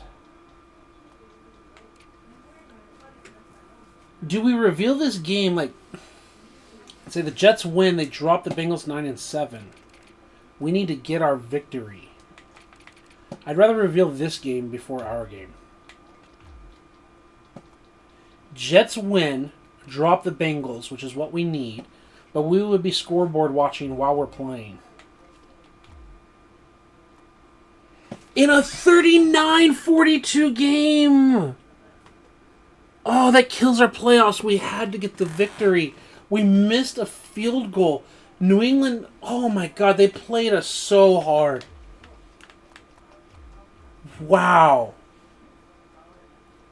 Wow, you got to imagine. Like, as they're scoreboard watching, they know the Jets have got this W, and you know, while you're scoreboard watching, that the Patriots are like, we've got to find a way to try to win this division or whatever. We've got to have a wild card game. We've got to kick the Bills out. Wow, what a game. What a season. What a shot. 27-39, almost 300 yards passing. Another 3-touchdown game for Drew Brees. Just blew his season. And we had a running game too. We found a running game. 2 sacks in the whole game. 200 yards, no touchdowns by their quarterback. No touchdowns and 42 points. They ran roughshod over us for 5 touchdowns and more than 10 yards a clip. Our defense had nothing. They sacked Drew Brees once with big Vince Wilfork. That was the season, folks. A field goal game.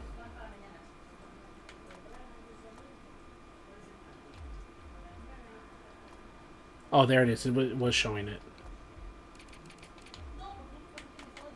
View scoring summary.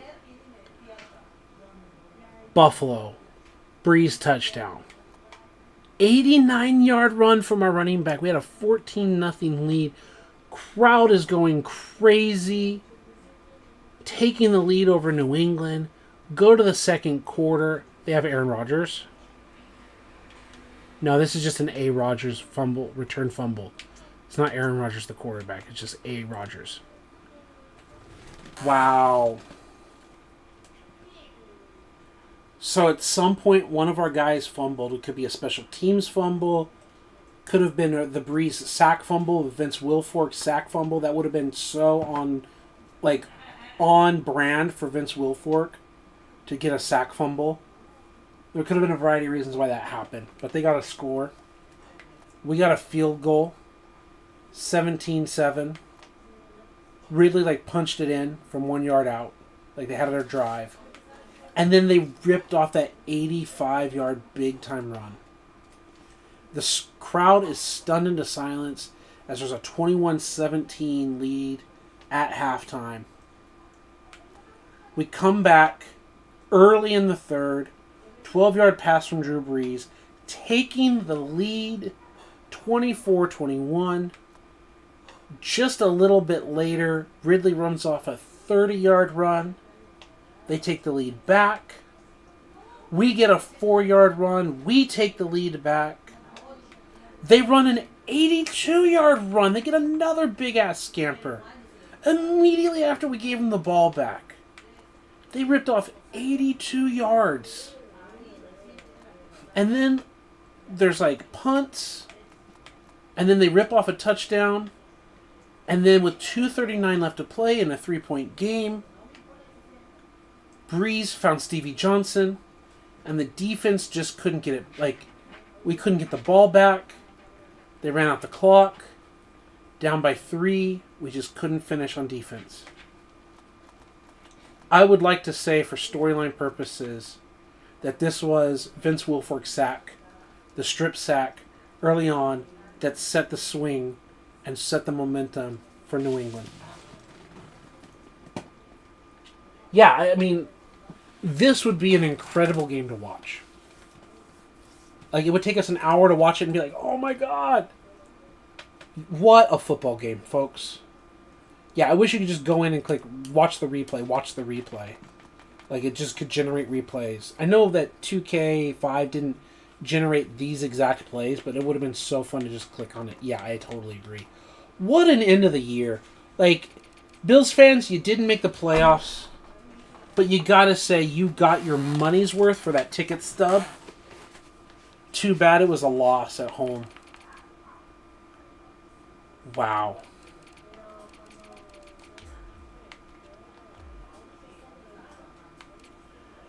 Eagles, Cowboys. In a loss, the exact thing you mentioned. They get to play the Cowboys twice a year. Did Quinn do anything? Defense. Eagles. Sack, 1 sack. So, do we have, like, view the player for the year? He's on fire, and he got another tackle for loss, and all of that. Very good for him. Ravens, Steelers. Steelers spoiler roll? Steelers spoiler? Oh, Steelers almost spoiler. Steelers almost spoiler. But almost doesn't count, right?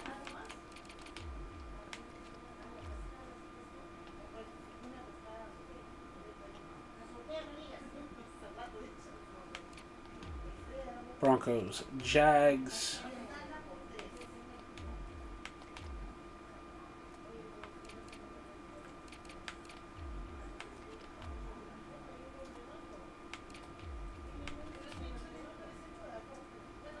Five points, Colts.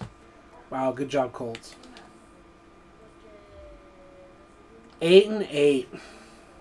Could have been 9-7, but it wasn't. Coulda, shoulda, woulda. Stat hubs, season stats. Were we a leader? Because why are we here? Like, why is Drew Brees literally right there? Interesting. NFL passing. Wow. Top quarterback rating in the entire league. Not leading in passing. Oh, I'm sure as a Steelers fan that hurts to see.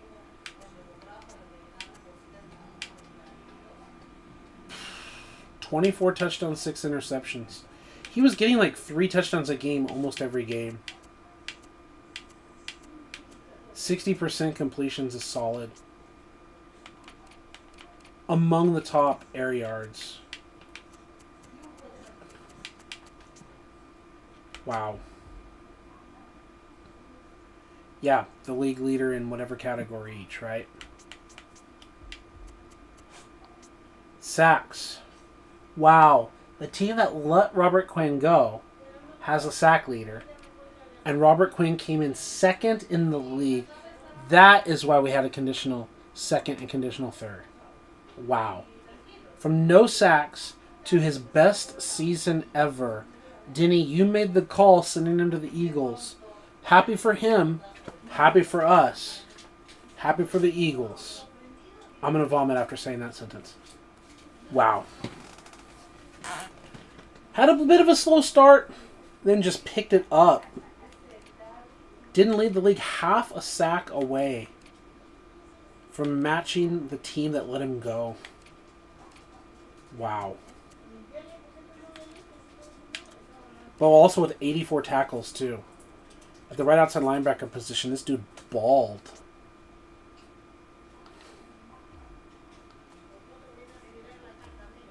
Well, that's it. It's playoff time. And we're not in it.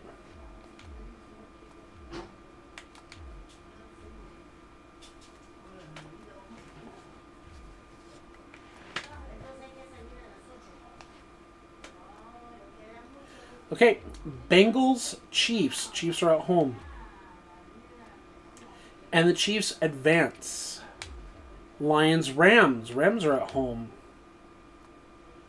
Rams advance. The home teams advance. Nice. Patriots, Titans. The winner of the South versus a team with a winning record. Patriots get smoked by the losing team. Or the team with a losing record. You did all... Patriots, you gotta know. They did everything in that game to fight with us. To deny us. They are burnt out. We wore their asses out. You should have just lost to us. You should have conserved your energy.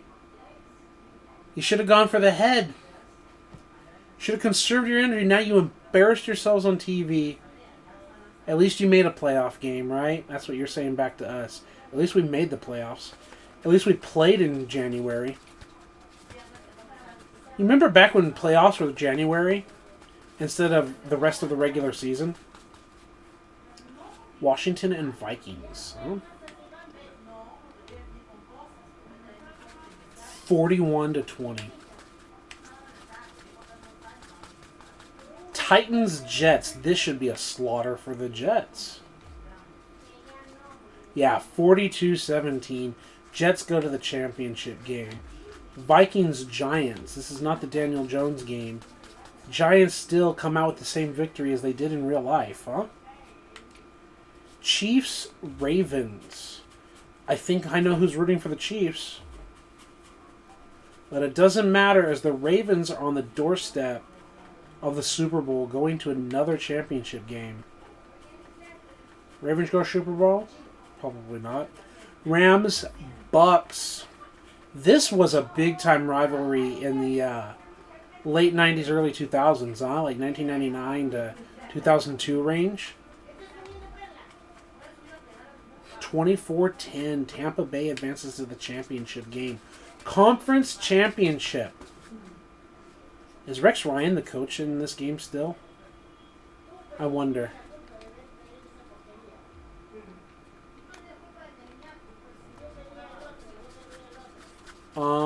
It just lets me switch here. It doesn't let me... I don't know where to look to see who the coach might be. Well, let's just say for fun, maybe it still is Rex Ryan versus his former team. Right? Jets, Ravens. Buccaneers, Giants. Giants are going back to a Super Bowl. 2 12-4 teams. The Jets are hosting. And it's the Ravens going to the Super Bowl.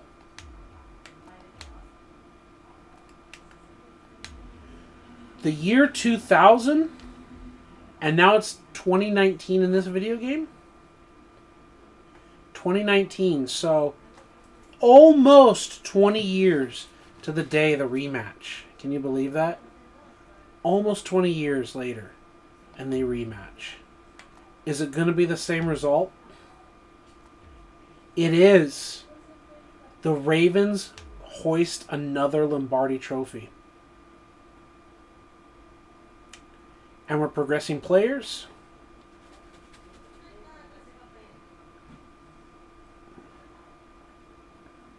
Progressing coaches. They have 2 Lombardis without Harbaugh. Harbaugh has 1 Lombardi. They're happy to get rid of him, and he, at least with his 1 Lombardi and almost a shot, is happy to be away too. So, it is what it is. Go to the staffing screen. And our head coach is fired. Win a Super Bowl? Or at least his contract is up. Fired / the contract is up. Available. We can hire coordinators. But we can also see who's available. Is this Wes? This is Wes Welker. Wes Welker is retired and is wide receiver based and wants to be a head coach. It's not what I'm looking for. Tony Soprano. Ron Rivera. Right? Riverboat Ron. Brian Dawkins wants to be a head coach. Weapon X. Jim Caldwell. We can bring back our coach. We can bring back our Super Bowl winning coach. Do we bring him back? Do we go after Sean Payton? Throwing accuracy deep and blah, blah, all pursuit. Reggie Wayne wants to be a head coach. Mike Tomlin can be our head coach. What do you think, Denny? Do we offer the job to Mike Tomlin? Do we bring back Harbaugh?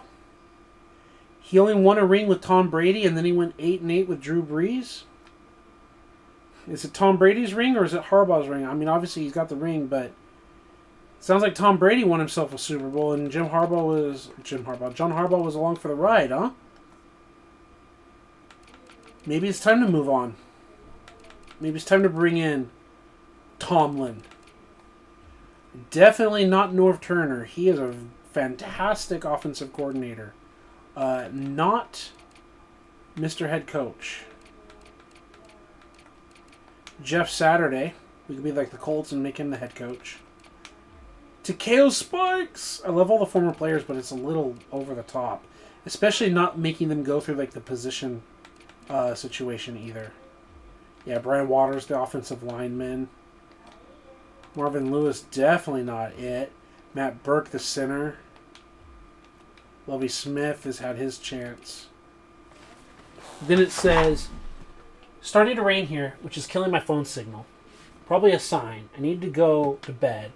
Be back with whatever I miss in the morning. But Denny, do we bring back Tomlin or not, bro? This is your chance. Not bring back. Do we switch gears? We bring him back, man. You gotta tell me. If you don't tell me, it's fine. I understand. Have a great night. Love having you here. But you gotta, come on, man. You gotta respond, bro. Do we get Tomlin?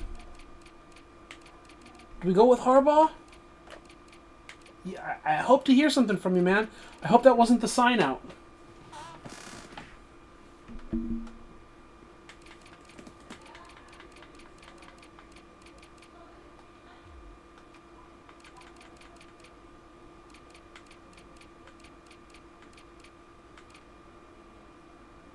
Hire Tomlin if you can. Okay, you got it.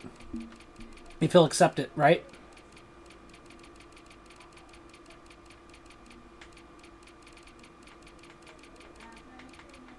Let's try it.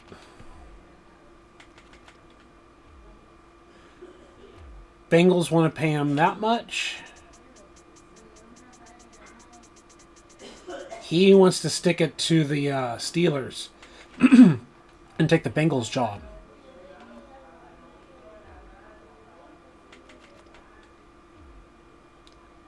Yeah, he wants the Bengals job. He wants to stick it to the Steelers. Yeah, and he's turning us down again. Yeah, well, we tried it, right? Renew your deal? He says renew the deal. Bring it back. Okay, it was worth it.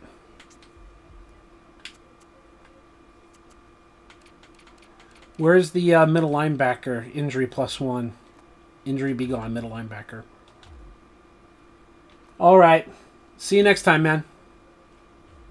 We're probably going to end this here, but yeah, we're going to go like the little basic stuff. But yeah. We're set it up so next time we go live, we're in the same place we always are, getting ready for the free agency, re-signing free agency draft. It's a good cycle. Yeah, it was worth a shot. So yeah, that's basically it. It's a good cycle. If we get a season done a night, about an hour, 2 hours, it says 4 hours here. We had a lot to talk about. But if we can get a season a night, that's pretty good, huh? Get to 10 years plus. All right. Take care, man. Go to retirements. Yeah, Drew Brees is gone. Dante Whitner is gone.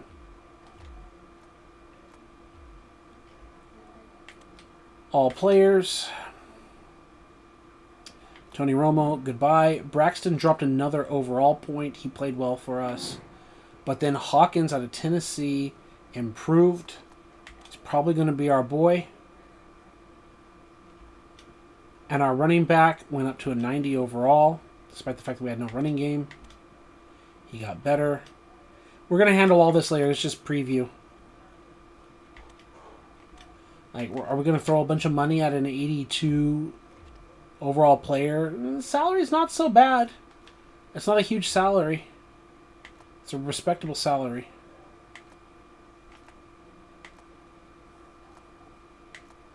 Hey, not so bad, not so bad. So yeah, I guess that's the other thing we can look at is what's our team looking like. A 73 overall quarterback, 90 running back, decent wide receivers, not amazing, not elite, decent tight ends, just decent, just all kinds of decent. 92, 81, 85, 93, 84, 86, 90, 98. Boy, did we find a guy here, huh? Boy, did we find a dude.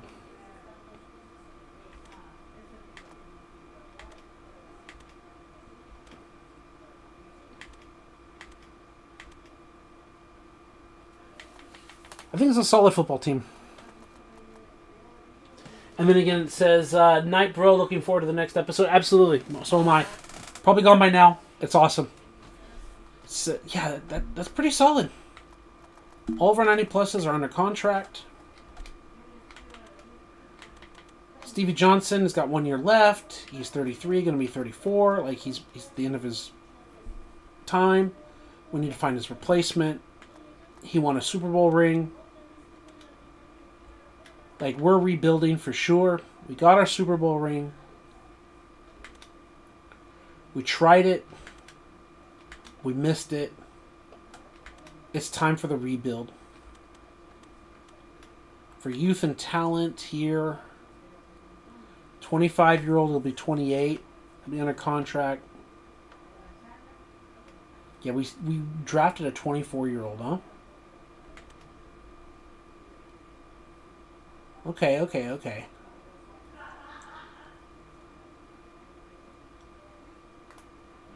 Yeah, he was not producing. 3.5 yards per carry. Hopefully we can solve that problem. To be fair, Drew Brees was carrying us. Our lack of defense, I mean, we do not have stars. And it's not for a lack of trying when it comes to our drafting style.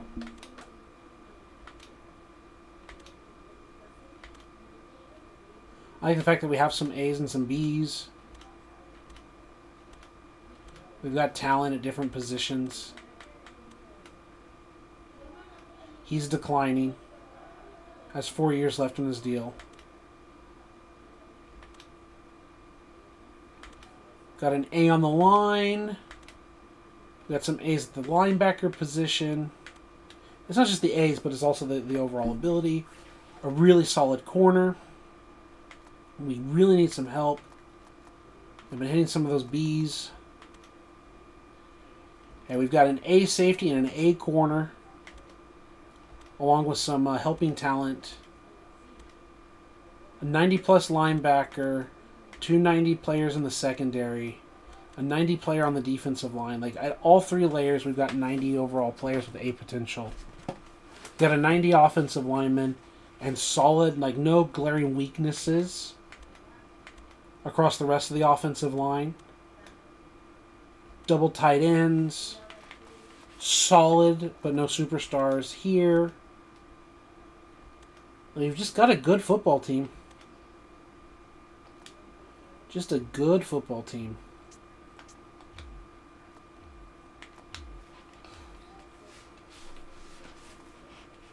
Saving.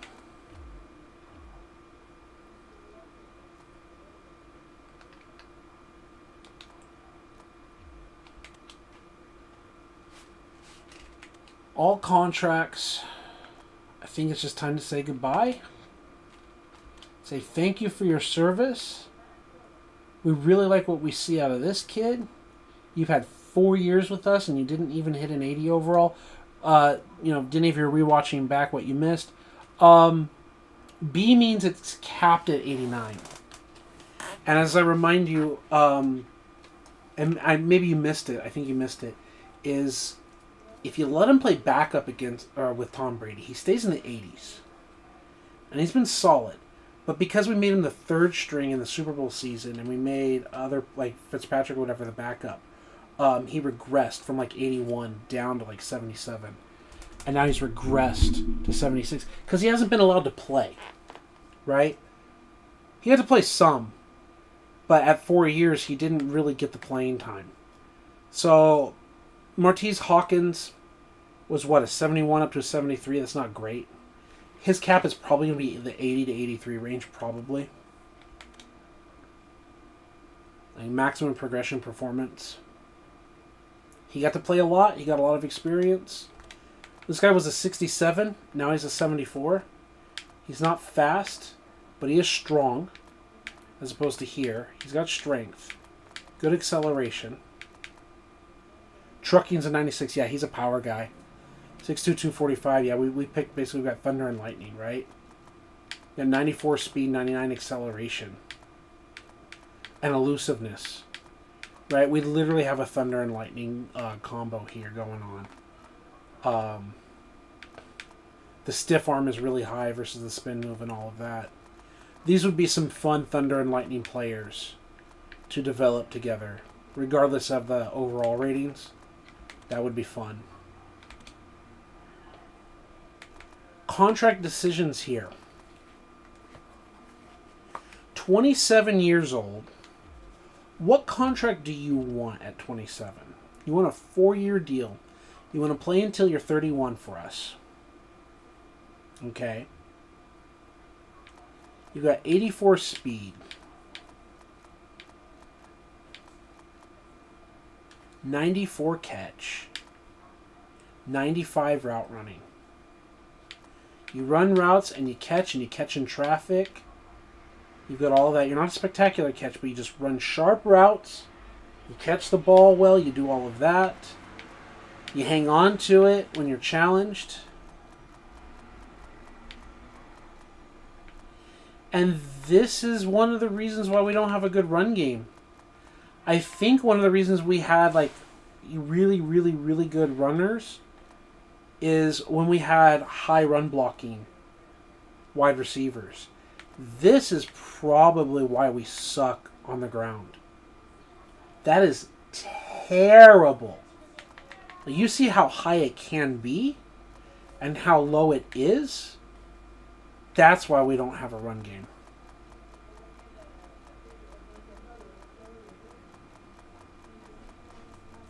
And that's one of the things in Madden 14, and also Madden 15, but Madden 14, when I talk about, like, I want to be able to scout things.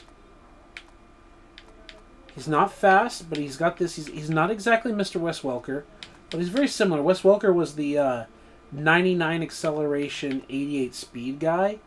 He's not that athletic, but he's got the high awareness and he's got the other high abilities. Right? He's got some spin move and juke moves on him when he's got the ball. He's got a very good ball carrier vision on screens and stuff. This guy's got 94 ball carrier vision, so he's truly Mr. Screen. But you can screen to either of them and do well. He has like no catch ability. 77 catch. I wonder if he drops passes and all that.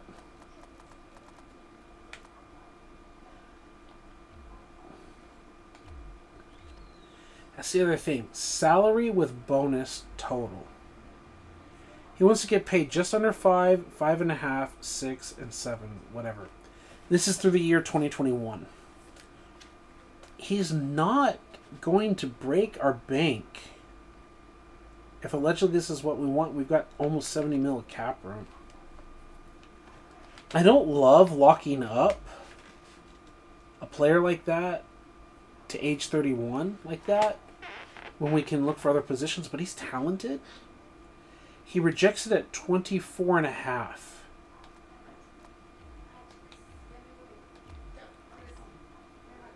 Almost 25? Okay.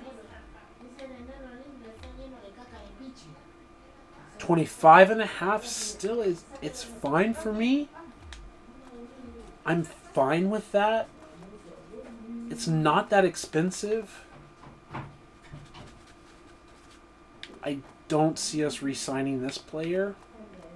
Definitely not that player. Especially when our starting three are here. Like, this is not a developmental player to replace. We have 1, 2, 3, 4 under contract. We kind of want to draft or do something. If he's still available after free agency, fine. He was our guy, and he's regressed.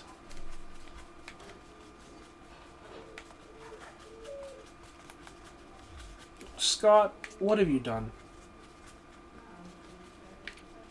You get a couple touchdowns a year. You get some catches. When there were injuries, you stepped up, and you still only got 2 touchdowns. You've been a solid, quality player. Are you a good run blocker when we're 2 tight ends out there? You are. An all-around solid player out of Oregon State. I was really happy to get you before. What kind of money do you want? Our other veteran, he's getting 5.5. You won't even touch that till this point. Interesting. Did it lower the offer because I didn't offer him? You're talking about making in 4 years what our current guy is making now? And especially when this guy gets to 9 years pro, you might continue to develop into an 86 or 87 overall or something. You might even take the starting job eventually. He'll be 30, and we'll need to find replacements later.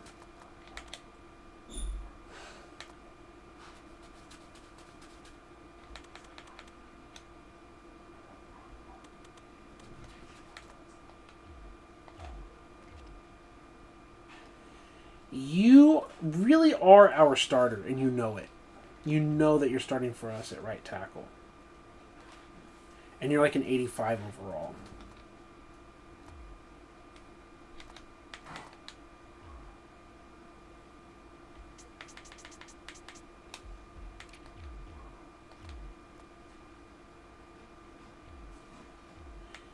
It probably won't let us do this. Yeah, it just doesn't let us do it.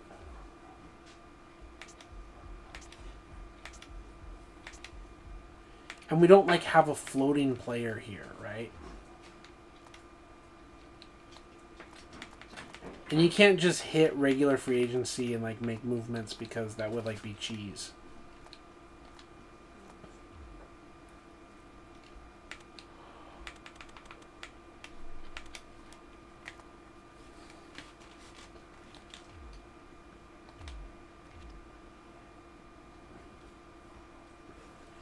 It's still, like, if you look at the starter here, it's at 13 something mil. It does say 22.32, but that's across 4 years. And the total is 4.5, 5, almost 6, almost 7. And we know that he's like an 85 overall or whatever, right tackle. And he has been our starter. Like, he's costing a fraction of our other player when they're both, like, relatively equal. Yeah, he's rated better than that. He's like an 85. Eric Wood.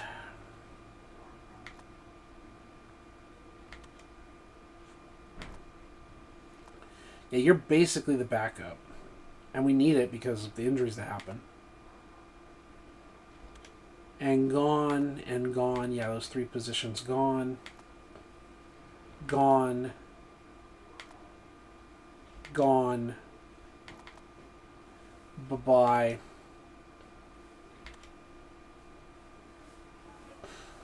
Middle linebacker.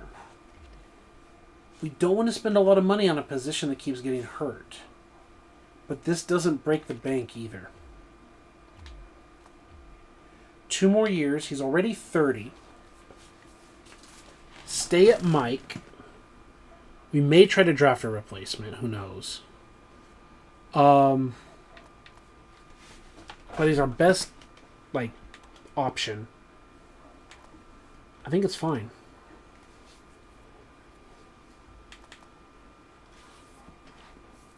I think we're just going to continue to look for more players. Eric Weddle, thank you for being there for us. Thank you for being a friend.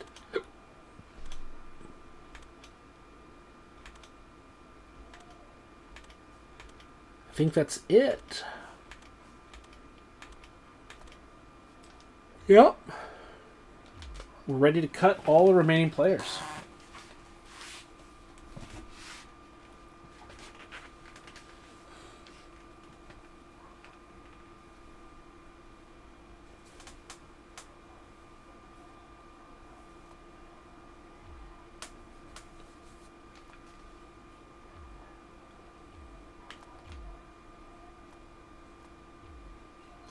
And it's free agency time again.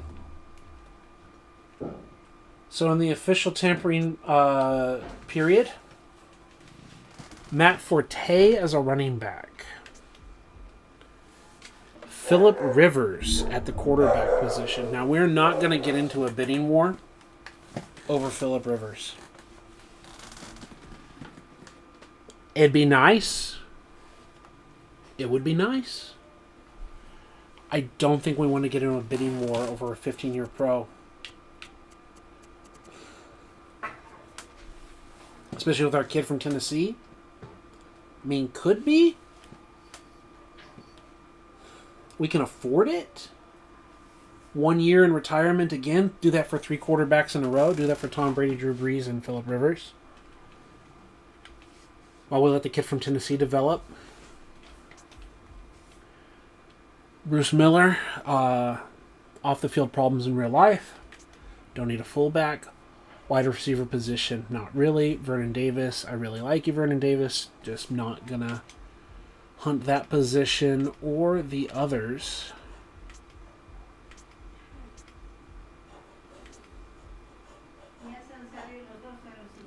I wonder, did the Eagles re-sign their guy?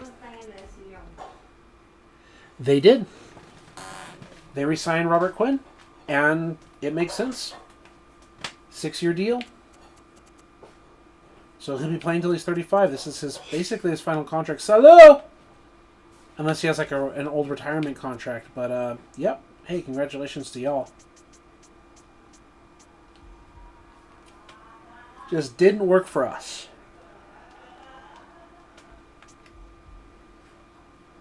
Vince Wilfork? Oh, now that is interesting. He's not who he was, though. He's not even in the 90 strength range.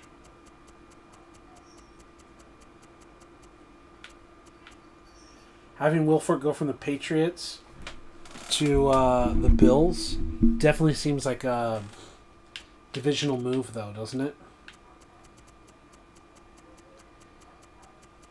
I don't know. I'm kind of tempted at the divisional move, the divisional shift.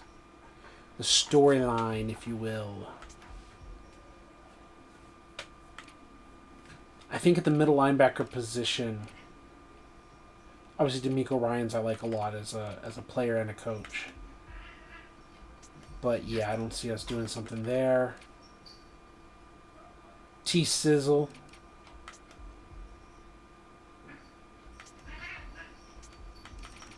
Vonta Davis, rest in peace, buddy. Say buddy, it doesn't know who I am. But rest in peace, Vonta. Vernon Davis's younger brother. You know, I really wanted Vonta Davis to to be drafted by the 49ers. Not just because he's the brother, but at the time we also really needed a corner. And he was a very, very, very good corner. Very talented corner. At a position that we needed. And it didn't happen. We ended up drafting Michael Crabtree instead. And I can understand why we drafted Crabtree. I get it. I just wish we'd gotten Vonta Davis. We don't need the free safety, strong safety position.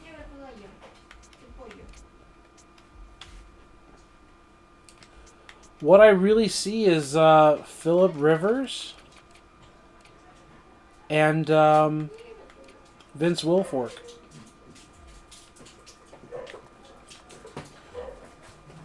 I don't know about a bidding war for Vince Wilfork, but it's definitely a player I would look at.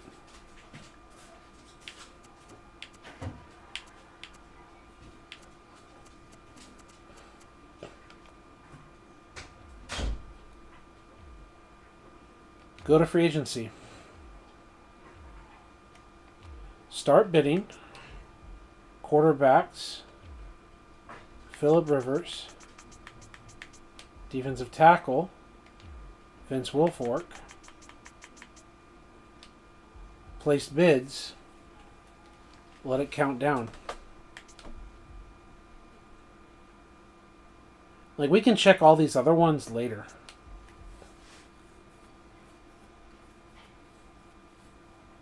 St. Louis, Philly, Baltimore. Those are numbers that we can afford.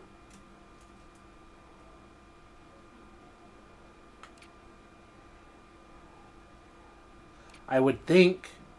It says cap room 42. But see, that's a total salary over 3 years.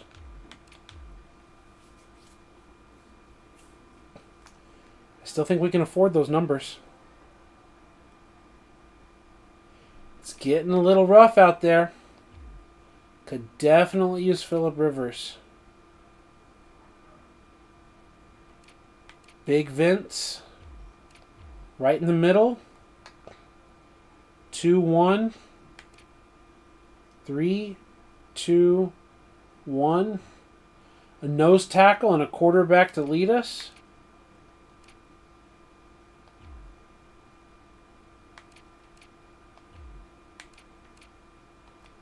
Let's see how it goes.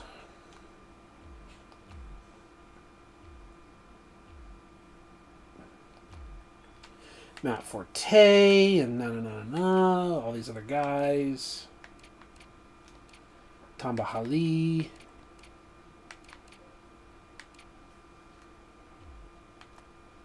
Unfinished, and I want to simulate 2 contract signing. Yes. And we still have almost 40 million cap space. Yeah, we can afford it. Let's backload this freaking contract, baby. I don't know how it works with his with cap penalties and paying people after they retire. But let's backload this thing. No? I think backloading would be kind of cheese because if he does retire, I think the video game doesn't make us pay for it. I think that's like basically cheese. So you don't have to pay for it. You're basically saving money. So I think we're going to do the front load. So we're going to have to pay him right now. Which again, we can afford. So we're not crippling. Like, let's just say the game does make us pay those contracts out even if they retire. If the game does do that, at least we don't have like a crippling salary. We're paying players in dead cap space. And we're affording it when we can. So that's a thing. We're paying them for the year that they're actually playing.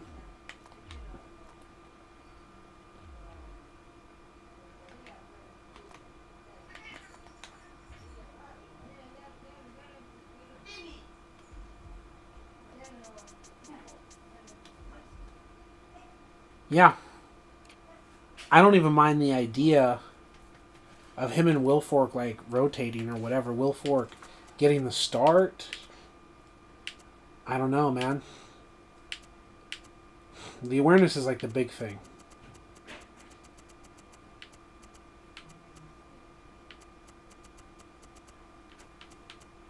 The pursuit, he's got that bonus. That block shedding is better. I mean, obviously it's Vince Wilfork, but he's better than our guy right now. Let Vince Wilfork start, see if he can progress this year, getting rotational play, and get into the 80s and be okay.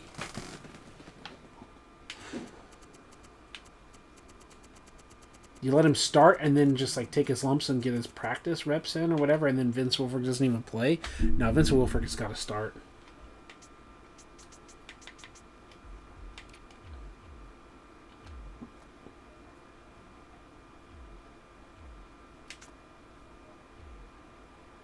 There he is.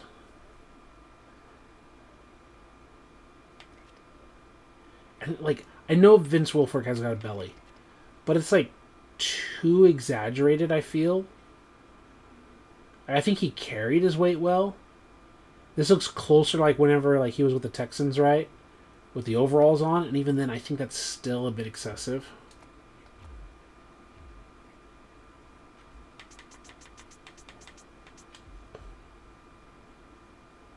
And yeah, here we are with Phillip.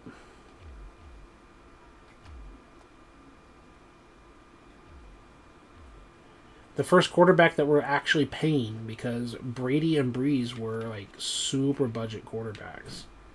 Basically, their opposing teams were taking care of it. You melon farmer.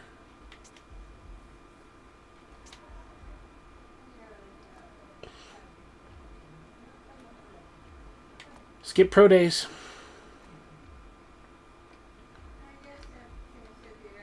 What's the draft class?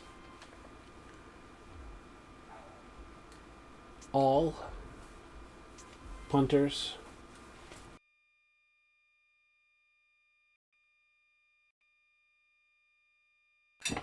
Move my mouse. Close that. Close that. Go to here. Here, here, here, here, here. Punter, Eastern Washington. There's 2 Eastern Washingtons.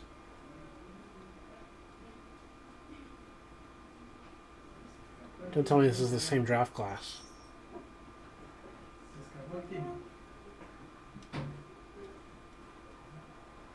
What? It's got to be the other one. Savannah State? I don't see 2 Eastern Washingtons.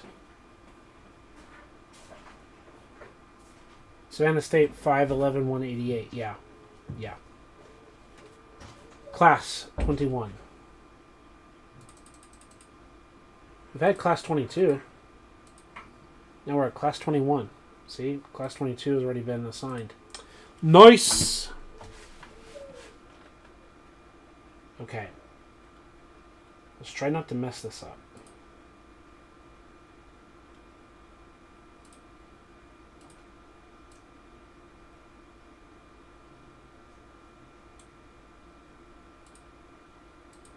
Convert to number.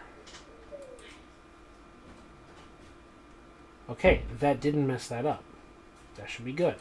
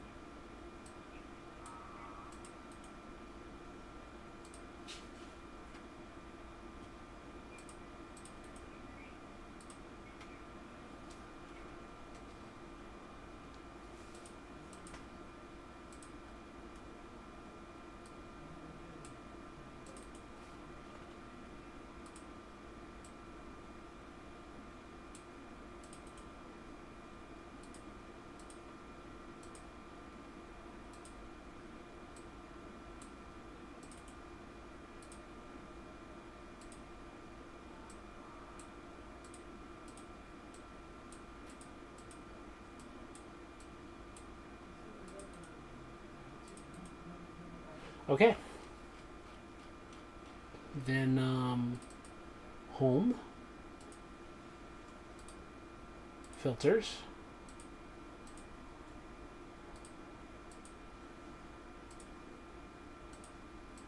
There we go. Now it sets filters to all. And save. Okay, we're good to go. So now it's all set up for next time. And then I won't save whenever we do the changes. And, yeah, we're not going to be a top 5 pick. Let's find out where we are, though.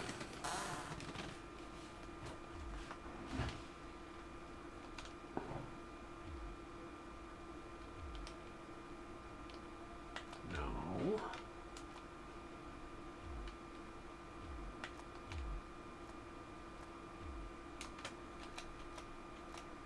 Okay, draft order. Well, we can say all. Just the straight up position. Packers worst team. Texans, Where do we fit? 14th, right in the middle. 8-8 team is right in the middle. And we have 2 first round picks. Now remember, we traded, what was it? 32 or something overall? Whatever it was we traded. It was second round for a future first, right? That's what it was. We traded a second round for a future first. And then I believe with Philly or one of these teams, I think we traded with Philly. We traded our 32nd pick of the... Like, if you're watching this, Denny, on the playback, I believe we traded the 32nd pick in the second round for a future second with Philly, which basically went like a second for a second, but you picked at the bottom of the second, which is basically the start of the third, and now, remember, 33 is the top, because they were the 21st overall team last year. Now we're near the top of the second. So instead of making almost a third round pick last year, we're flipping it for this year. We're making top of the second. So that's like positive future value. No, that's the pick, obviously, that we've made with Quinn. What am I talking about? So I think it's the Baltimore pick? No. I think we flipped like a third. We did something where I thought we turned a second into a future second. Maybe it was Baltimore. And we're pretty much exactly where we were again. Or maybe it was Denver, but I don't think we turned Denver into a future first. I think we took like a middle of the second for a Denver first. So we're going to have back-to-back picks up here. That's the Quinn pick. Right? Yeah, and then we have a future third. Yeah, that's the Quinn pick. Maybe this... No, we made a first round pick.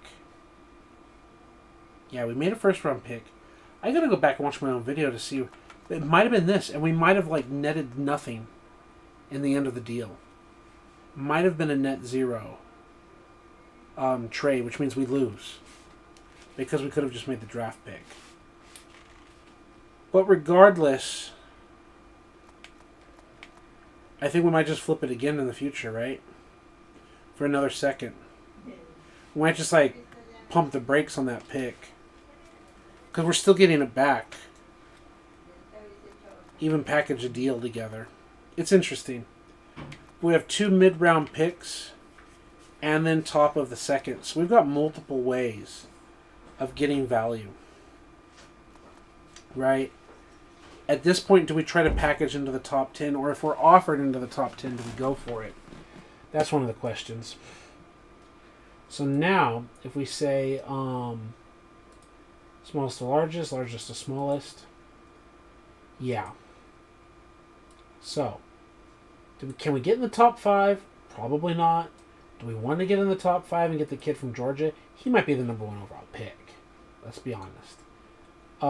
Top 10, though. Is anything sexy here? 1, 2, 3, 4... 1, 2, 3, 4, 5, 6 top 5 picks, huh? Wow. Great job. 1, 2, 3, 4, 5. Something's got to be wrong here, but whatever. There's 11 top 10 picks. Okay. It's projection, but okay, whatever. In the top 10 are these positions which we don't care about.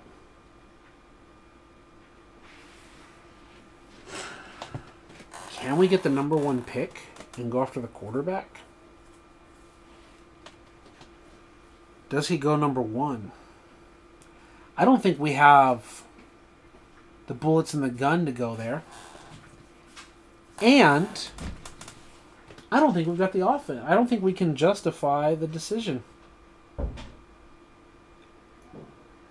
Especially with the Phillip Rivers selection, I don't think we're like trading up to pick up a guy right away, are we?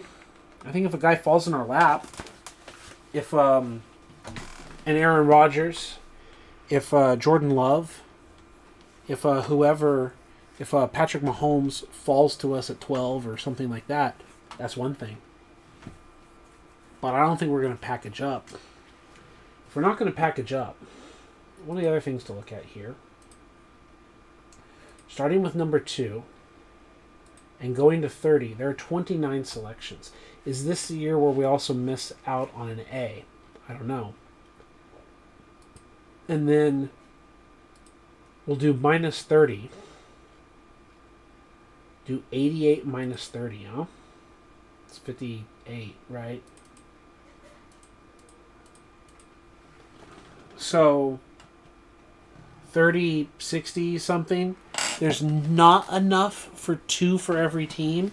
So if we took an A and 2 Bs, we would already be above the curve. We would be above the curve. So let's go.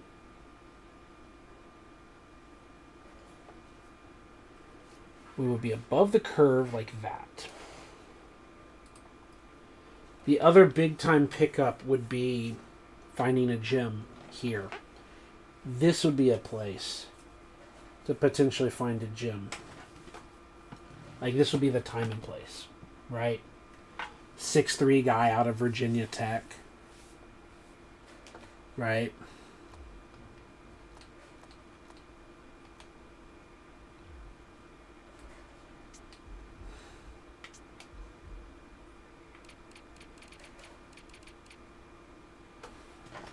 Benjamin McGee, 6'3", out of Virginia Tech, 22 years old. He ends up being the stud in the later rounds. The kid out of Georgia Tech, the only first rounder, the only first round quarterback. Brad Whitsett out of GT, the running option out of Georgia Tech. Interesting. And the other quarterbacks are just whatever, which again, I'm fine with. We had our kid out of Tennessee, whatever. We're not really looking at the running back position. We've got a 90 overall A and a backup that's also an A, like a Thunder and Lightning attack. Not really looking at the fullback room. You're always looking at the quarterback room, but we're not looking at like multiple young players. I think we're going to skip a year because we have the kid from Tennessee and we have Phillip Rivers. He's on a 3-year deal, but I don't think he's going to play all 3 years. It's 2 really good kids to pick, obviously. Wide receiver, I think, is on the menu. Tight end is not. Again, not that offensive line isn't, but there's nothing glaring like this is what we have to pick. And when I find one of these guys, it's just nice to find them. We've got all the positions covered, including an A position guy. I'm not against getting offensive line, so let's Control-Z that. But I'm also okay with just not making that one of our top picks.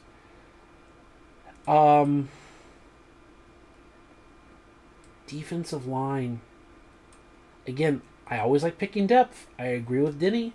Like, I do. But, if we're trying to pick our A's and our B's or whatever right now, and that are going to help us in 3 to 4 seasons worth of time, who's it going to be?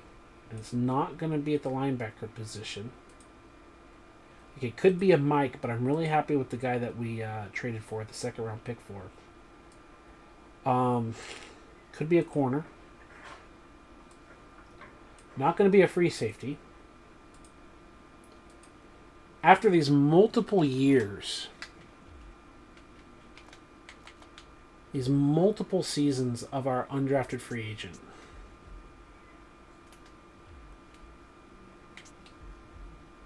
one, two, three, four. He's played 5 years for us.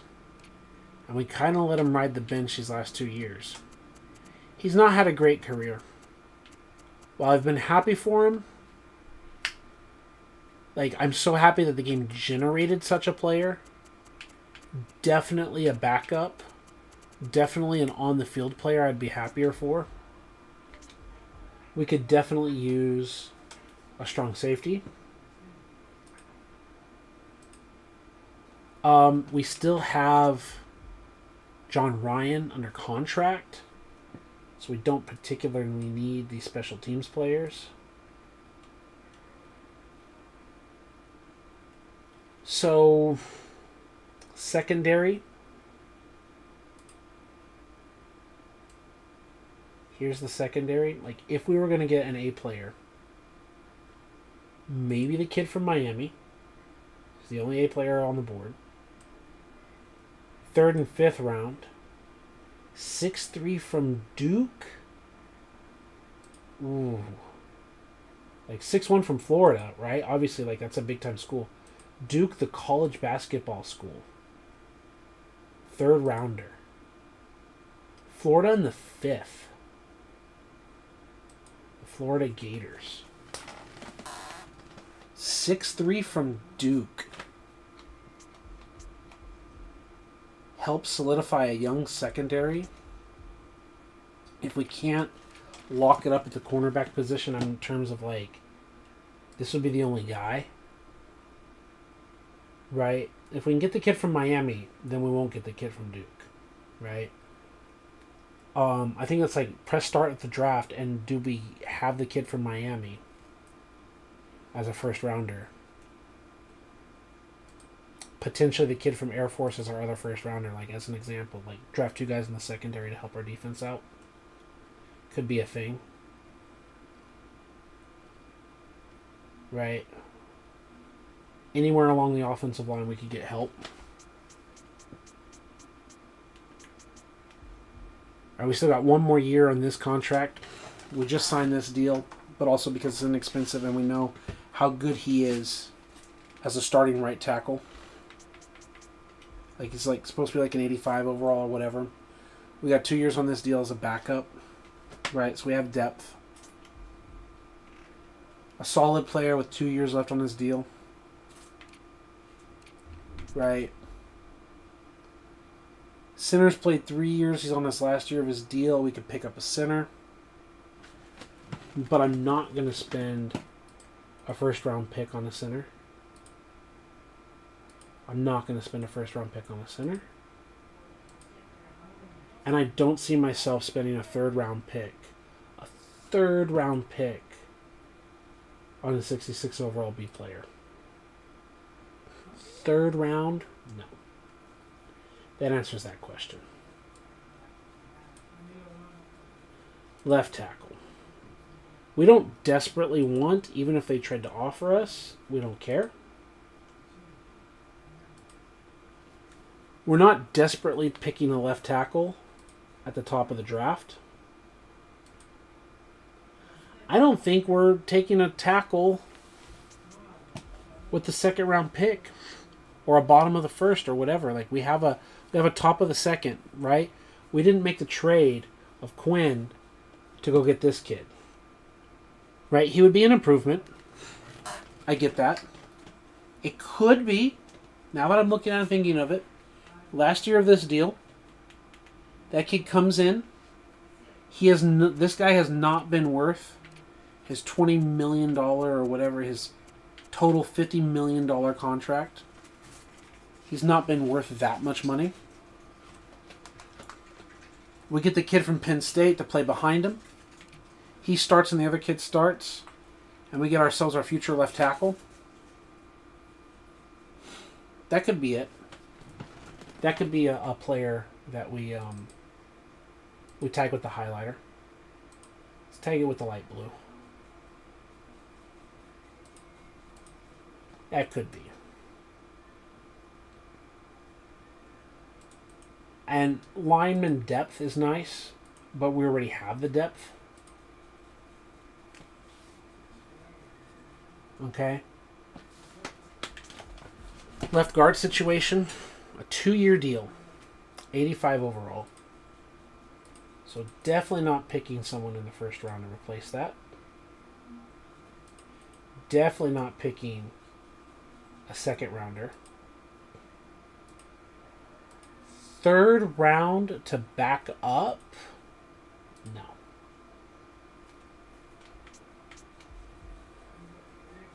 Big time contract would only be a late round pickup, not spending a first rounder on that guy. Fifth round is one thing. Okay? This could be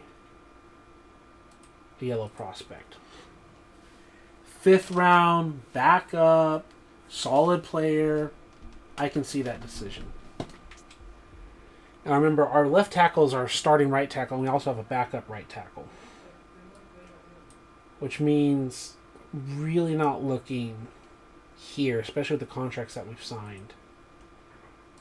Definitely not looking at that or that. Not really looking for either of these positions either. Like, this is not terrible, but especially if I already have, like, let's say we can get the kid from Penn State. Then we already have our starting right tackle and he's the backup. And we're locked up under deals. And there's just no reason to look for these other kids. Now, again, with the deal that we've struck, like, that could be another developmental player. Not really developmental, but, like, compete for a job, like, in year number 2. But I've got these contracts, so I just let him go somewhere else, right?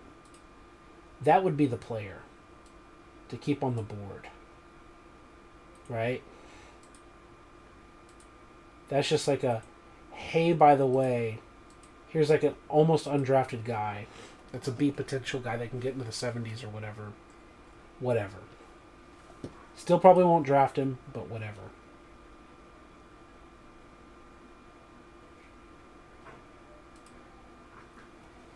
If they offer us a pick, if someone offers us to get into the top 10 and the wide receivers on the board, I could see us going here.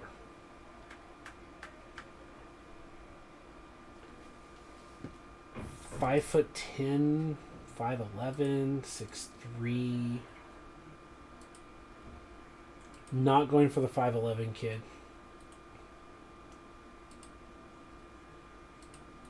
And I wouldn't... The 6'2" kid, I could see it. I can see the decision.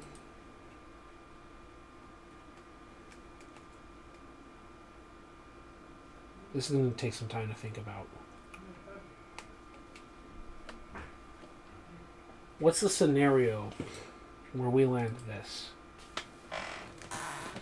Like, is there a scenario where we legitimately land it? I'll keep him on the board. If that's the only A we end up getting. Let's give him, like, the lightest of blues. It's a great pickup, but not a lot of faith. Let's give this, like, a dark blue. We probably won't even get him, but if they offer, he's a target.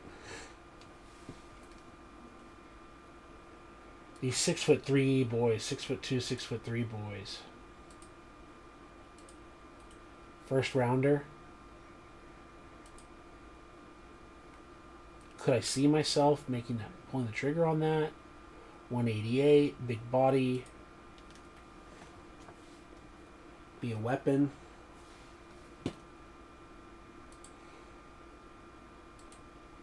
I could see it. Don't see this.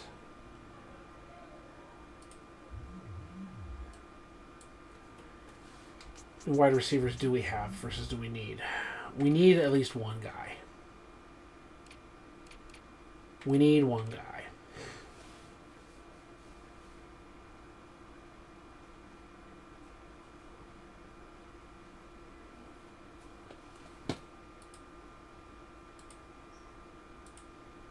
We're going to figure out where that goes. We need at least one guy. And it might be this kid out of Tennessee Chattanooga, 5'10". Just like that's our A. But we may be looking at another B player at wide receiver. Especially we got A's, B, A. We already have like technically our starting three. We may not even hit at wide receiver. We just draft like a big guy. It's on the board. We might even sign a guy that can run block out of free agency. I don't know.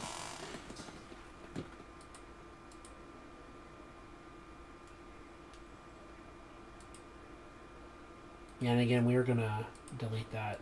It's interesting to think about. Interesting to think about.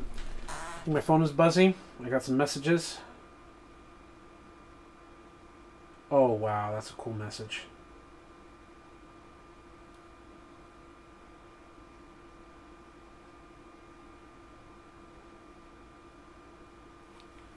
That's a cool message. Okay.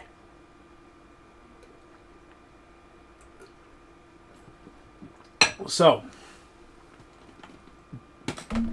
if they offer us to go to the 10, I can see us making this choice.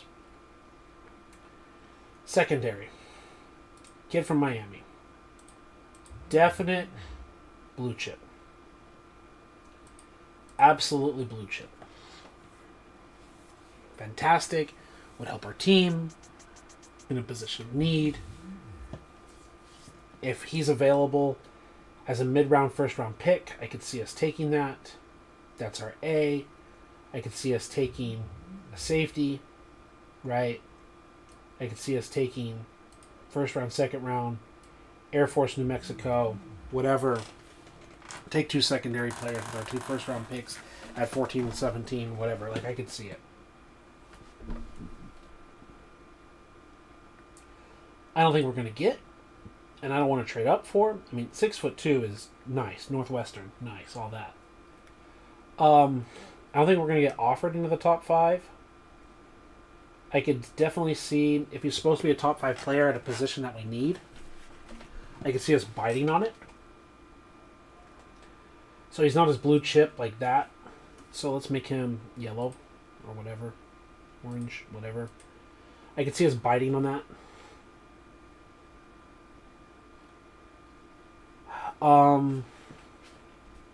We have 3 corners.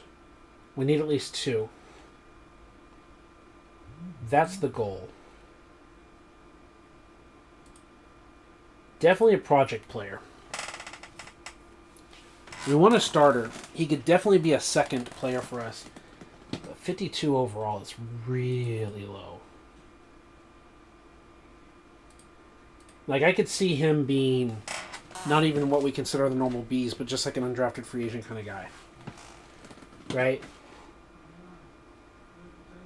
Those 5th, 7th round picks, whatever kind of guys. Let's give him the yellow. Like the project guy, like the undrafted free agent kind of guy.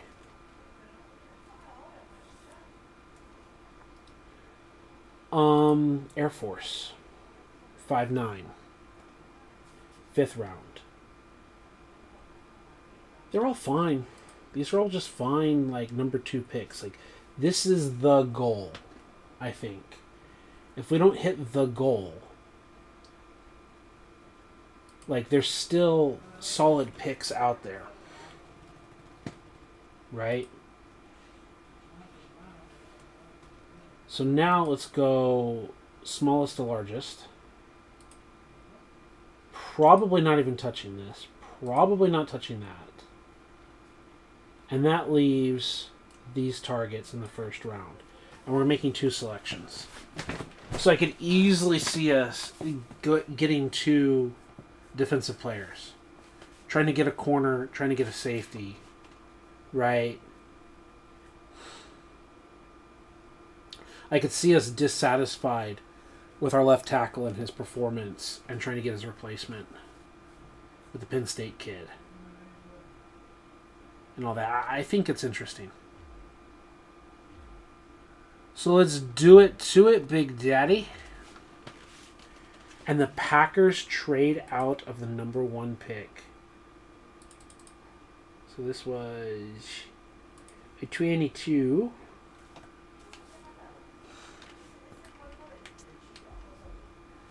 And the Falcons trade up. The Packers trade out.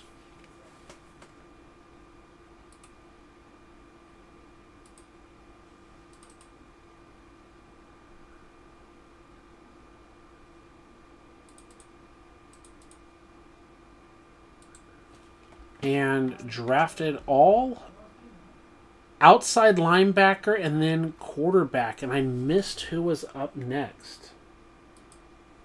But 22, outside linebacker. Hello? Out of Connecticut? Top 10 kid? Didn't he, like, instead of top 5? Texas. Outside linebacker out of Texas. So they picked a guy who's going to be a C potential, right? That's basically what they're saying, right?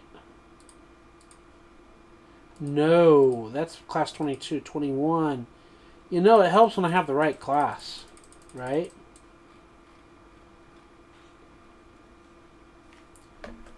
Outside linebacker top 10.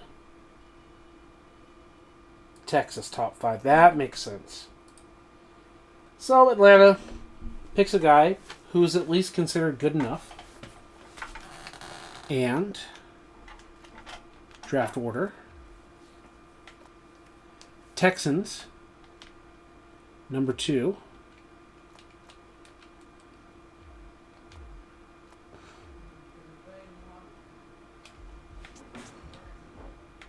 Went quarterback out of Georgia Tech. So where quarterbacks go to die, now they have the top quarterback of the draft. Congratulations to them. They got the kid. Raiders on the board. Corner out of Miami. That's the guy we wanted. Right? So, not even projected to be in the top 10. And he ends up getting taken 3rd overall. And it's a great decision. Great decision. And Green Bay traded down to 5. And now they're trading down to 9 with Steelers. Steelers picking top 5. And wide receiver was Jaguars. So Raiders get the corner. So that answers our question right away. He's gone. So much for that. These are our targets that are potentially remaining. And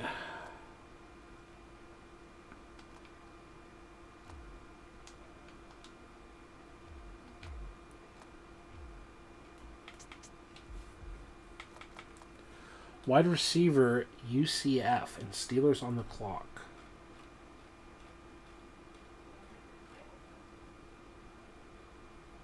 UCF, great call. Jags got themselves a star. That was the guy we said. Let's wait for the Steelers pick. Outside linebacker out of Arizona State. This was the guy. If we were offered to jump up, and we weren't. So Arizona State, huh?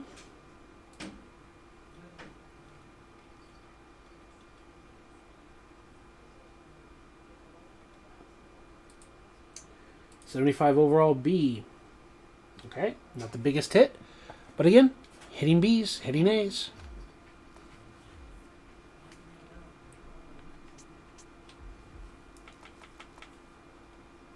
Colts on the board.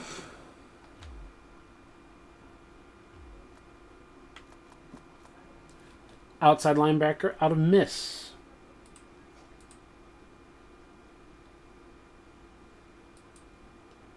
There you go. Hit a B. Eagles on the board. Whatever they pick. Cowboys trading out. Free safety out of Utah. Another B. Solid player. Arizona on the clock.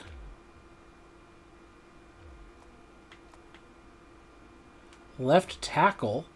And then trading out of the pick. So, trading out of the pick. Browns on the clock. Left tackle, Oklahoma. Again, solid B selection. Northwestern corner. See, that corner fell. Right? The top 5 corner fell. And now we're done with the top 10. The Miami defensive end went. This still involves us, honestly. Because we're at like, what, 14? Defensive end out of Miami. Solid B, 70-something overall players, like 76-plus overall players are going in these positions. They're picking solid players. Oklahoma State free safety. Yeah, like 75, 76 plus. I think the lowest is 76, but really 77 range.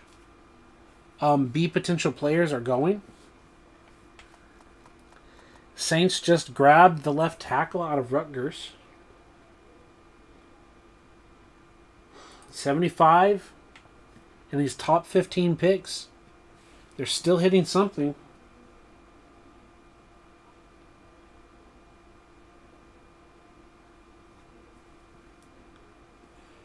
Panthers, and now we're on the clock. Panthers get wide receiver out of Cincinnati.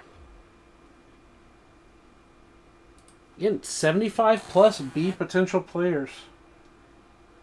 Why should we break that mold? I say we don't break that mold.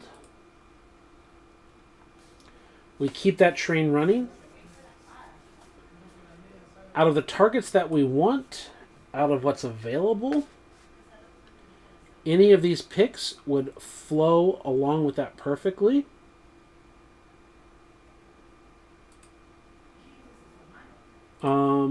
Go here. Go to NFL draft. Halfback, we don't care about. Tight end or defensive end.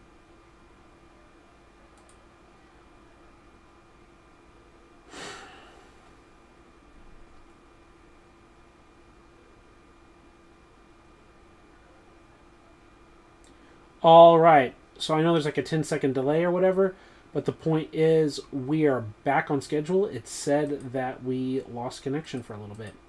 So I just, as soon as it gave me the notification that we lost connection, I just stopped doing what I was doing. I didn't advance anything else. It said halfback, which we don't care about on the board. Position that we don't care about, a position we don't care about, and a position we don't care about are all top 10s, top 5s that are falling. There's no one there that's particularly tempting. The halfback out of Syracuse is this. Like, there's no one that says, oh my god, our draft plans need to change. Oh my god, how did he fall to us? That's not what's happening here. Defensive tackle.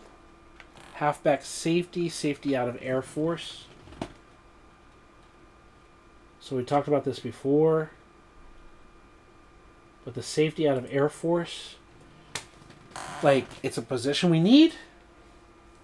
It is a top position on the board. Let's take a double glance look at this again. Where is that corner supposed to go?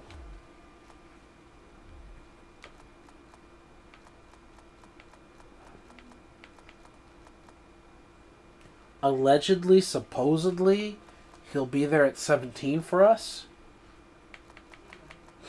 Based on the Mel Kiper draft board, the mock draft boards, the whatevers, we're right in line with everyone else in the league. Right? That would be a team need. Yeah.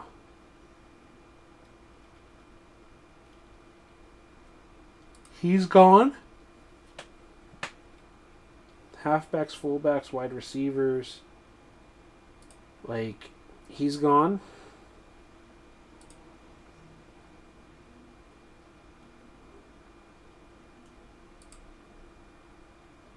Just don't need him.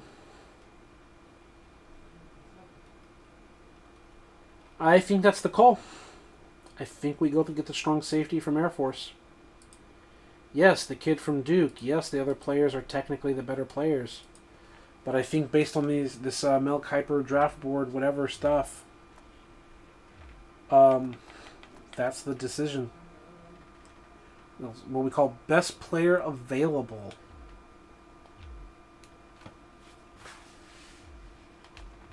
And I think we're going again at 17.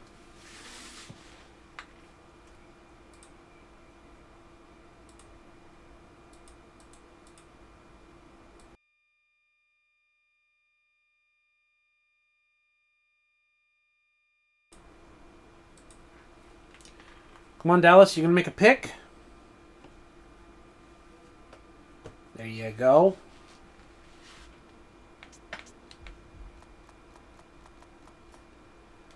Miami on the board. Dallas went guard.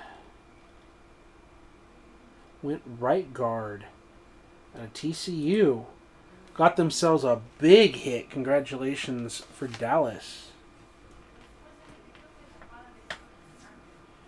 Miami, you going to make a selection? And we're back on the board. Right tackle out of Alabama. Another big-time hit.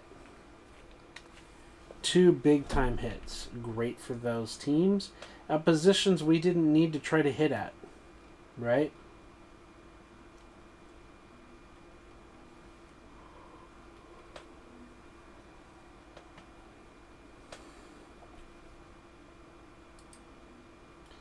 UCF kid is gone.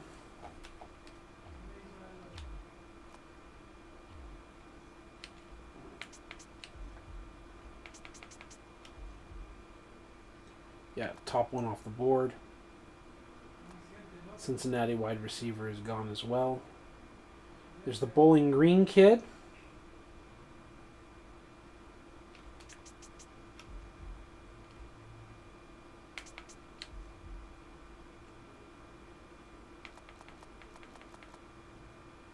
And the Bowling Green kid is on the board and he's still there, huh?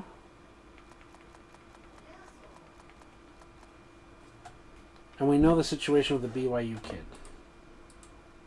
So, our board.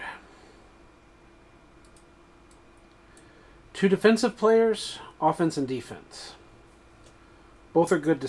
Both are good selections. Both are good decisions.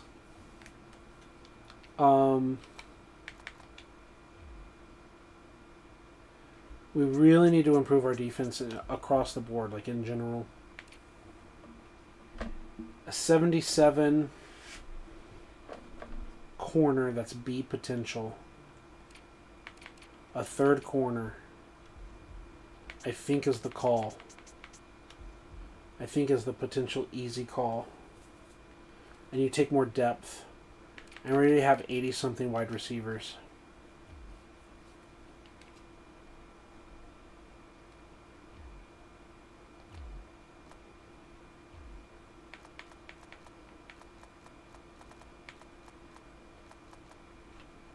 It's just he's so far down there. Like, he's like right before the second round.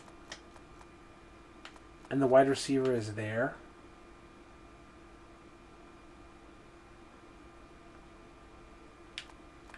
I kind of feel like it. The corner makes sense. Trading down a few slots. Trading down some slots using the Rich Hill draft chart. It's one of the things that I'm thinking about here.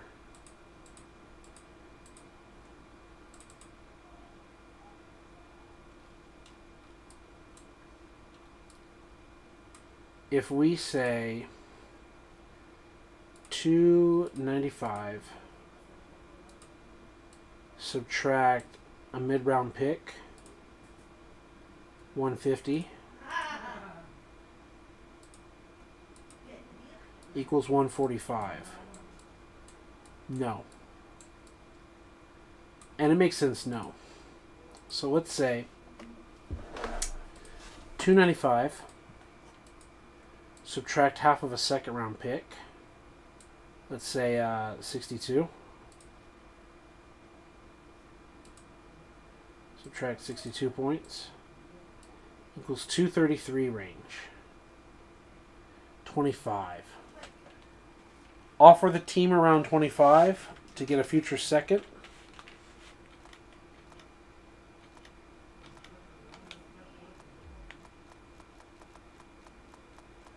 Who's sitting around 24, 25? Patriots? Oh, they're not going to make a deal with us. Titans? It's still low enough to potentially get our corner. Yeah, you know what, Titans? Vikings? See, you're in our conference.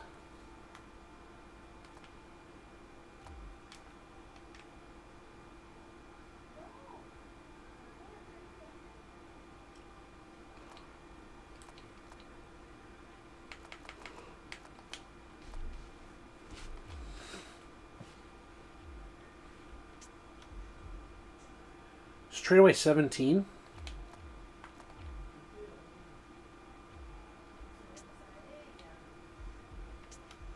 Ask the Vikings to give us 26.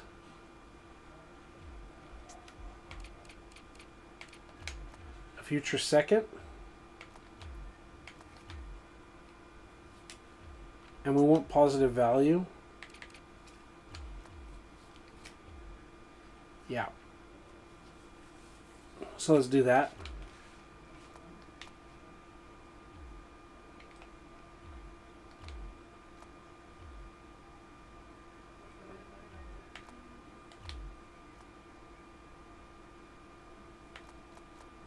The corner is not on the board anymore. So we missed the wide receiver and the corner, which again happens, and I'm fine with. We got our safety. All that's off the board.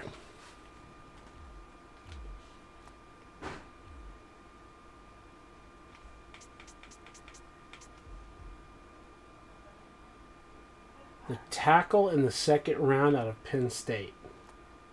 He's still there.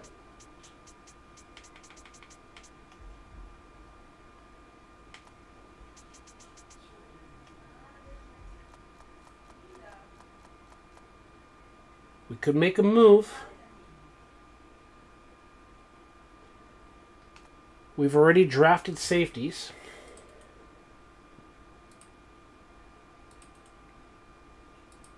Not safeties plural, but we've already drafted the position.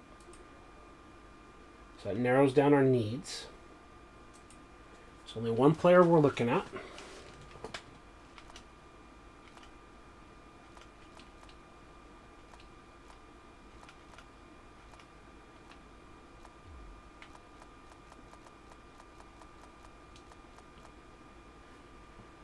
$14. Now we're at 26.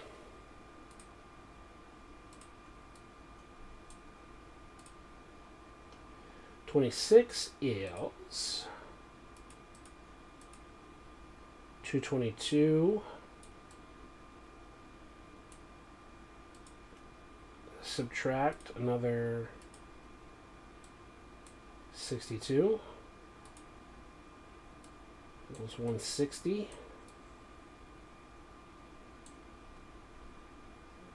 So around 5 or 6.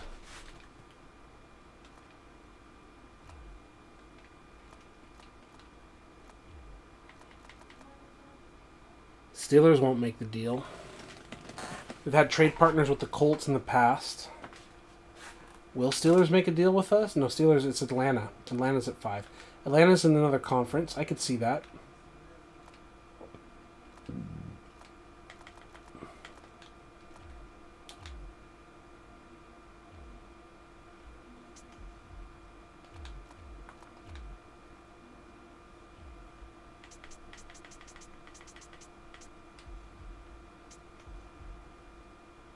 And give us 5 in the second round. Give us a future second. And a 4. Yep.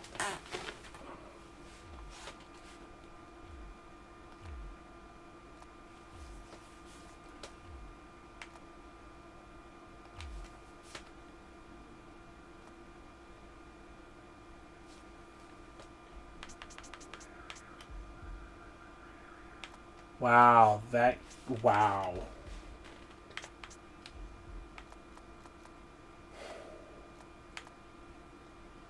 Wow.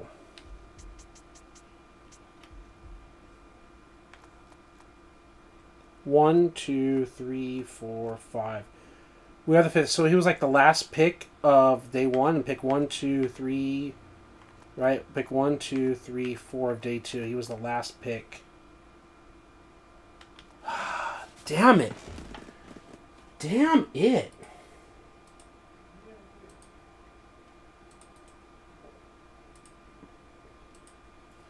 There's no one we even want this day.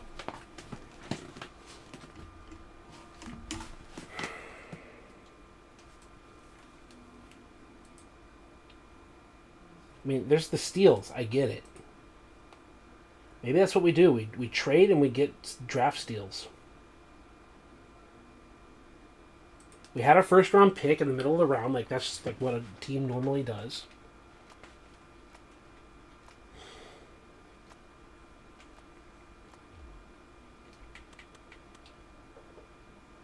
We're looking at 1, 2, 3, 4 second round picks. Right?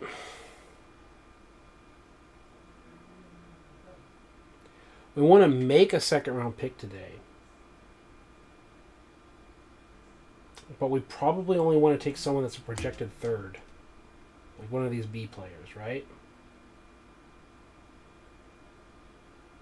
We want to do that closer to here, the Baltimore pick, or closer to here, our normal pick. Really probably closer to here. What if we flip these for future firsts?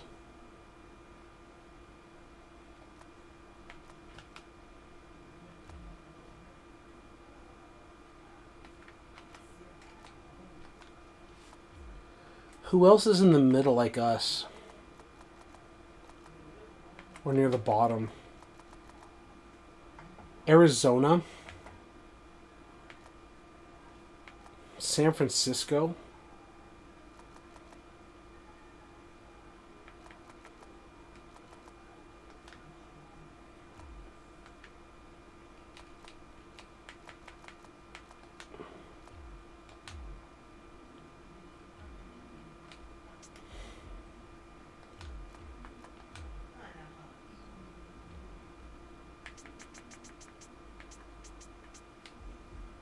Talk to Arizona. Give us your future first. Are you even interested? Yeah, that's what I figured.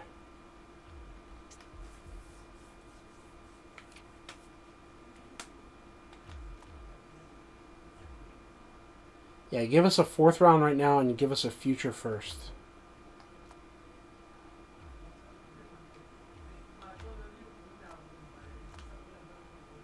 And then they trade back. Wow. They trade into and then pull back. Wow.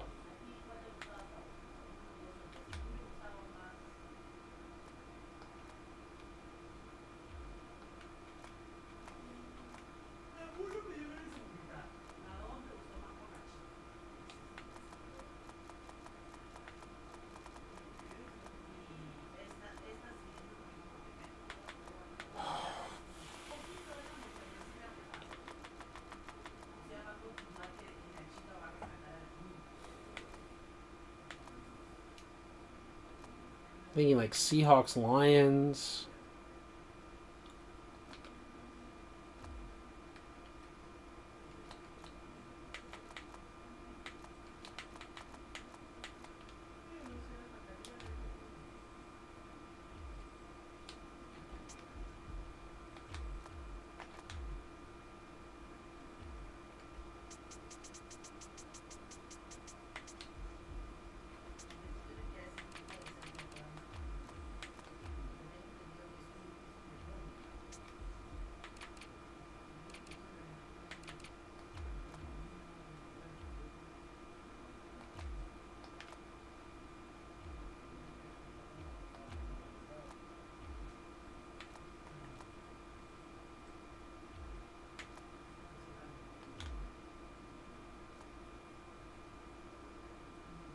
Fourteenth pick.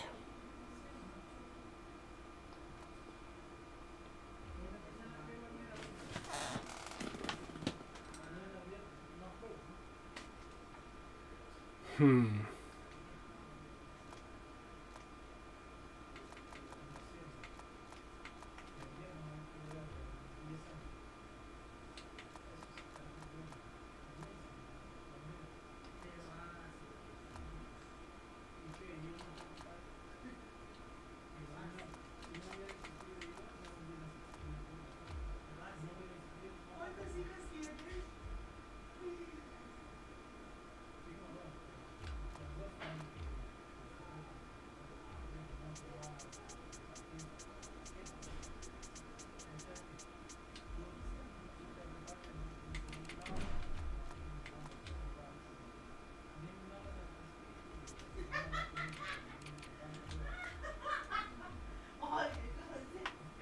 And the Colts don't even have a third round pick.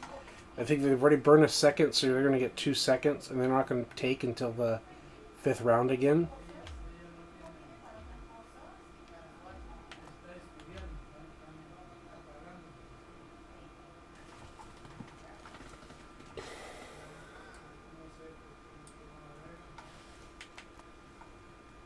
From Sam Houston, no. Corner from Georgia. Corner from Georgia.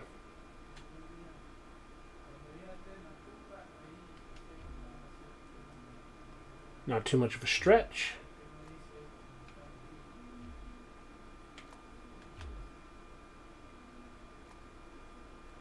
Fourteenth pick.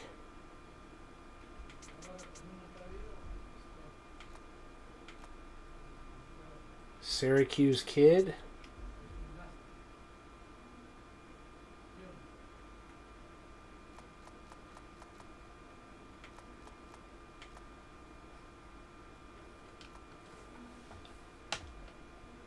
This is that A potential player.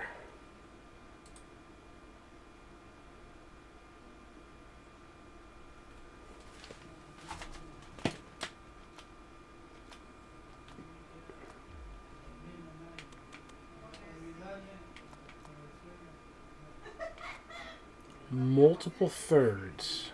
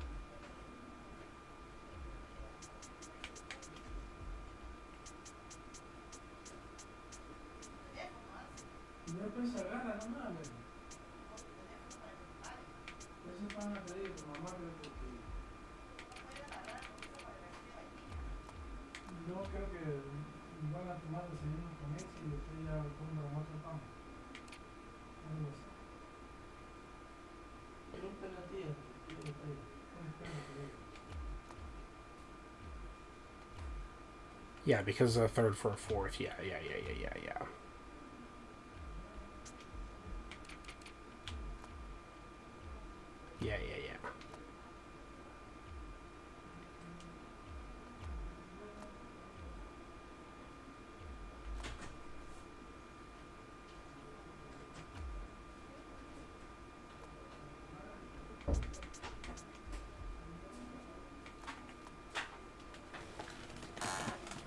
Pull the trigger here.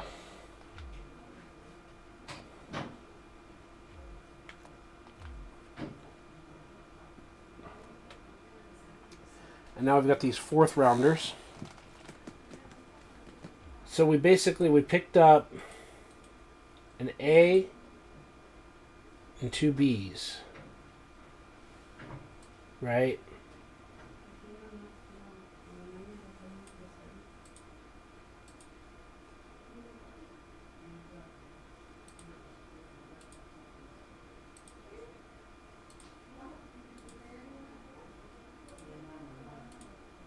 And now it doesn't matter.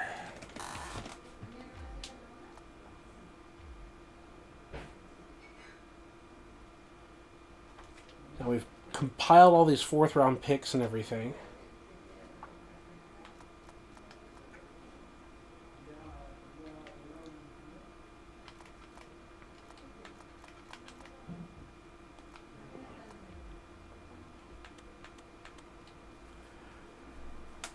We basically had a first round pick, a second round pick, a third round pick.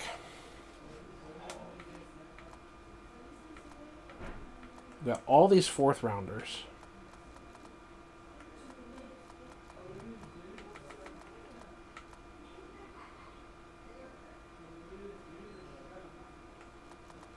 We have an A and two B's. I think we're going to trade for future thirds. Make a selection at a position of need.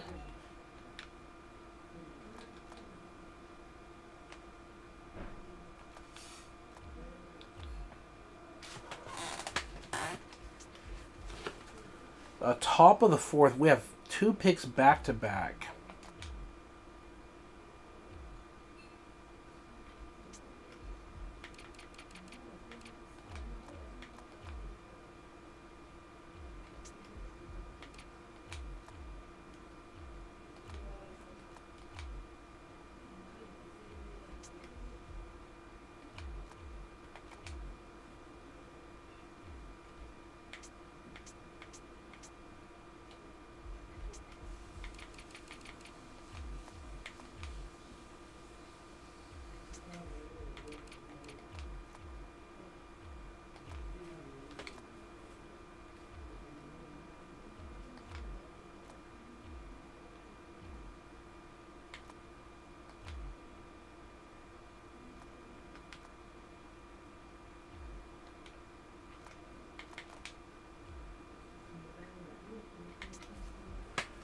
Quarterback is not of need, not as halfback, not there. We've already drafted a wide receiver. No.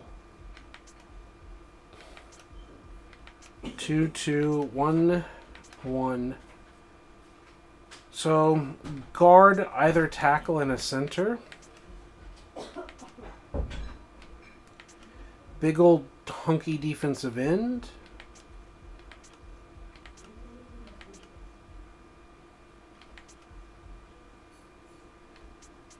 We've already gone corner. Corner and safety. So some offensive line depth. Some defensive line depth. Those are positions in the fourth round. offensive line depth and defensive end depth. So no, and yes. 6'2", 269 is not what we're really looking for, though. Offensive line depth. We really have our starter and our backup at right tackle, so no.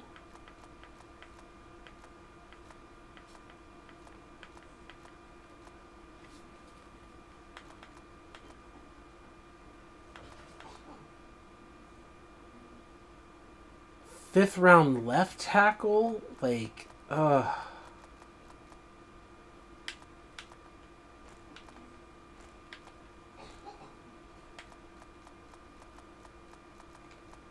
sorting it like this.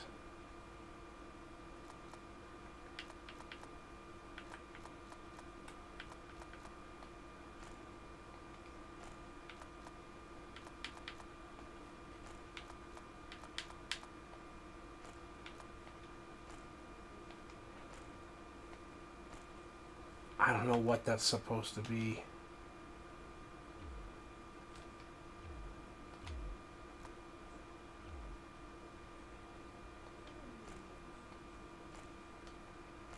Is that the true order they're going in?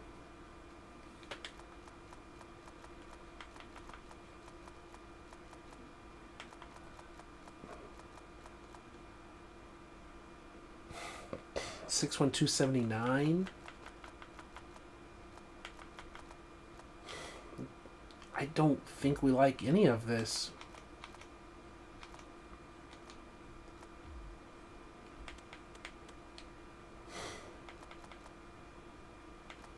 We still have some more fourth rounders to turn into third rounders.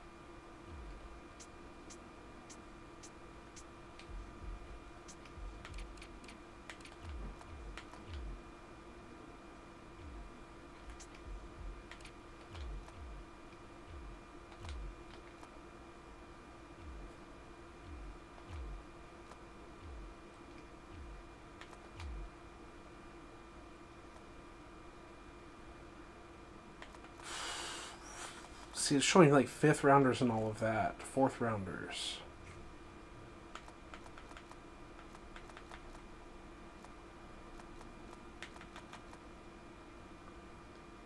See, I can see this.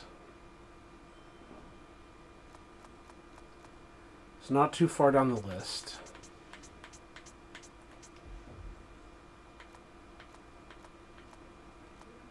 That's a bigger boy.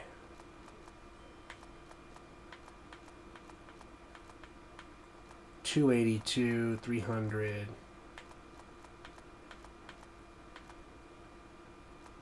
Like, I can see something like that.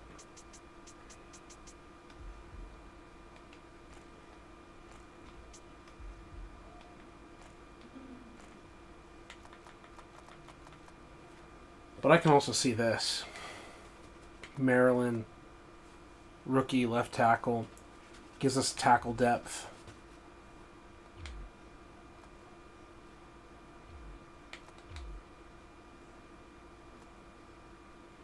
Top of the fifth, huh?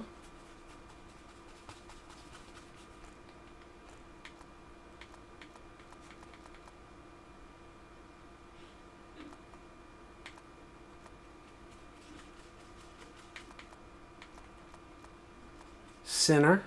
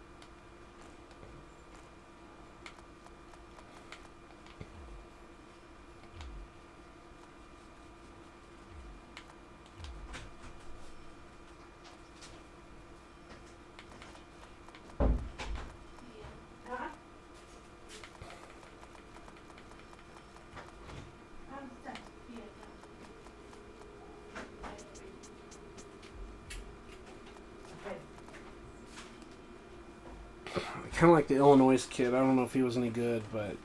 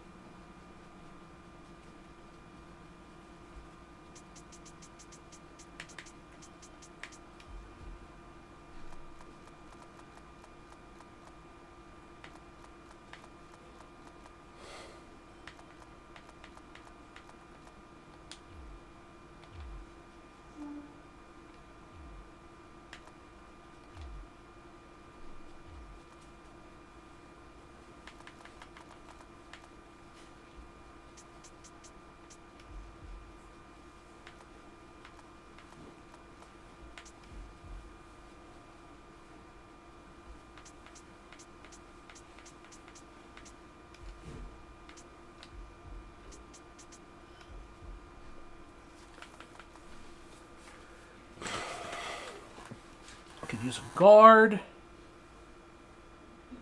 Could use another corner.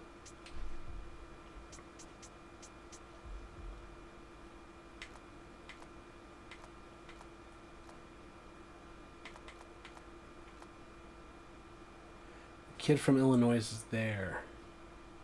6th round.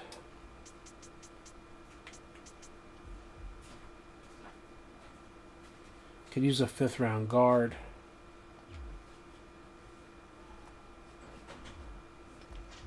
And we're picking again, huh?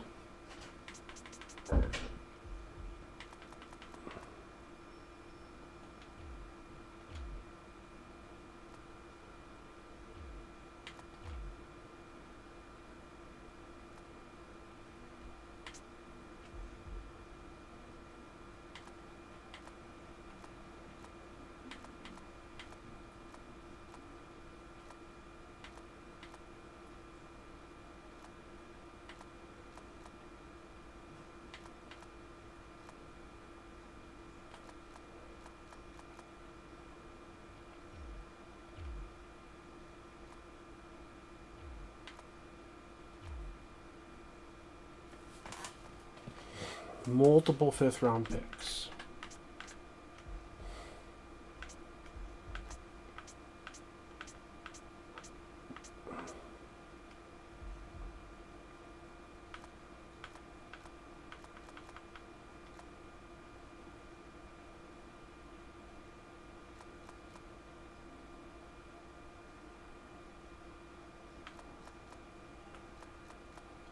LSU kid 277.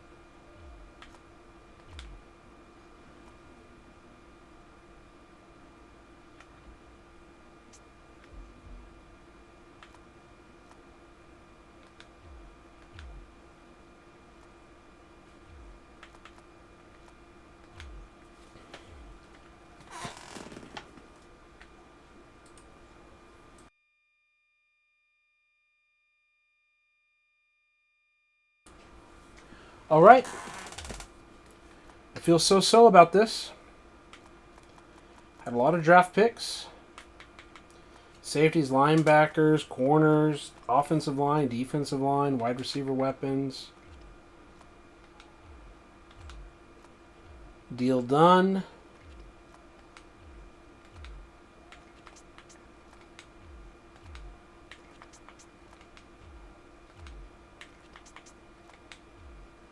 Deal done.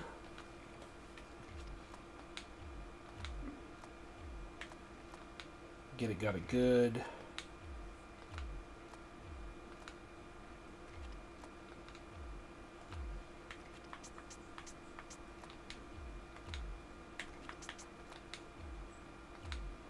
Really?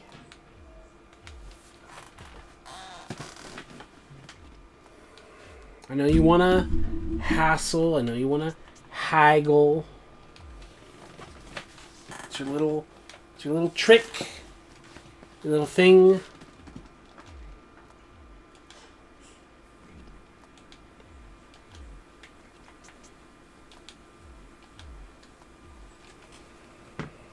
Get these rookie deals done.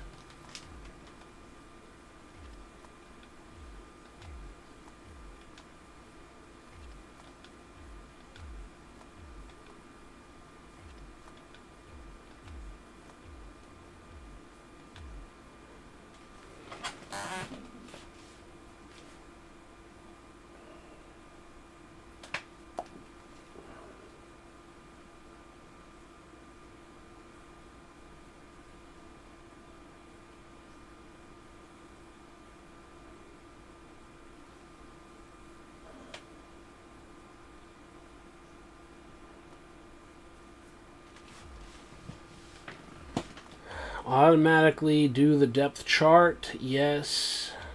Continue. Because it doesn't matter.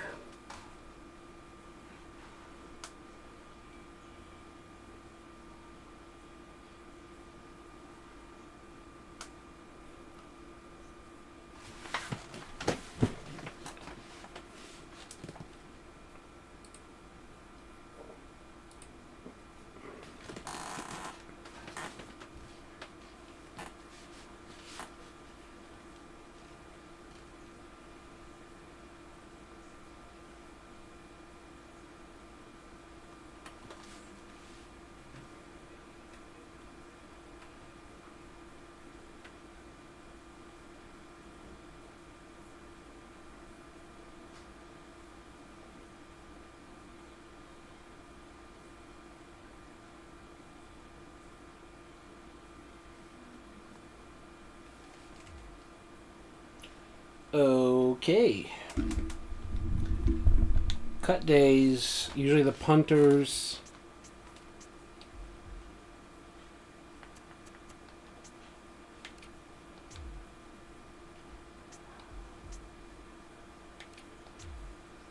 Those are two guys.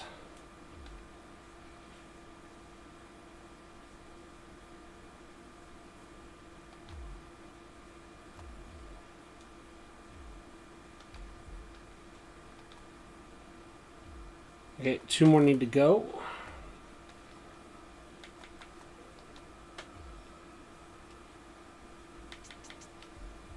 Those are usually the fullbacks.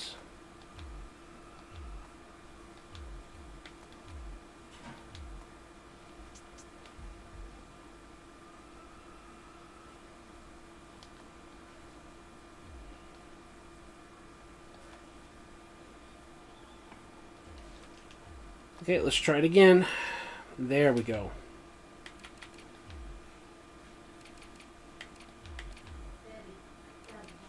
So we know what we're getting in Hawkins. Everyone's excited to see the young kid from Tennessee play. And then you've got the backups.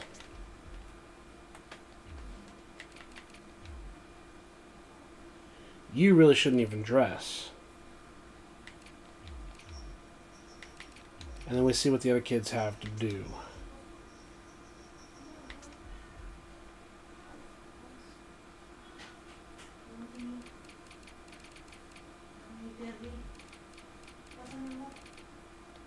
Stevie Johnson shouldn't even dress.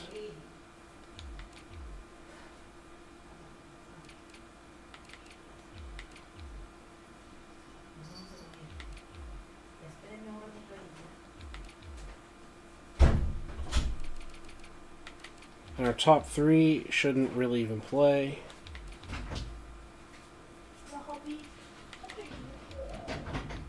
We know what we've got here.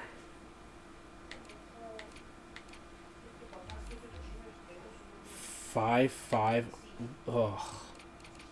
Boy, he's probably not going to be any good.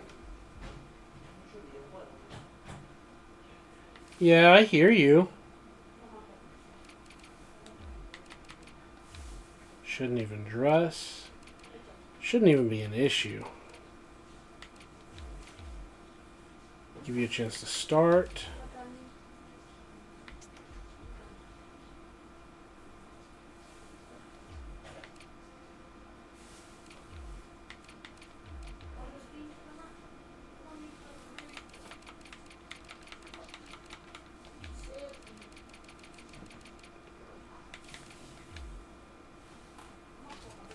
Really, we should take this opportunity to move Connor Murray.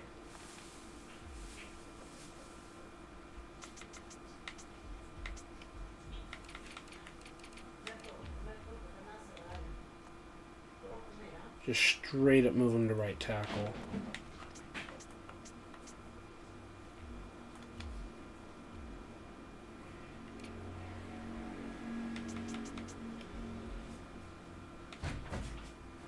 Okay.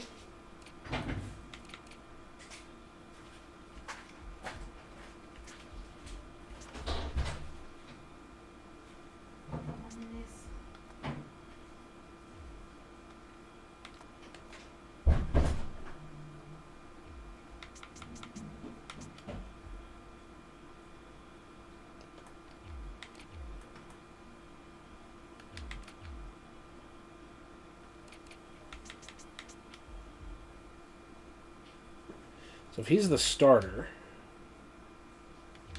then he should be backing up. And that's fine.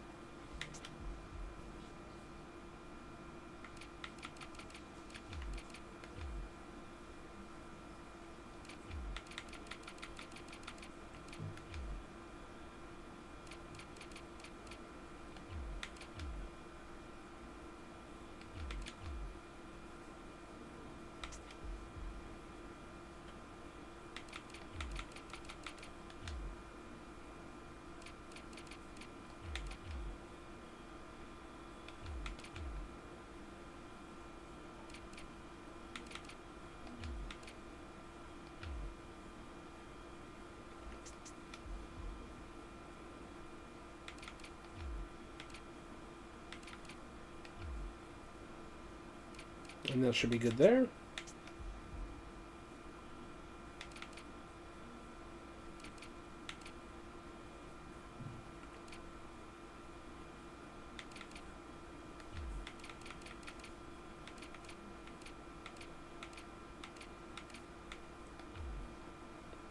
That should be good there.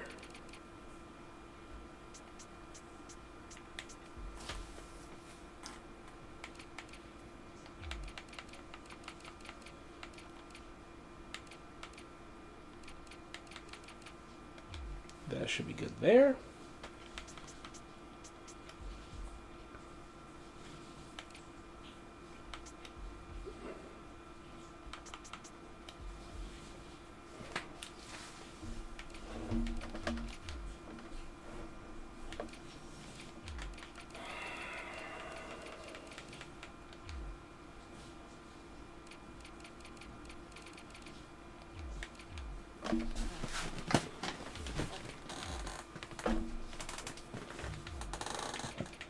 It's not going to be the starter.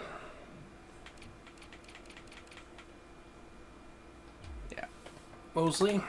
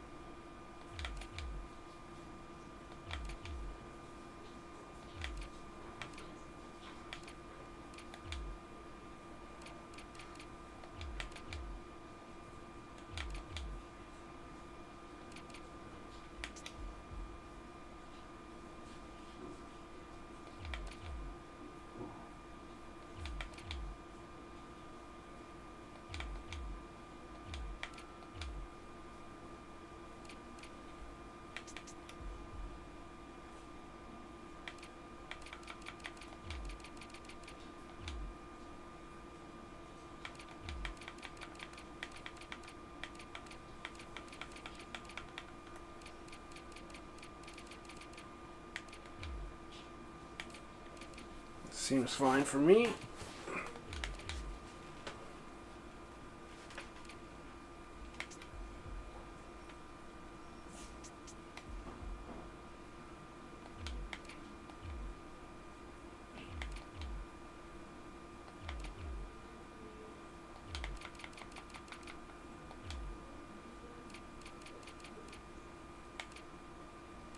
Seems fine to me.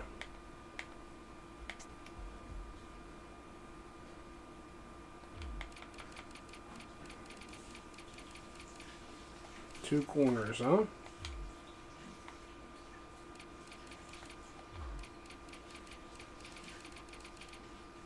That way our starters won't suit up.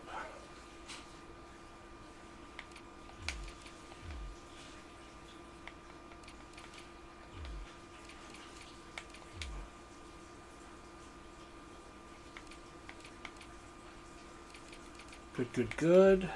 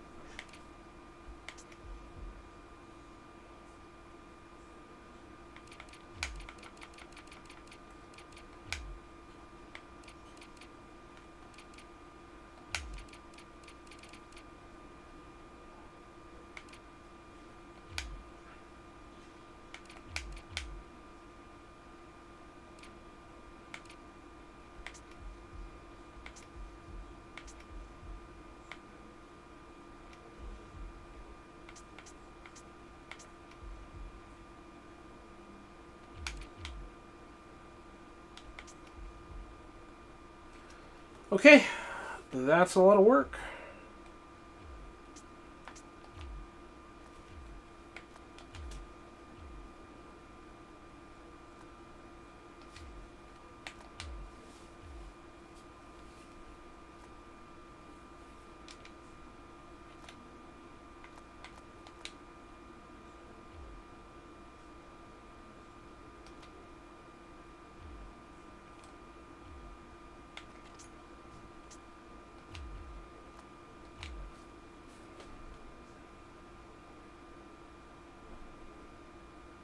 And then the big reveal comes. Both injuries and what other speed ratings are there?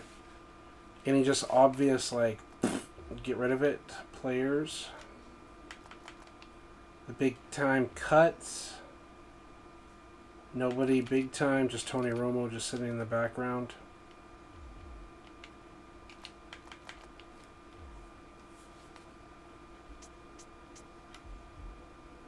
Okay. Undrafted free agent. 62 speed. It's not gonna cut it. It's not gonna cut it. 64 speed corner.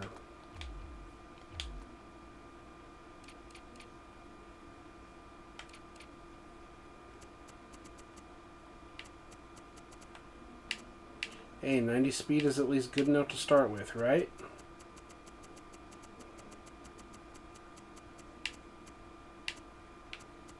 Like, at least you're 6'3", 214 with 90 speed.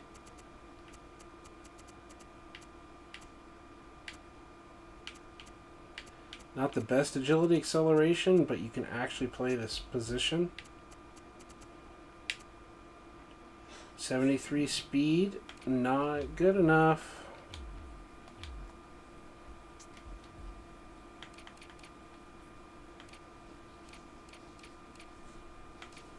Yeah, everything's fine.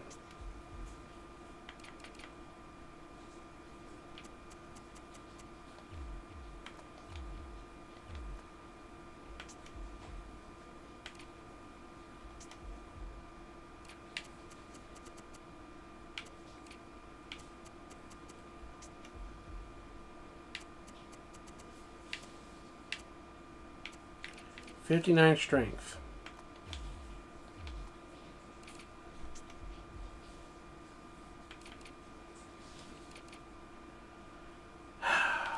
.72 strength in the 3-4 defense.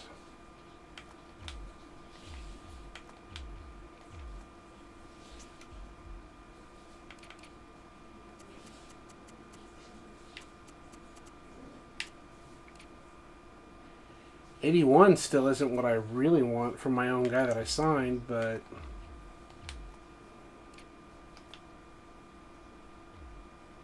okay, that was speed.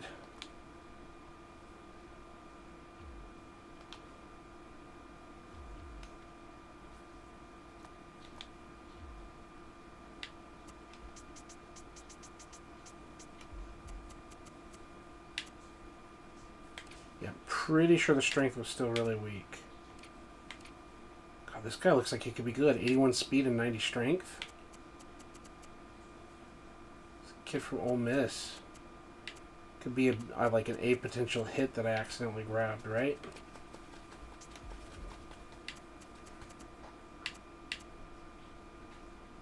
.76 strength will not do it.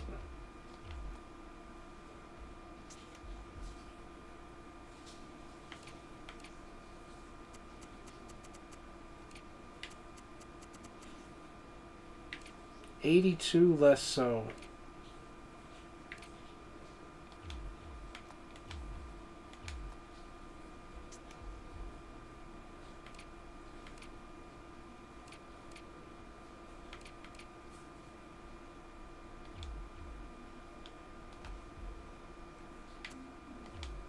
.23 with 84 strength? No.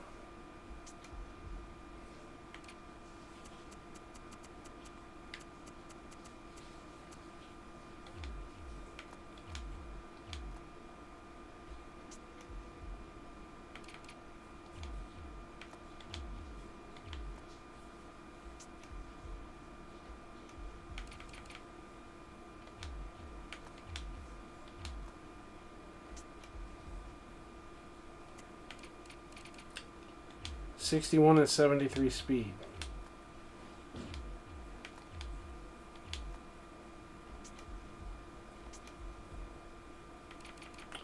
.59 speed.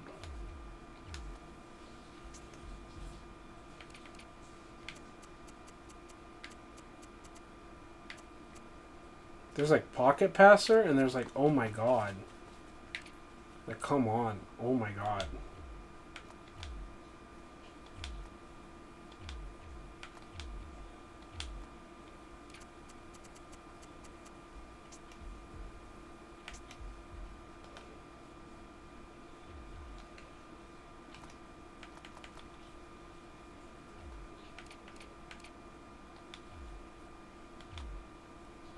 Welcome back, Tony Romo.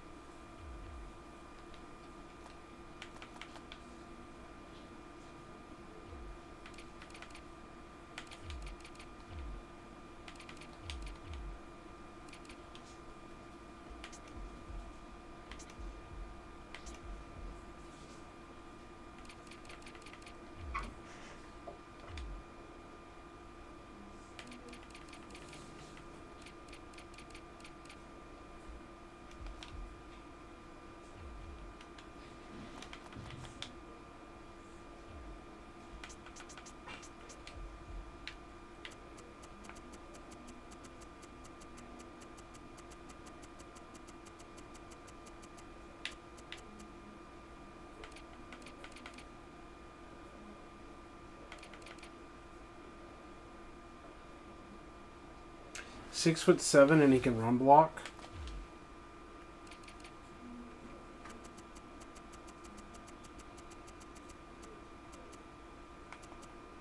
.57 route running. 84 route running. 99 spectacular catch. Yeah, whatever. Yeah.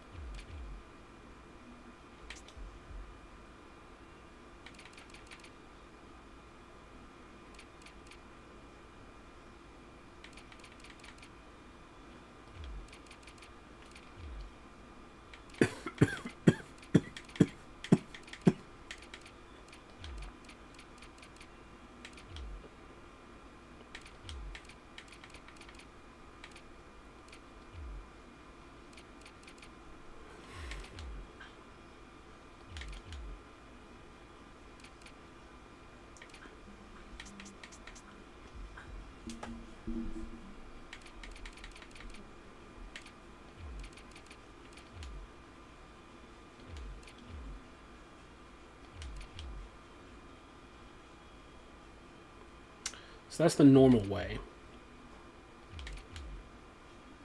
So that's how we're going to do it.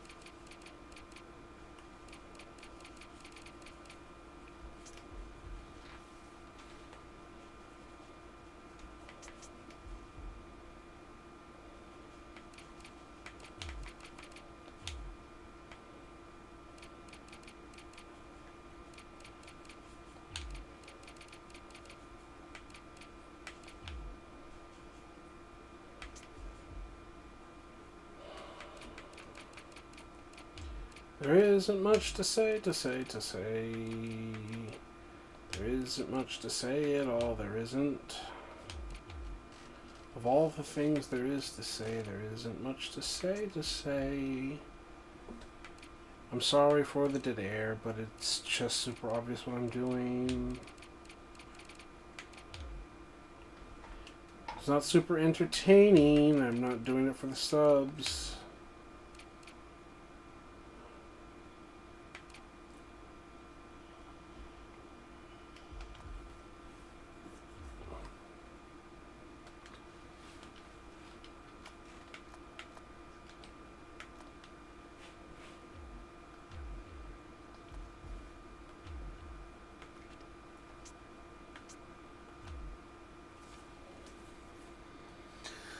Week 2 game. A win, a loss, who cares? Just be healthy. Scouting more players.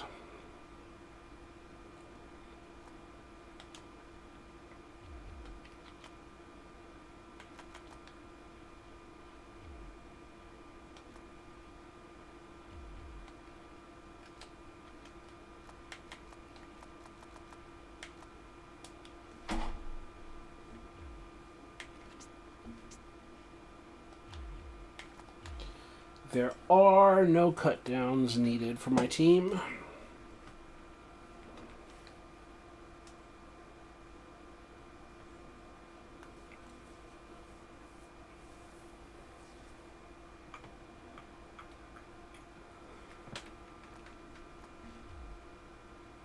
Okay.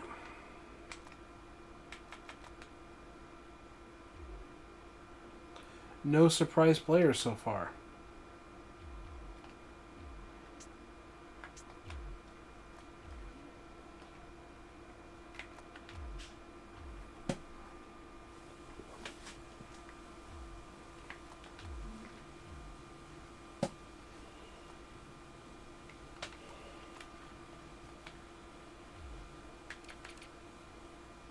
And our safety is on injured reserve. And our tackle, and our outside linebacker, and our whatever. Whatever.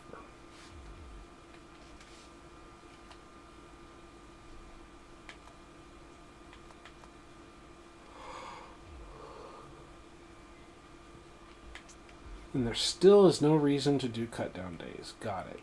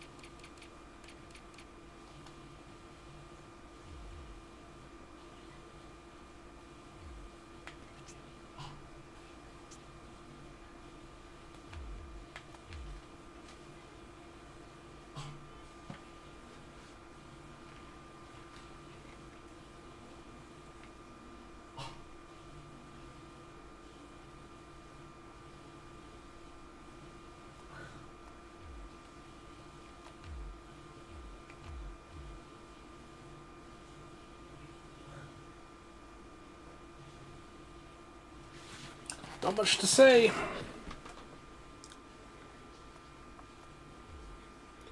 No one all that special. Just gotta adjust the depth chart now. More of the same. Like, okay, here it is. Let's have Tony Romo be the third stringer.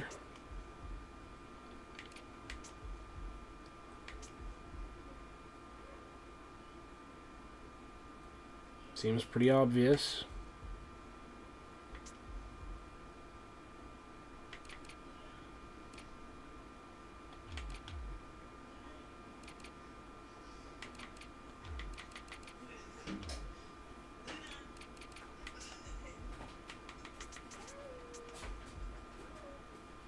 Buenas noches.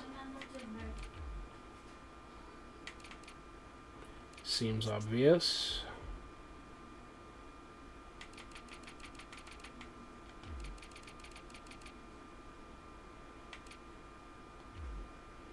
Not going to have a starter doing that. Strauss can back him up.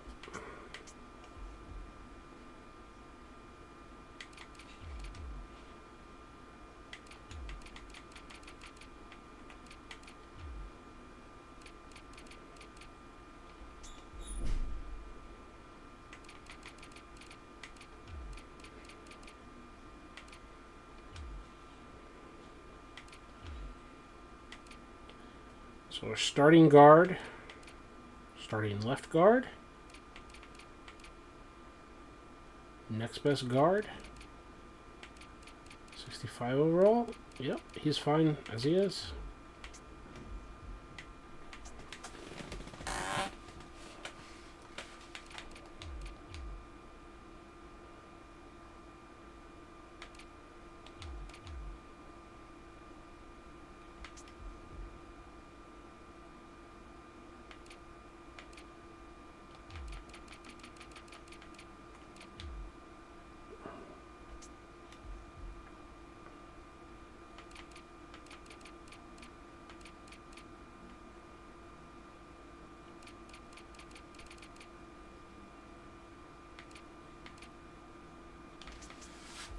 Fine with me there.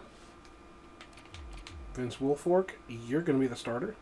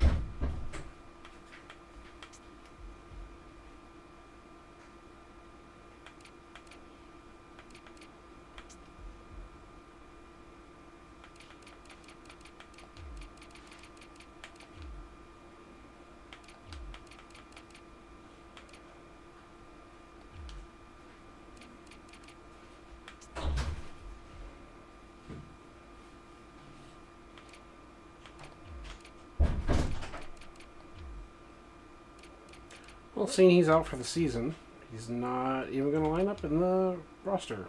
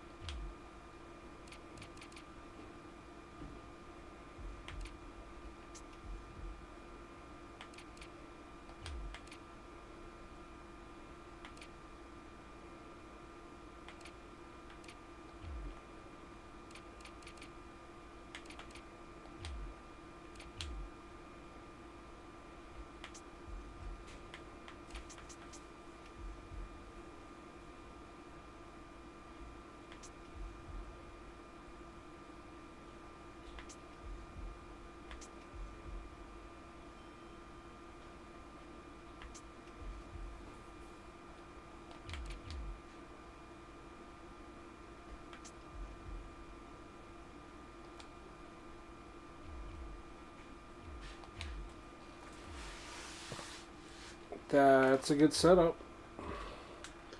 And now we're facing the Eagles to start the year against Robert Quinn.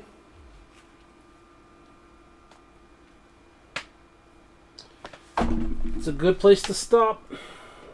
Nearly 7 hours. Got a season done and most of an off season. Time for next episode. See you later.